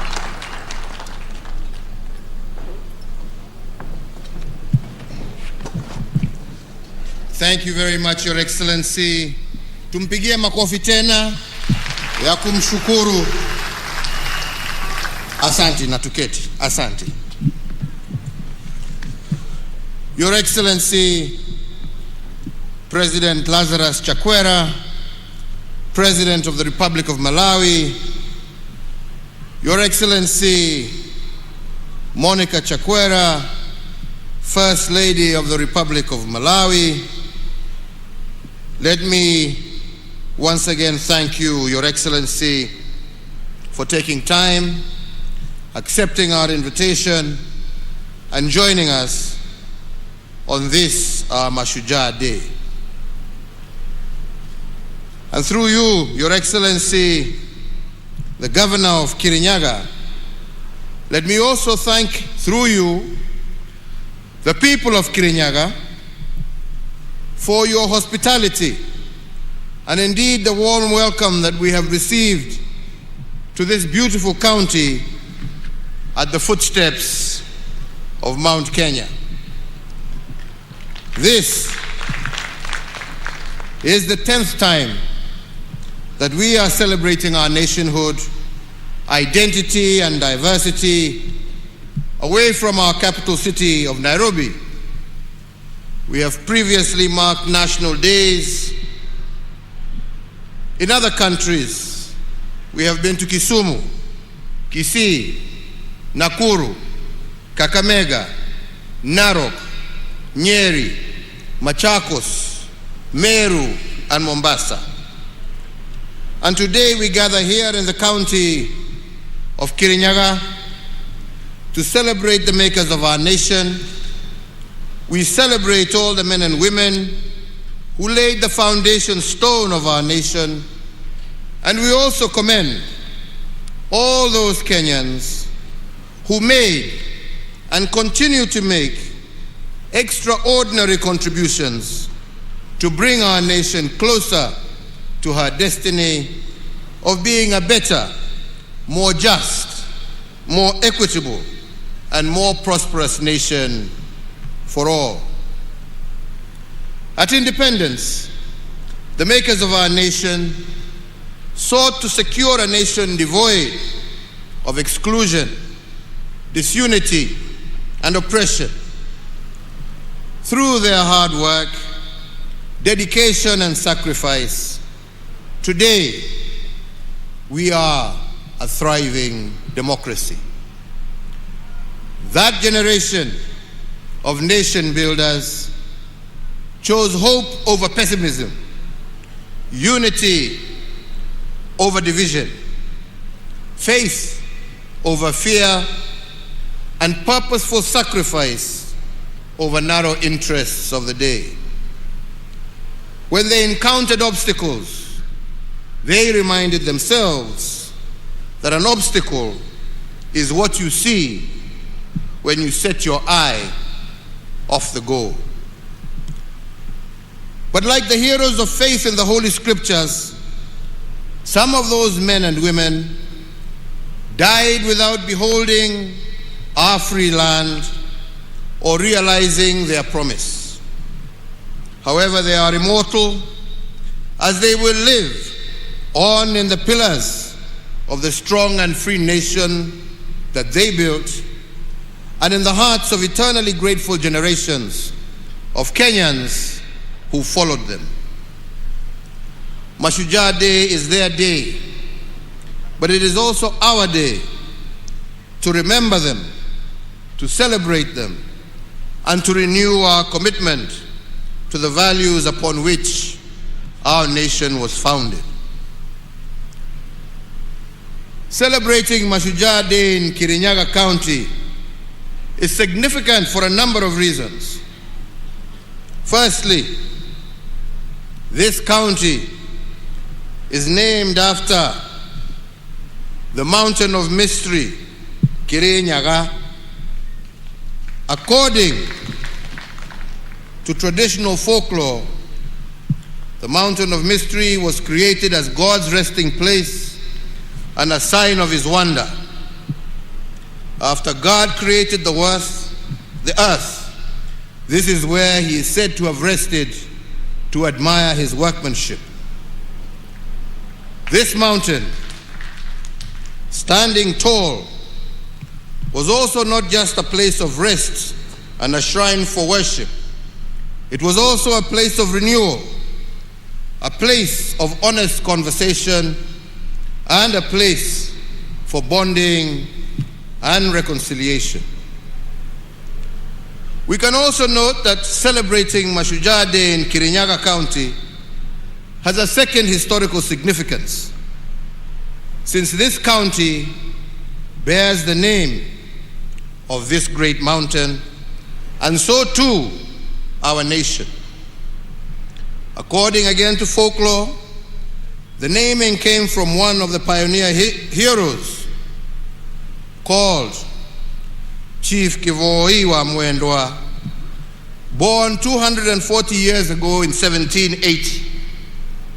One of the early colonizers who befriended Chief Kivoi was Dr. Ludwig Curfew, a German missionary from the Anglican Church Missionary Society.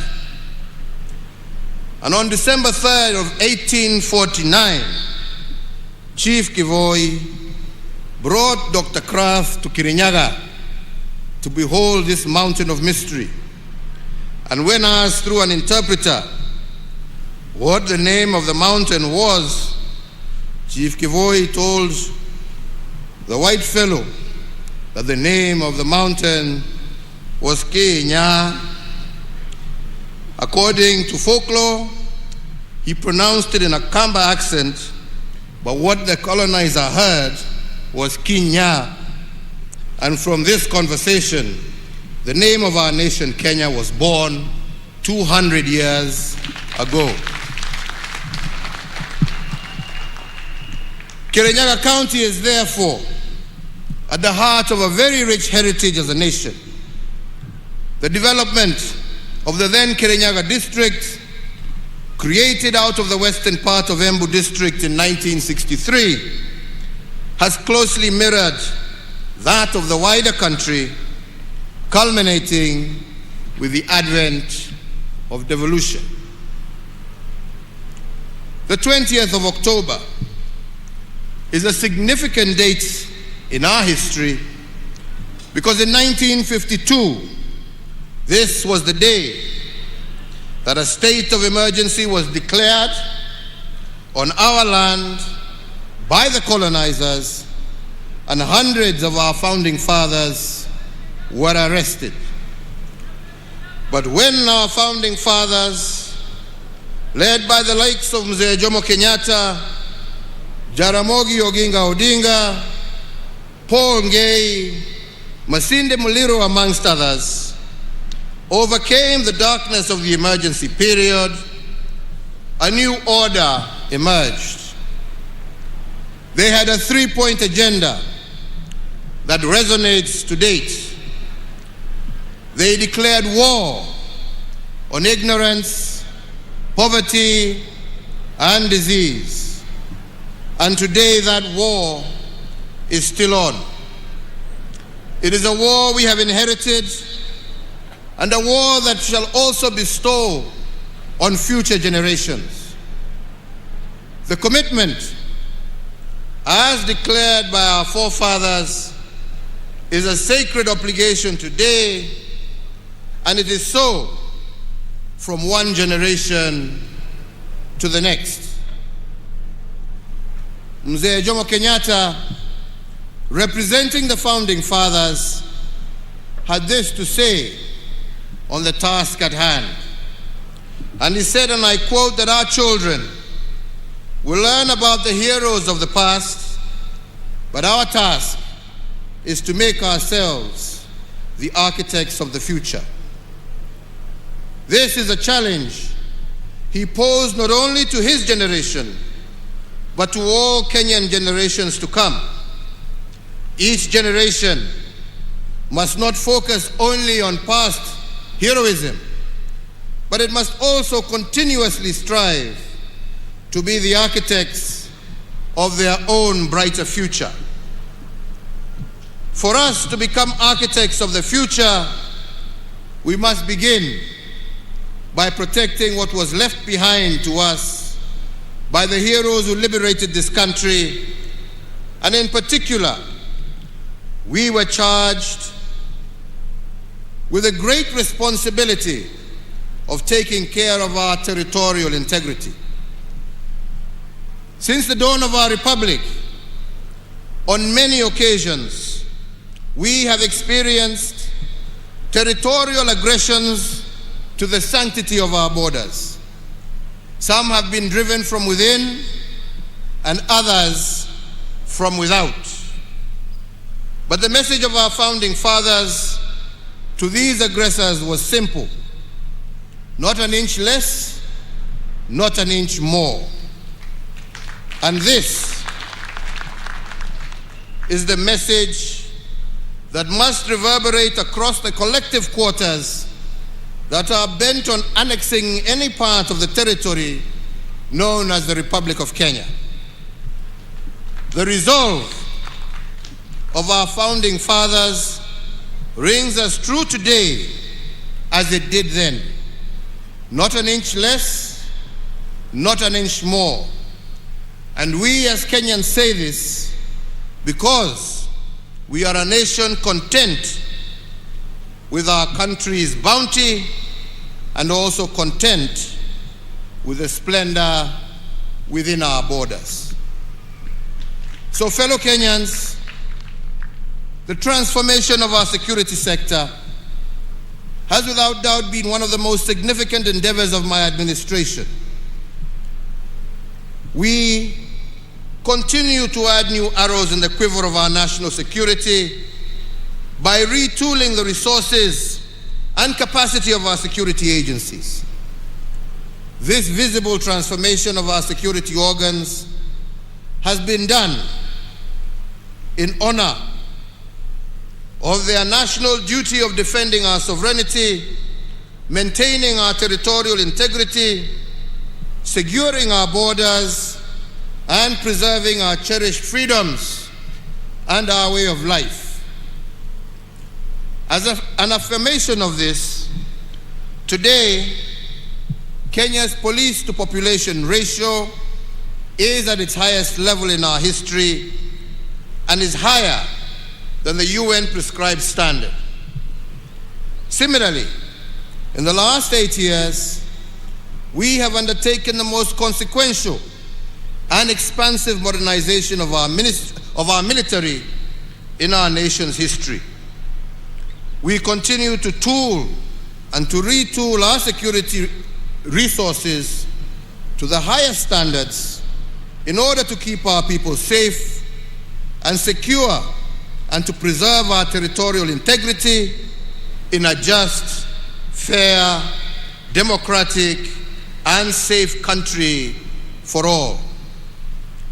But aside to this, we have also invested in the welfare of those charged with our security personnel, which include a review of their remuneration, benefits, and other allowances, upgrading of housing, provision of insurance, and increasing the capacity of the health facilities used by our security personnel.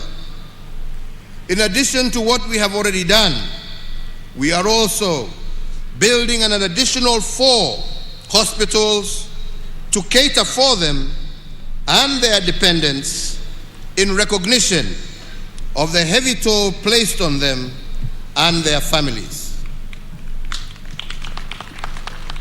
Fellow Kenyans, ladies and gentlemen, now I must return to the subject of being architects of the future. When our founding fathers charged us with this task, what they told us is that the future is not a destination out there waiting for us. It is a destination that we create, block by block. It is like an open book that you write, page by page, moment by moment. But you do not realize it until you are met by unexpected challenges. Challenges like COVID-19. And then all of a sudden, you are placed upon the horns of a dilemma. You can either choose to see obstacles in every opportunity or opportunity in every obstacle. This, fellow Kenyans, is the foundation of any successful nation state. It is about choices. Yet, it is in moments like this that the true character of a nation and a people is revealed. I am proud to say that with the COVID-19 crisis, our state of mind as a government has been one of finding opportunities in every problem occasioned by COVID. Instead of focusing on what is, we have focused on what could be.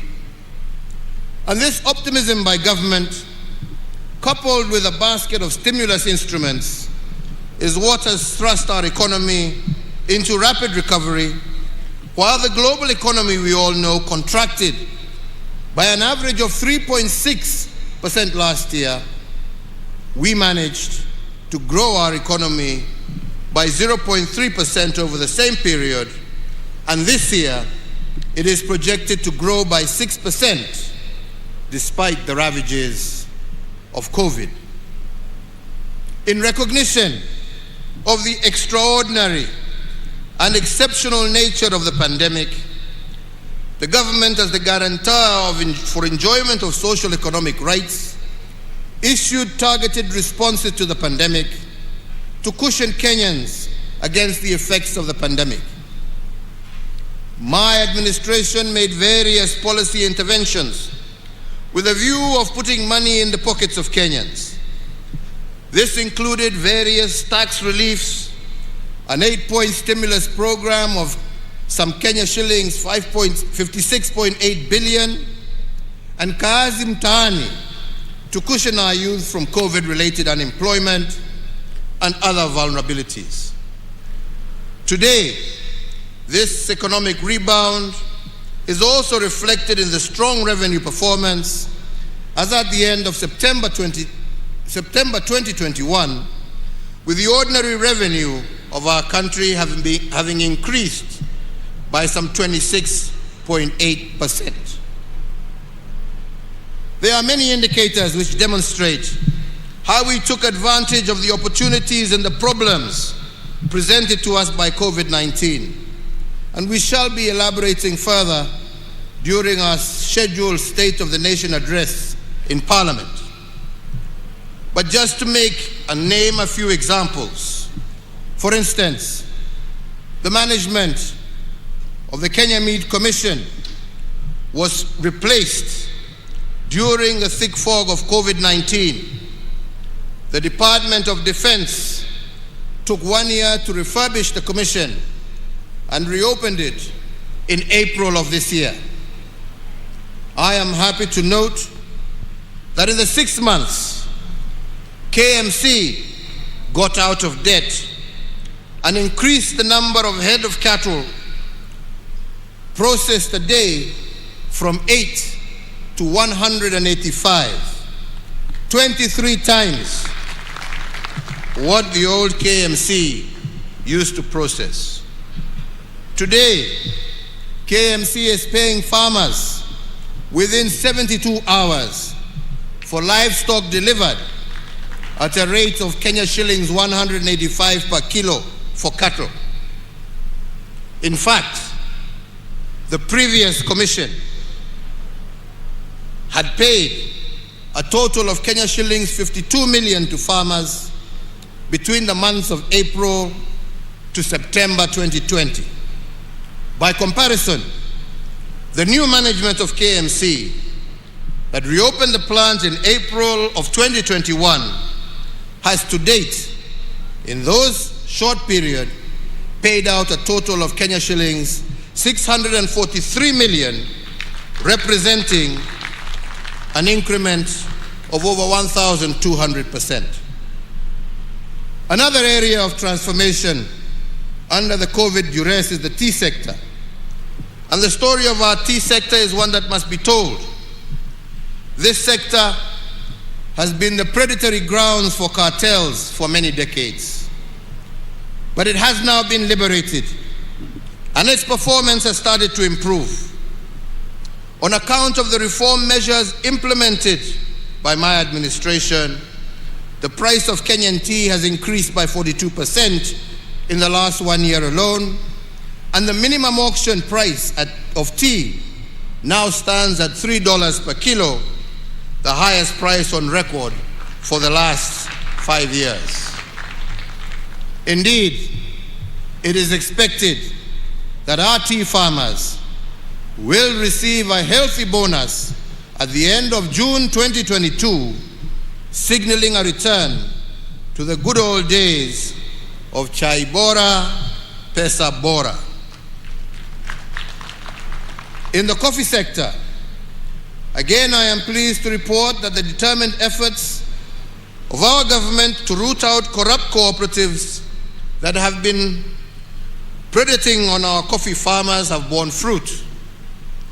The revitalization of the new KPCU by government has brought healthy competition into the coffee milling activities. And as a result, farmers in high-yielding areas like here in Kirinyaga are now receiving upward of Kenya shillings 100 per kilogram for their coffee, up from the average Kenya shillings 25 per kilogram in 2019. Milk production is another area, and as part of our efforts to ensure a reasonable rate of return for our dairy farmers, my government introduced a pricing guideline, and this has seen farm gate prices increase from Kenya shillings 27 per litre in January of 2020 to a high of Kenya shillings 40 per litre as of September 2021.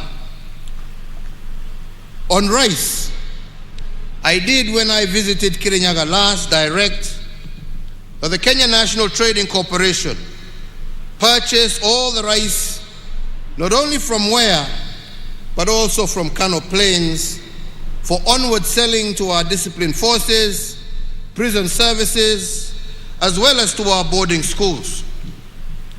And I am pleased to confirm that last year, out of 6 rice cooperatives nationally, Mwea Rice Growers Cooperative sold the most bags of rice to government. And in fact, for every 10 bags sold to government, Kirinyaga farmers sold 7. And out of this, they realized a total revenue of over 1 billion Kenya shillings.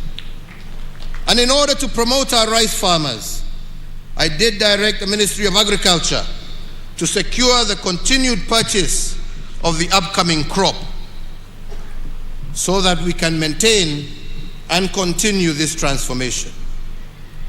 But ladies and gentlemen, it is the transformation of our health sector that is probably the most phenomenal testimonies of how we transformed COVID obstacles into opportunities that expanded our health facilities. In Nairobi alone, we have constructed over the period and operationalized 15 level 2 and 3 hospitals in various informal settlements through the Nairobi Metropolitan Service. And there are another 15 currently under construction.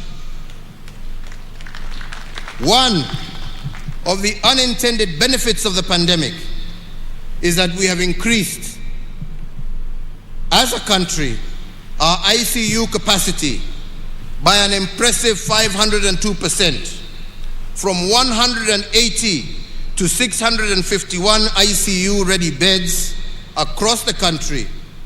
And similarly, our total hospital bed capacity as a country has increased by 47%, from 56,069 in the year 2013 to the current figure of 82,291 hospital beds spread throughout the country. During the COVID-19 pandemic, we have improved our oxygen generation capacity in all our public health facilities, from 3 million liters per day in March of 2020 to 32 million liters per day in October of 2021. We have further increased the number of reference laboratories that can test for notifiable diseases of international concern and public health importance, from one single laboratory in March of 2020 at the beginning of the pandemic to what we have today, which stands at 95. Fellow Kenyans, I just wish to remind you that at the beginning of the pandemic last year, we used to ship our samples for testing in South Africa, and the result turnaround time would be anything up to 5 days onwards. Today, we have our own capacity. These strategic diagnostic investments have strengthened the country's healthcare system, especially in response to the COVID-19 pandemic, and will propel us faster towards the attainment of universal health coverage and fortify our country's preparedness for future global health security challenges. The health workforce is a key pillar of every healthcare system, yet many times it turns out to be the weakest link, typically seen as a cost driver instead of an area for public and private investment in health service provision. In a bid to bridge the gap in human resources for health, the government has progressively recruited an additional 36,900 healthcare workers in the last 9 years, bringing total public health workforce to what it is today, 75,000 health workers. The mid-level healthcare worker plays a critical part and role in the health service delivery throughout all levels of care, specifically at the primary care level. And to this extent, we have expanded the capacity of our medical training colleges to train this critical mass of health experts from 28 KMTC campuses in 2013 to the current 71 campuses spread across 44 of our 47 counties. My administration has also put in place a comprehensive nationwide program to upgrade selected hospitals in all the 47 counties through provision of specialized modern state-of-the-art medical, diagnostic, and critical care equipment. Through the Managed Equipment Services project, whose objective was to improve access to quality specialized healthcare services throughout our country. Under this project, we have identified and equipped 115 hospitals with various theater equipment, 101 hospitals with various radiological and imaging equipment, 14 facilities with ICU equipment, and 54 facilities installed and commissioned renal equipment for dialysis. Through this massive investment, 628,000 people have benefited from theater services 587,000 people have benefited from dialysis out of the 577 dialysis machines installed, and 23,574 people have benefited from ICU services, and over 5.7 million Kenyans have been served using the 22 MRI machines, the 214 X-ray machines, the 83 CT scanners, and the 229 ultrasound equipment that we have installed in various hospitals. All these some investments have so far benefited over 6 million patients and saved our country an equivalent of 131 billion shillings. Ladies and gentlemen, just the other day, I opened the integrated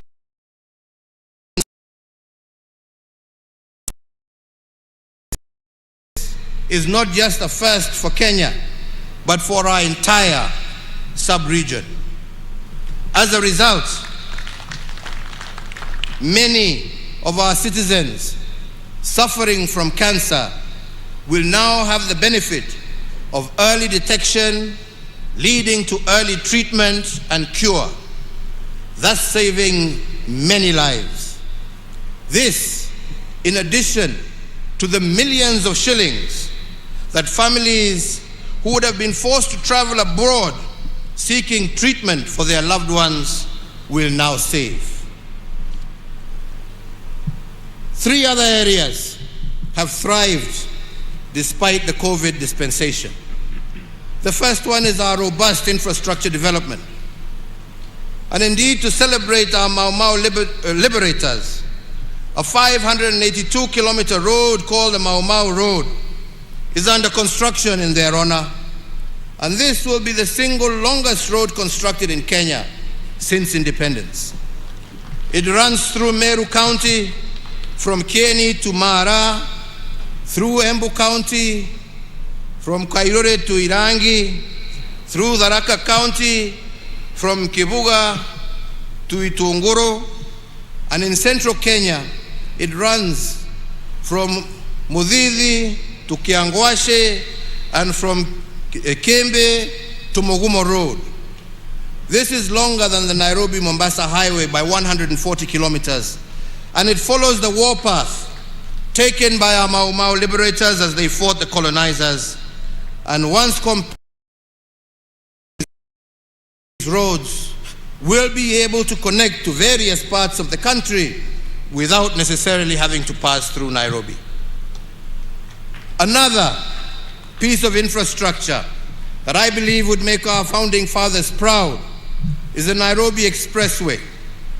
This is the largest expressway in Africa, stretching a total of 27 kilometers, running from Mulolongo in Machakos County to Rironi in Kiambu County. And from Rironi, plans are underway for another dual carriage that will soon be launched that shall run all the way to Mau Summit, traversing the Rift Valley. In total, we have had 7,991 kilometers of new tarmac road with an additional 4,800 kilometers currently under construction.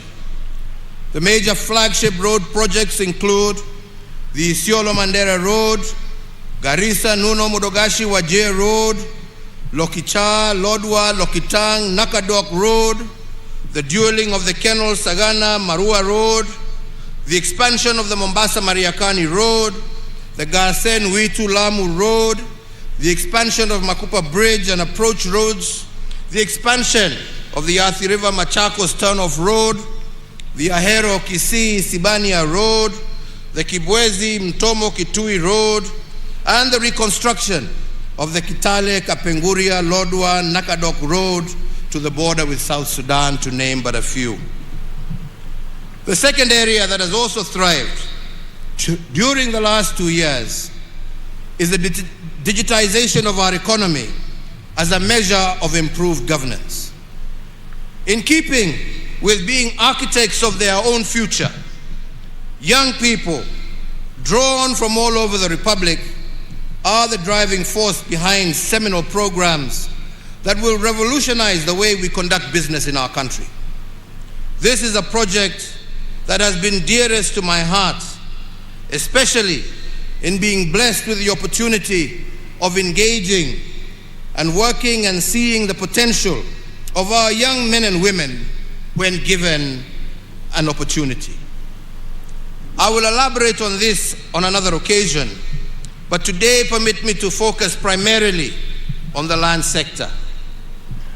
For 125 years, our land registry was manually managed and very messy. In fact, some of this mess was deliberate, engineered to facilitate land theft and corruption.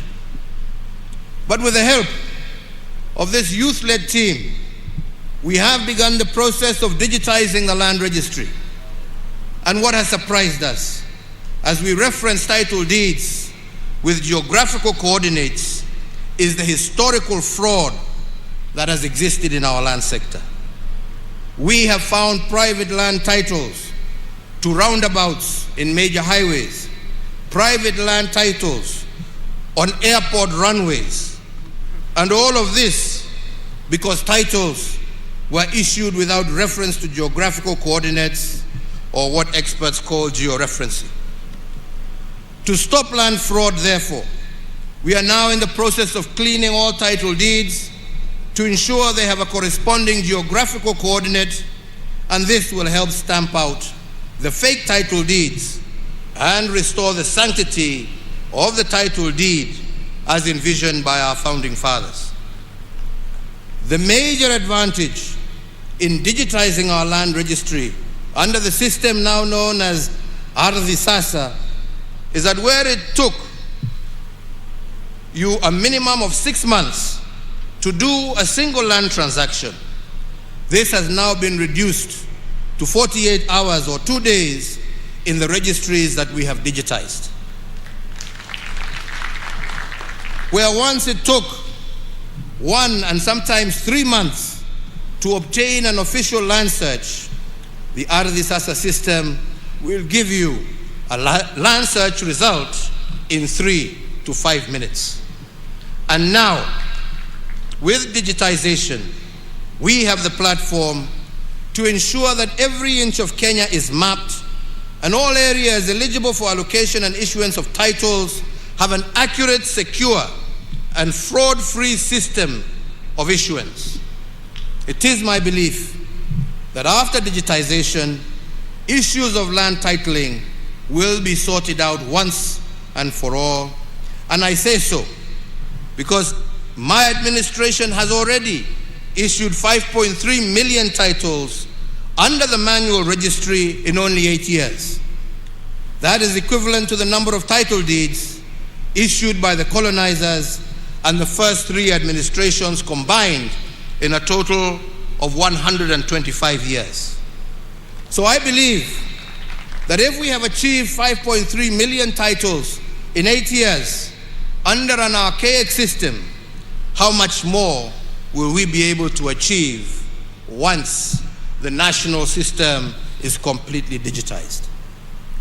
Added to this, we have taken the independence era dream of decent, affordable shelter and used policy instruments and incentives to make it a reality. One such intervention is that anyone registered as a pensioner can withdraw up to 40% of their pension and use it to get a housing mortgage. Additionally, we have exempted first-time mortgage holders from payment on stamp duty, and in addition to a range of incentives for developers who build units under the Affordable Housing Program. Further, and on digitizing our economy, in April of 2013, during my first few months as president, I directed the National Treasury to conduct a detailed survey of all chargeable government services to ascertain how many of these services were paid through digital means. The survey found that over a third of all payments to government were cash-based, presenting a high opportunity for leakage and abuse of the system. In one case, 60% of revenues were spent on making collections. By launching the e-Citizen platform in August of 2014, 350 government services have now been migrated to the e-Citizen platform. And in the 7 years since its inception, the e-Citizen has served a total of 27.2 million unique customers and collected over Kenya shillings 87.1 billion in revenues. Fellow Kenyans, our forefathers' quest for a just and fair nation for all will only be truly realized when we have every single service delivered through a transparent and accountable channel. Therefore, digitization is an important part of our endeavor to improve delivery of government services. Digitization aims to eliminate the duplication of efforts in data collection, processing, storage, and production of identification documents, which has been a feature of government operations since the dawn of our republic. Our policy interventions will also enhance the security of the current ID card through the implementation of a microchip electronic identity card that mitigates against emerging security threats such as identity theft, fraud in financial transactions, and the creation of false identities that are utilized in terrorism and other major crimes. This improved identity card will also be used as a secure travel document within the East African region. To those of you, my friends, who are used to analog systems in order to facilitate corruption, I tell you that the end is nigh, notwithstanding how many court orders you procure, hii itafika mwisho. To all Kenyans, for us to achieve most of these things under the COVID restrictions, I want to thank you. Without your civic responsibility, innovation, and resilience, none of this would have been made possible. From very early in the COVID crisis, I appeal to you to be your brother's keeper and to exercise restraint as we navigate through this unfamiliar enemy. And all of you, each and every Kenyan, made us proud by doing this. The vision of our forefathers was a nation free of ignorance. The remnants of ignorance will only be uprooted from our midst when we continuously build the capacity of our citizens to remain abreast with the demands for a rapidly changing world. It is against this backdrop that we instituted reforms in our education sector that led to the introduction of the competency-based curriculum, or CBC. As a mark of this seminal transition, we now have 2 cohorts of children in pre-primary and 5 cohorts of our children in primary school who are the pioneers of this groundbreaking curriculum. The grade 5 cohort has only 1 year to go before they join junior secondary school or grade 7. In total, we note that over 8.1 million children are now part of the program. As a caring government and one that appreciates the solemn duty of the state to prepare every child for their destiny, we will continue enriching the curriculum to ensure that our children sharpen their talent and maximize their opportunities in keeping with our vision for a holistic growth of every child in Kenya. And to ensure that we adequately prepare the country for the next phase of CBC, which is the junior high school, and to further facilitate the 100% transition from primary to secondary, I hereby order and direct as follows: that the Ministry of Education jointly with the Ministry of Interior and the National Treasury, shall establish a framework for the construction of over 10,000 classrooms needed to provide the additional learning space for the 1 million new students set to join junior secondary. That the National Treasury engages Parliament to appropriate 8 billion shillings towards the construction of classrooms, and that the construction of these classrooms be undertaken by local contractors within the vicinity of each school so as to provide further stimulus to local economy, and that the payments for the construction of the said classrooms be remitted directly to the contractors in their respective sub-counties.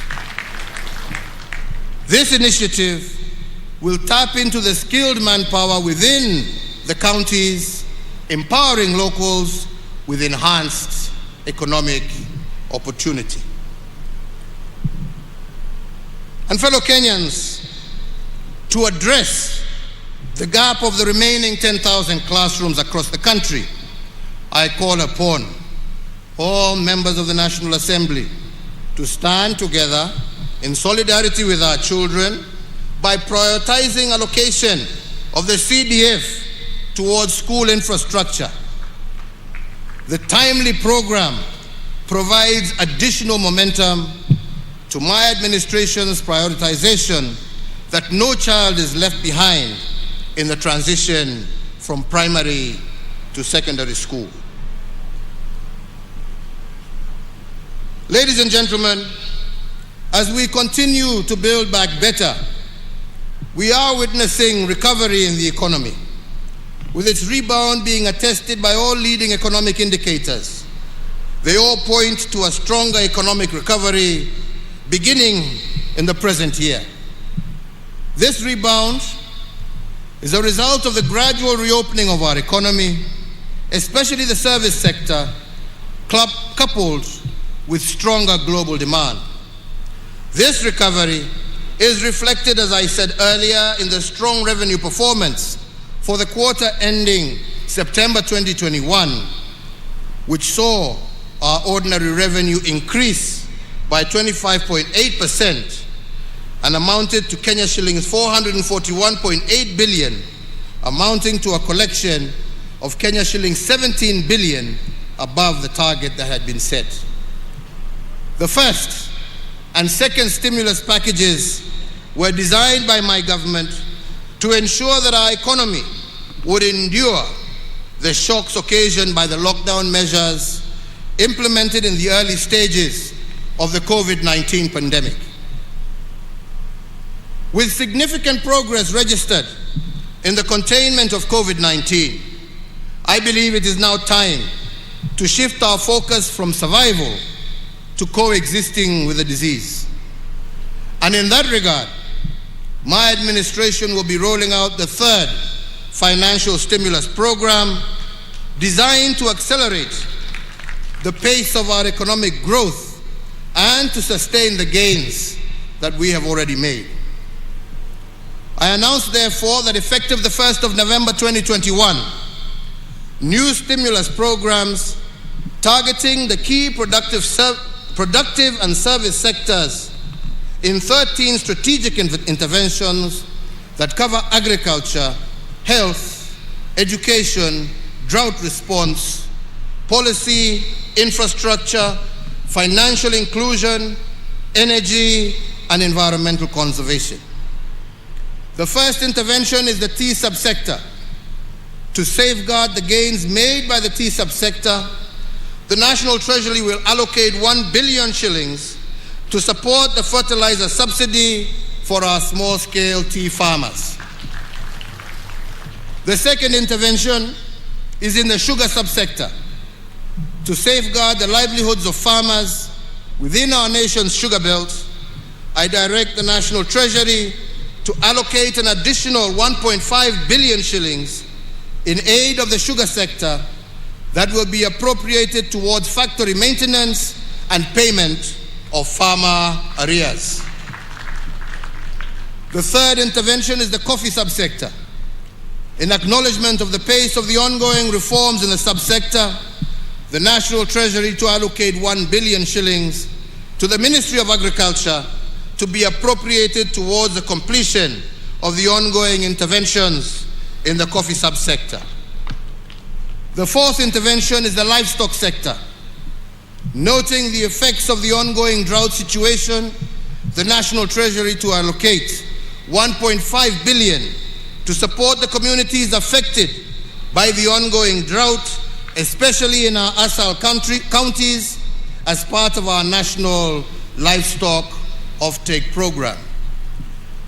The fifth, also applying to the livestock sector, and in order to secure a reduction in the prices of animal feeds, I direct the Cabinet Secretary for Agriculture, jointly with the National Treasury, to issue within 7 days a framework that will facilitate the reduction of the cost of animal and chicken feeds. The sixth intervention is in education.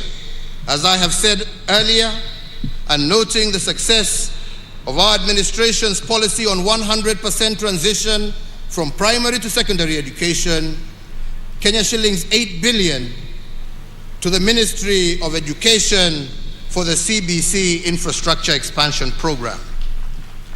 The seventh intervention is in health, and to ensure access to medical coverage across our nation, and as part of our Universal Health Coverage Program, the Ministry of Health will move with speed to establish an additional 50 new level 3 hospitals to be situated in non-covered areas and densely populated areas across our nation. And I further direct the National Treasury to allocate a sum of 3.2 billion shillings for the immediate construction of these medical facilities, again using local contractors so that the effect is also felt on the ground uko mashinani. Is the National Sanitation Program. We started this program to harness the energy of our young people and to give them a buffer against COVID-related unemployment. Noting the success of Kazi Mtaani program and its effect in enhancing opportunities for youth across the country, we direct the National Treasury to allocate Kenya shillings 10 billion for the third phase of Kazi Mtaani to be rolled out in all counties, with priority being given to densely populated areas. The above measures should inject an additional 25 billion shillings into our economy.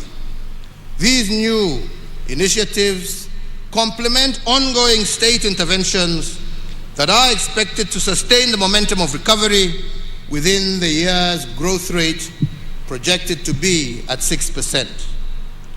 The ninth intervention is on energy and petroleum. Being fully aware of the positive strides being made in our economic recovery, the gain stands the risk of being eroded by high energy prices.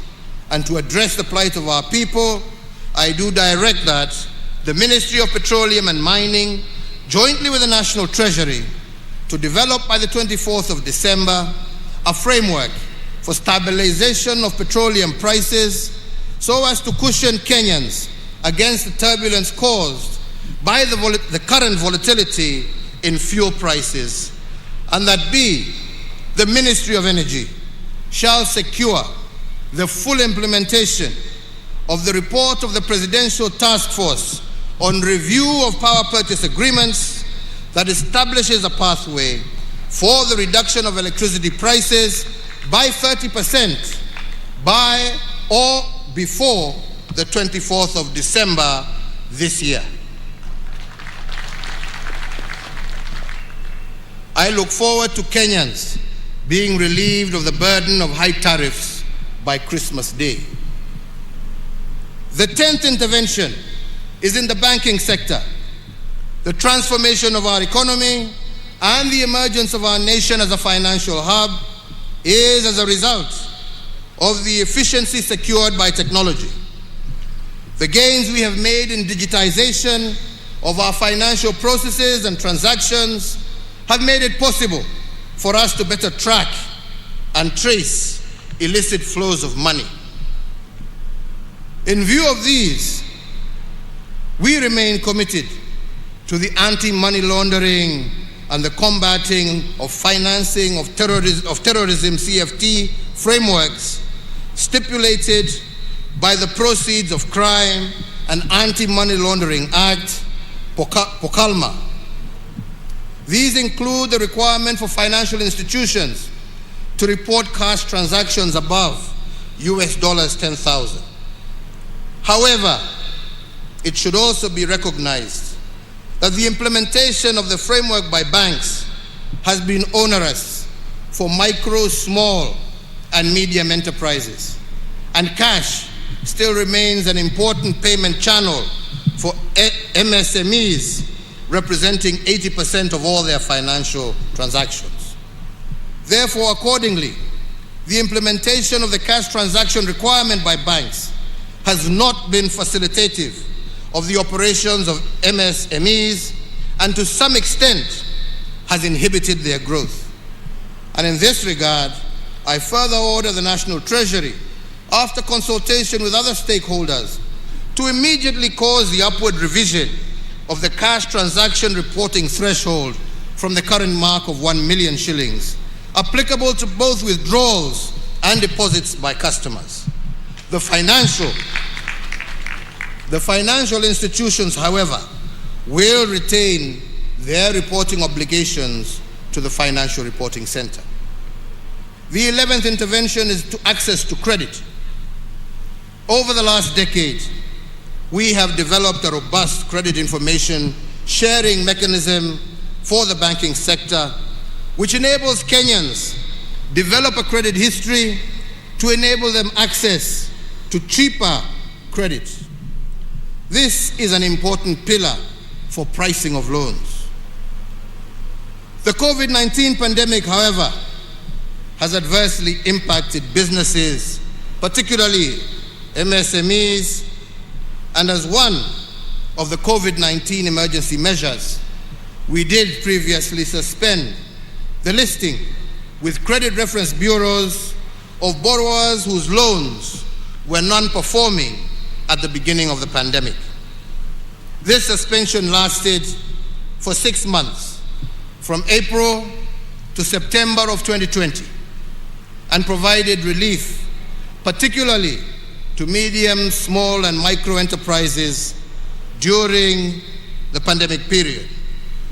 However, some of the MSMEs continue to struggle to get back to a sound footing following the adverse effects of the pandemic. So in that regard, and to further augment the interventions that we are making to give micro, small, and medium enterprises reprieve, I further order the National Treasury, in consultation with stakeholders, to secure the following additional measures to provide further space for recovery of micro, small, and medium enterprises. That the relevant authorities will, for loans less than 5 million, effect a moratorium of listings in CRBs for a period of 12 months to the end of September 2022. And further, borrowers with loans below 5 million and below, listed on the CRB from October 2020 to date, will not have that listing incorporated in their credit reports for the next 12 months ending September 2022. In addition to foregoing measures and to accelerate our economic recovery, I also urge all banks and financial institutions to accommodate customers who seek to restructure their banking facilities. The 12th intervention is digital financial services. In recognition of the importance of digital financing services, especially to the small-scale traders and the household at large, I do direct the National Treasury to engage all digital payment providers with the aim of deepening and expanding the use of the digital payment channels so that people can save more on their wallets and use them more. The 13th intervention is in the area of vaccine production. If there is anything that we have learned, not only as Kenyans but as Africans, from the COVID-19 pandemic, is the essence of self-reliance.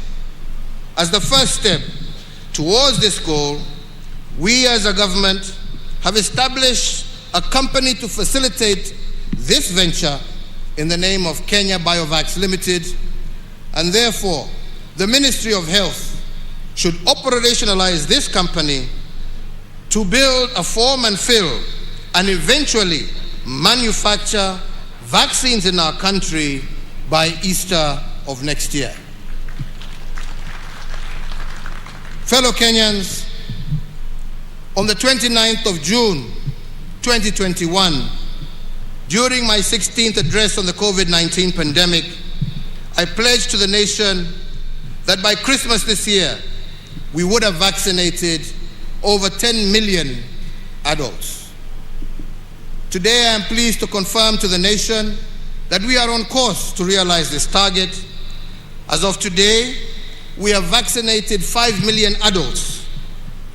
Owing to the compliance with the health protocols and guidelines on COVID-19, I have further noted with much appreciation that surge of infections has declined over the last 2 weeks, as characterized by the positivity rate of below 5% that has been registered over this period.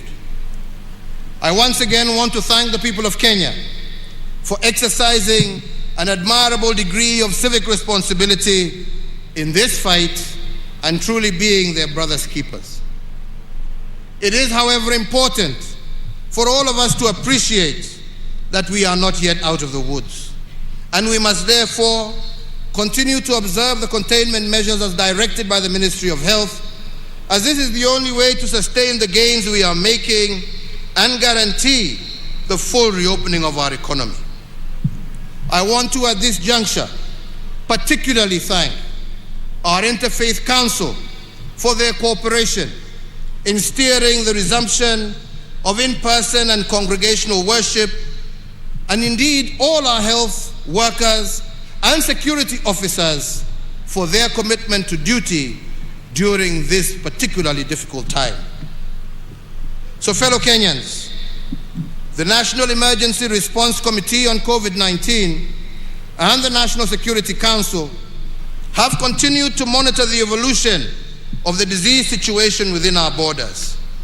And therefore, given the progress in containing this disease, the committee, jointly with the Council, has recommended a review of the existing containment measures. Accordingly, the number of persons gathering for in-person worship is now reviewed upwards from 1/3 of the congregants to 2/3, provided they adhere to all the health protocols. In the same regard, and by the authority vested in me as President, I hereby order and direct that the nationwide dusk to dawn curfew that has been in effect from the 27th of March 2020 be and is hereby vacated with immediate effect. Asante sana, God bless you, and God bless Kenya. Asanteni sana. Basi kwa heshima naomba sote tusimame kwa ajili ya wimbo wa taifa. Ninaomba kwa heshima sote tusimame tafadhali kwa ajili ya wimbo wa taifa. Wacha malize ndio. Wacha malize ndio.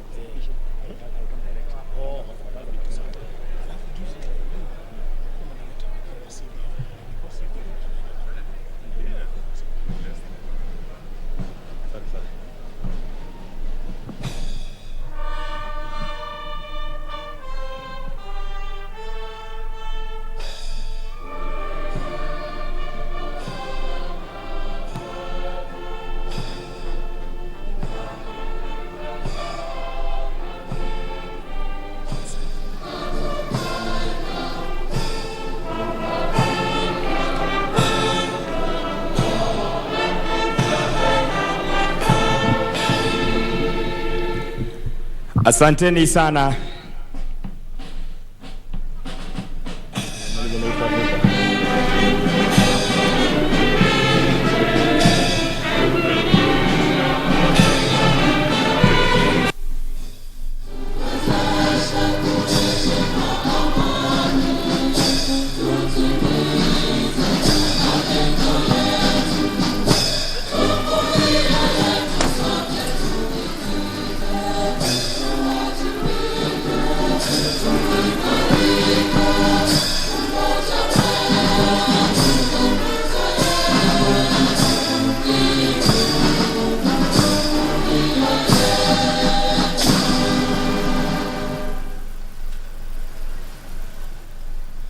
Baada ya hotuba ya Mheshimiwa Rais, nitaomba tuwe watulivu ili tuweze kutangaziwa itifaki ya kuondoka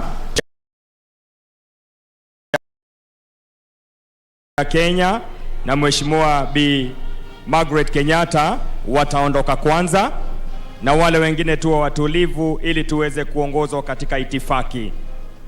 Tumhe nafasi Mheshimiwa Rais anapoondoka, wale wengine wote tutatulia hadi tupewe itifaki ya kuondoka, the exit protocol. Anaondoka sasa Mheshimiwa Uhuru Kenyatta na Mheshimiwa Bi Margaret Kenyatta. Wale wengine tuwe watulivu tafadhali. Tutulie ili tuweze kuongozwa.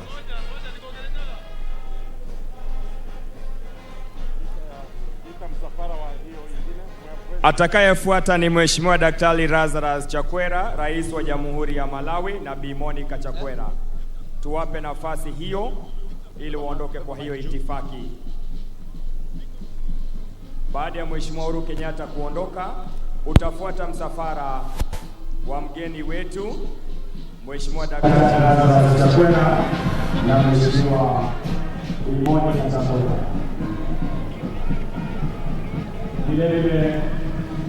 Kilele cha maadhimisho ya Mashujaa, Rais Uhuru Kenyatta akitoa curfew ambayo imewekwa na serikali kutoka wakati ambapo corona ilipoanza, na hivi sasa ni rasmi kwamba hamna curfew tena.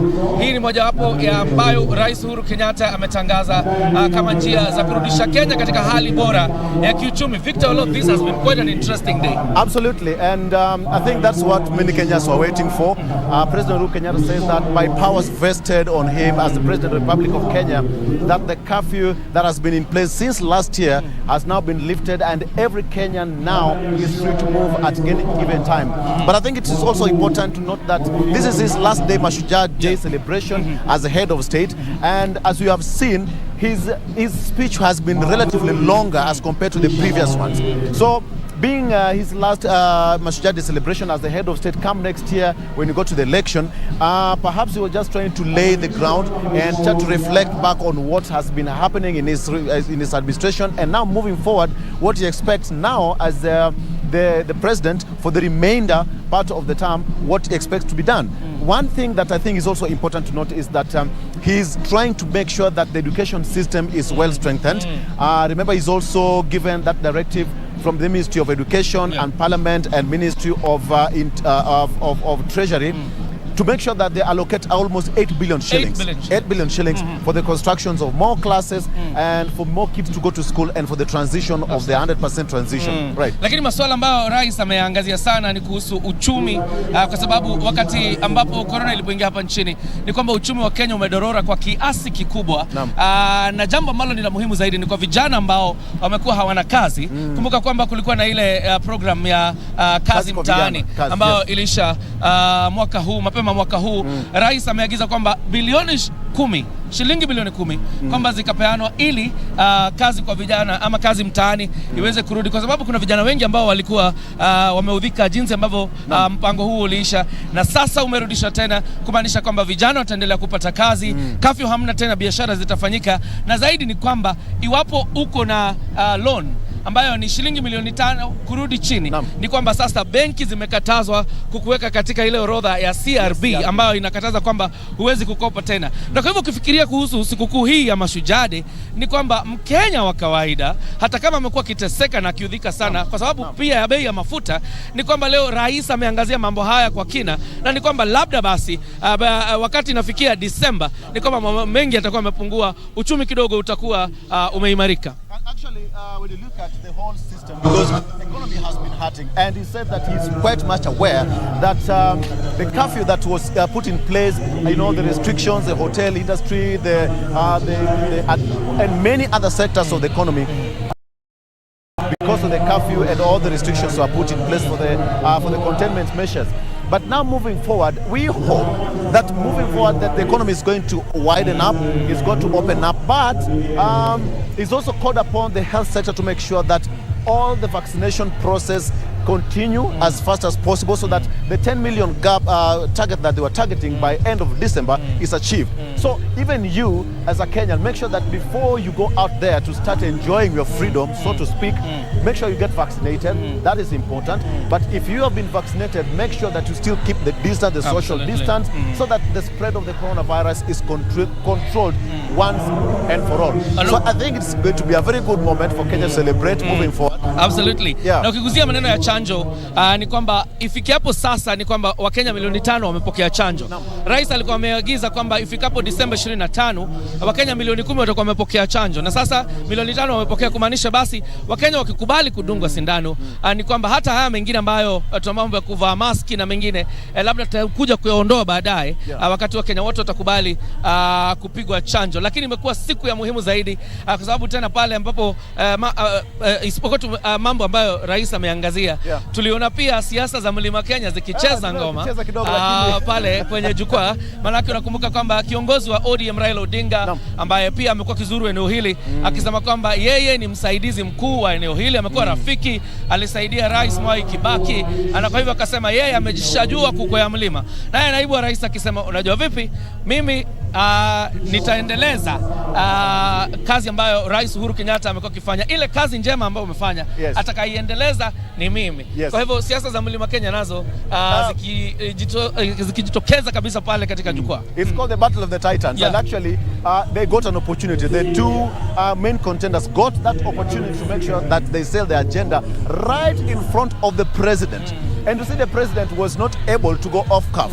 Because as much as we've always seen the president, he's not gone off cuff today. He's read his speech, the official speech, which almost went for more than an hour or so, and he was done. He did not go off cuff, wananchi, this, that, this and that. Perhaps it was just to play it very smart. But the Mount Kenya politics, if you ask me, he was trying to shy away from that completely. You go out there, you're big boys, you can battle it on your own. Go out there and fight for your position. If you can go and do voters, well and good. If you cannot, then so to it. But I think, Kioria, we also need to note that the president, the visiting president of Malawi, Chakwera, who was the chief guest at this particular function, also spoke in some good Kiswahili. Actually, I was amazed. Speaking some fluent Kiswahili, trying to bring back the history of Kenya and Kenyatta and all that. To some people, Chakwera, they thought Chakwera could not speak in fluent Kiswahili. I hope ulipewa a run for your money, if I'm not so sure. Clearly, Kiswahili chake kizuri na kizungu ni cha Marekani vile vile, Rais Chakwera, lakini akizungumzia mambo muhimu ya historia ya Malawi na Kenya, na ambapo nchi hizi mbili zimetoka kuanzia wakati ambapo walikuwa wanapewa ama wanapata uhuru. Ni kwamba nchi hizi zilipata uhuru miezi 7 in between, miezi 7. Lakini tunapomalizia, jambo la muhimu zaidi ni kwamba rais amerudia yale aliyosema wakati alikuwa kule New York, wakati alikuwa mwenyekiti wa Security Council. Wakati aliposema kwamba ile hukumu iliyotolewa na koti ya ICJ kuhusu mzozo wa mpaka kati ya Kenya na Somalia, na rais amerudia na tena kwa kizungu not even an inch ambayo nchi ya Kenya itapana ama will be ceded probably to the Republic of Somalia or any other republic. Na akasema kwamba sisi tumetosheka na mipaka yetu na yale yote yaliyo ndani tumetosheka nayo, na kwa hivyo hakuna inchi hata moja ambayo itaweza kuchukua even an inch ya sehemu ya Kenya. Actually, so I think that wraps it up for us. From us, it's been an amazing 2 days here from Wanguru Stadium, back there, International Stadium per se. The guests have left, the president has left, and for us here from Wanguru Stadium, people of Kirinyaga, thank you so much for your host. We've been treated to Mukimo, we've had the Ngwashes. Actually, I was given a name, Maina. Maina. So, the only thing you have not done is dancing to the music on the background, you know it? No, it can still go. Yeah, we can still go. We can dance to the Mugithi and all that. All right, thank you so much. It's been a real pleasure. Back to you in studio.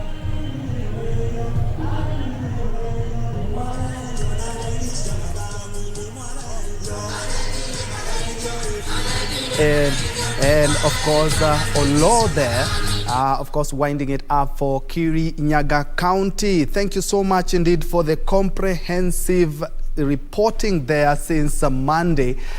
And of course, it's kudos for what you have been doing and actually highlighting the issues of Kirinyaga and of course the national issues that is Mashujaa Day. President Uhuru Kenyatta saved, if you ask me, saved the best for last when he has just said that the curfew, the dawn to dusk curfew that was put in place since the onset of coronavirus in the country has been lifted. Of course, that will generate a lot of discussion even in social media, and of course will shape up the conversation when it comes to economic recovery. Perhaps to just point out a few things that the head of state has just said, and perhaps that will also be factored in into the economy. Of course, he has come up with a raft of measures to cushion Kenyans as well, just as he did when we had COVID-19 in March of last year. Perhaps in a nutshell, of course, the stimulus package in different sectors. If you're a farmer, there's something to smile about. 1 billion shillings for subsidies of fertilizers. That is something that, of course, is coming up, and especially during the planting season where farmers have complained of the high fertilizer prices in the country. And 1.5 billion also in the agriculture sector for aiding the sugar industry or the sugar sector that has been ailing for a while, with some of well-known companies and factories actually sinking because of huge debts and of course corruption that had been rampant. But there's something good for the sugar industry, 1.5 billion shillings. Not forget coffee and tea, that 1 billion for the coffee reforms that were initiated a while back. 1.5 billion for, of course, communities affected by the ongoing drought, which has ravaged some of the counties. Of over 11 counties are in dire need of support, and the government 1.5 billion shillings will be coming in handy to ensure that we mitigated some of the drought issues in the country. And of course 10 billion shillings for the youth. 10 billion shillings, quite some money if you ask me. Kazi Mtaani program is back to cushion the youths, and of course power is expected to be coming down. That is the price of power by 30%. By 24th we will be celebrating Christmas in light, and also in our pockets 30% cuts in power prices. And something that is worth noting when it comes to the region, and especially the Horn of Africa region, is that the president is still adamant that Kenya will not cede ground in the Somali-Kenya maritime dispute. That, of course, started out as a dispute, then went all the way to The Hague, the ICJ, less than 2 weeks ago, talking about, of course, ruling largely in favor of Somalia. But the president has insisted that not an inch of the Kenyan territory will be ceded. So some good news, of course, that will also generate a lot of discussion right here. And of course, joining me now on set is a good friend of KBC, I should say, and also he's a constitutional lawyer and also a governance expert, Steve Mogaka. A pleasure having you. Anytime, and Mashujaa Day. Mashujaa, good Mashujaa Day. I hope I can for be the country. And, yes, as a matter of fact, you are. Perhaps very quickly, a lot of things have been said.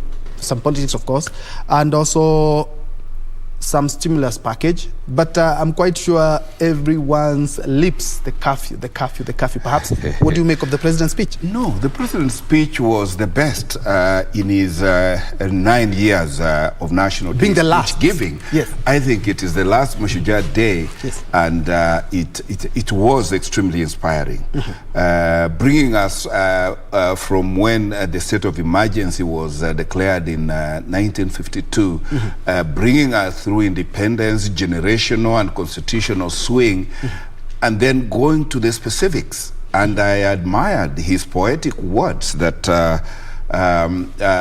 we Kenyans are people who see opportunities in obstacles rather than seeing obstacles in opportunities.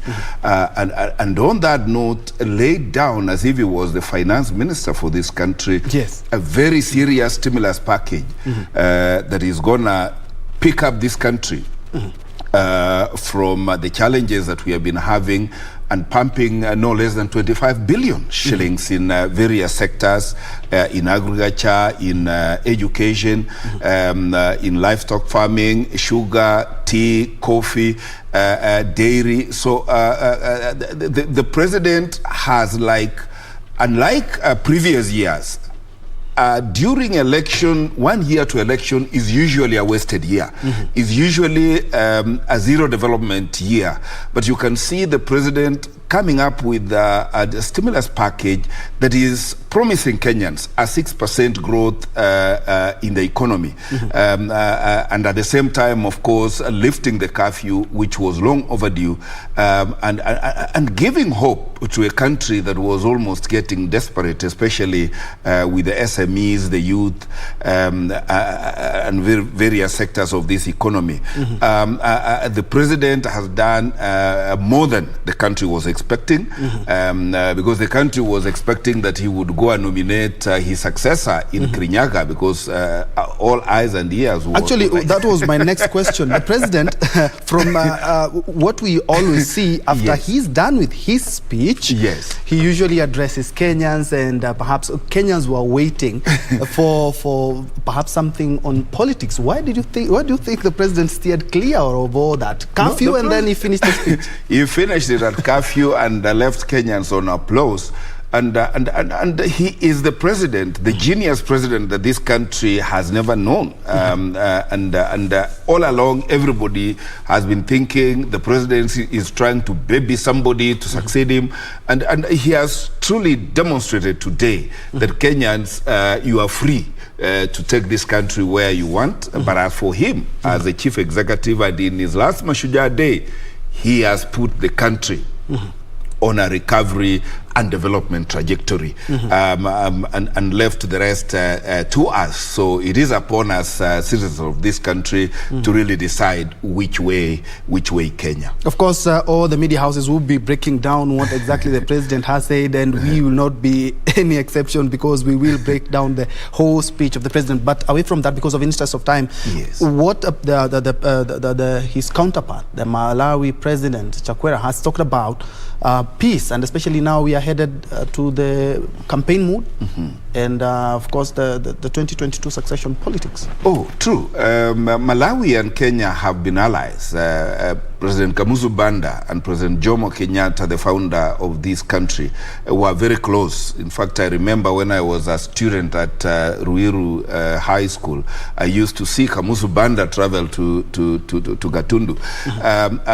And I'm happy that that neighbor and a friend of Kenya brought the message of goodwill from Malawi, and prayed with us that let us have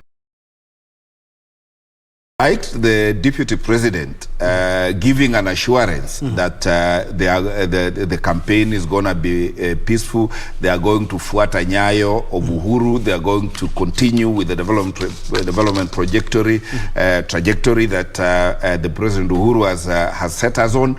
But you and I know that politicians, especially aspiring politicians, prepare a speech for the occasion. Their words and deeds are, miles apart. But I must salute the presidential aspirants who were in that occasion for observing etiquette, for giving the National Day the respect it deserves, and disabusing it of politics, except, thinly veiled references to bottoms up and a Kibaki Tosha thing that Raila and William Ruto were trying to try. But the day has been a major success, and how I wish this is how our national days would be, and going forward, we should see more of this. Indeed, and as we wind up, of course, the Mau Mau have been recognized with having the longest route in Kenya. The Mau Mau, for a very long time, all the administration talked about empowering the Mau Mau, remembering them, being the Mashujaa that they are. At least they have been remembered by the head of state. Oh, true. The longest road in Kenya, and indeed Africa, because a road longer than Mombasa Road is actually the longest road in Africa. And I'm so happy that President Kenyatta has recognized the Mau Mau freedom fighters. And one curious thing is that up to now, 9 months to his exit, no project has been named up after the President Uhuru Kenyatta. We leave it to his successors to do, but his legacy speaks for itself. For the Mau Mau, it is hats off, and we are all babies and heirs of the Mau Mau generation. And a Mau Mau road is a Mau Mau for Kenya, and a Mau Mau for, rather, a road for Kenya and its children. Indeed. Thank you so much, Steve Mogaka, who is a constitutional lawyer and also governance experts are there breaking down some of the issues that have come up in the president's speech and, of course, in his counterpart's speech, President of Malawi, who is visiting the country. Of course, we will be breaking down further what the head of state has said and looking at the sight and sounds of the day. The day is Mashujaa. I can tell you for a fact you are our Shujaa for keeping it tuned till this moment. And now we're taking a short, quick break, but we'll be right back with the day's news. Thank you so much for watching.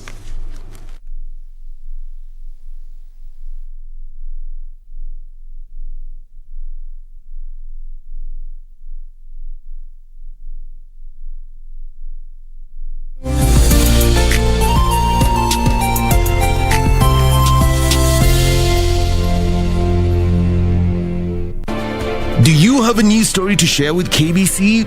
Get in touch swiftly on email newsroom@kbc.co.ke, call 0723 892 654 or 0734 780 124. Log on to the KBC website at www.kbc.co.ke.